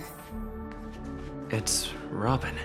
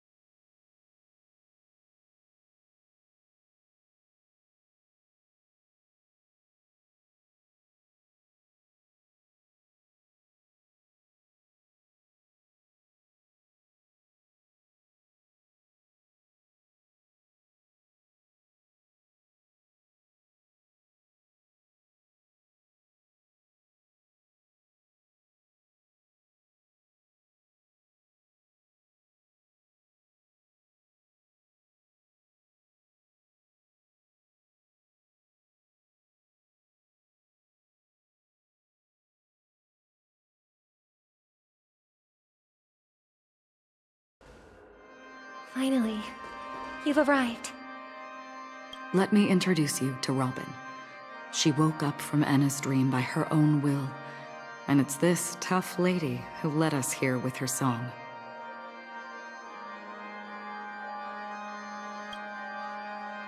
I woke up for the same reason as Lee.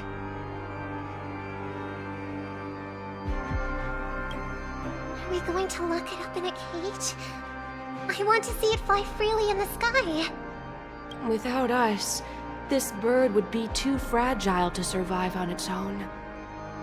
Do you want it to die? No, but... Then let's take care of it together until it can return to the sky. Huh?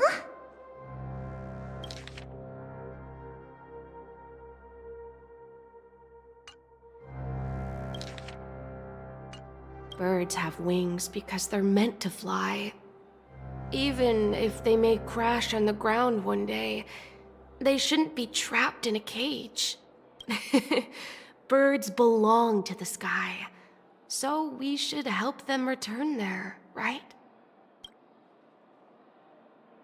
The illusion was so impossibly blissful that I realized it was just a dream.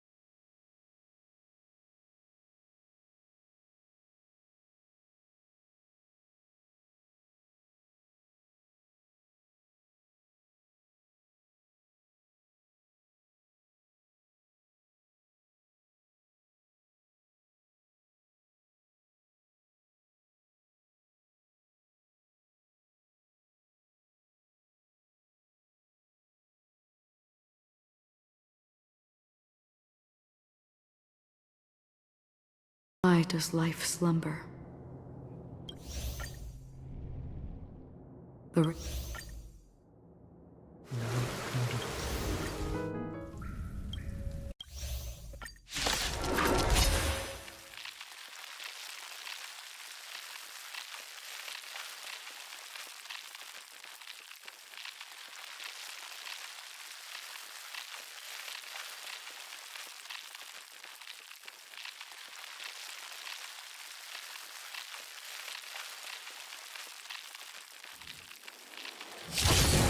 Broken free from the dream of order. We've done enough sleeping already. Let's show them a wake-up call.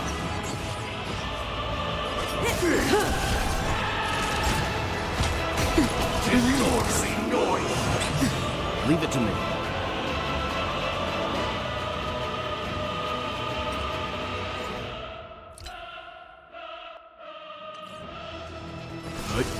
Disorderly noise! Without order, how can the weak be righteous? You know nothing of survive or be destroyed. There is no other choice. May as well kill them all.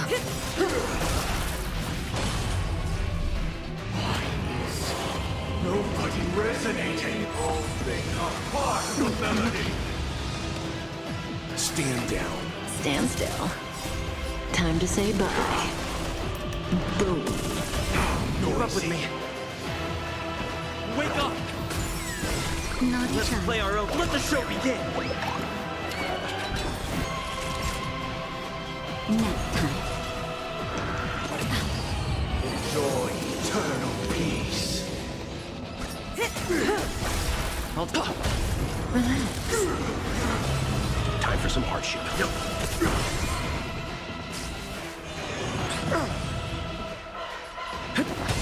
Say bye to breathing. Disorderly noise. All to me. Leave it to me. Stand still. Shot. Just a little something. Think nothing of it. Thanks. You're Keep too up with good me. to me. Listen up. How noisy. Still the same one. If you have any objection, feel free to make your case. The noise is fading. May as well You know kill them nothing all. survive or be destroyed. There is no other choice. How noisy. Relax. Sink into a dream. Stand down. Good times. Time to say bye. Disorderly noise. Boom. That's better. Great. Say bye to breathing. Noisy. Sing together. Keep up with me. Stand still. Naughty child. Nap time. Disorderly noise. Just a little something. Think nothing of it. Thanks. You're too good to me. Part of the melody.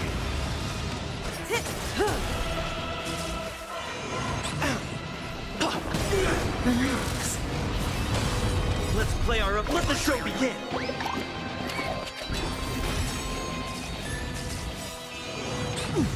You know nothing. Survive or be destroyed.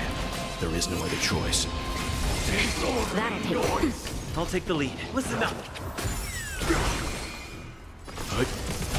May as well kill them all. Disorderly noise.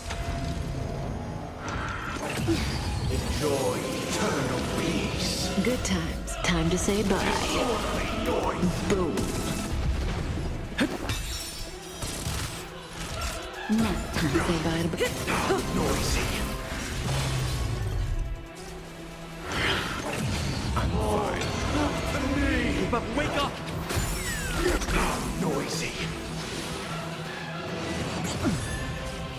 All wishes departed. Didn't hurt. Noise is fading. Relax. Let's play our own. Let the show begin. Just a little something. Think nothing of it. Thanks. You're too good. Noisy.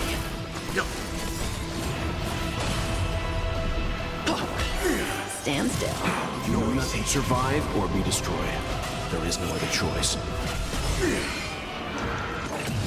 Sink into a dream.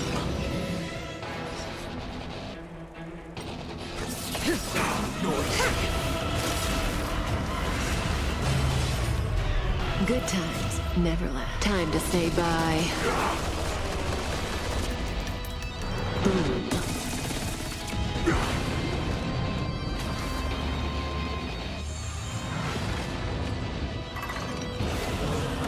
7,336 notes.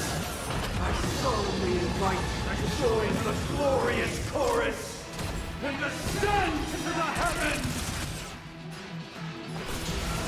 Disorderly noise!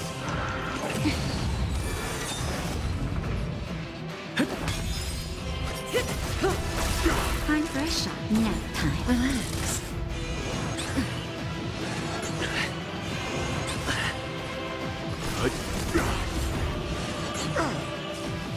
All things are part of the melody. Indistinguishable from reality. Can it still be called an illusion? I'll take the lead. May as well kill them all.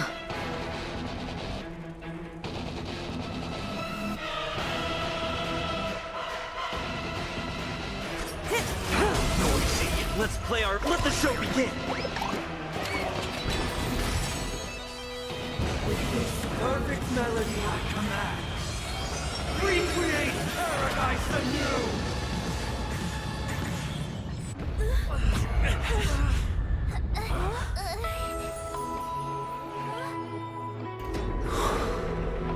Music.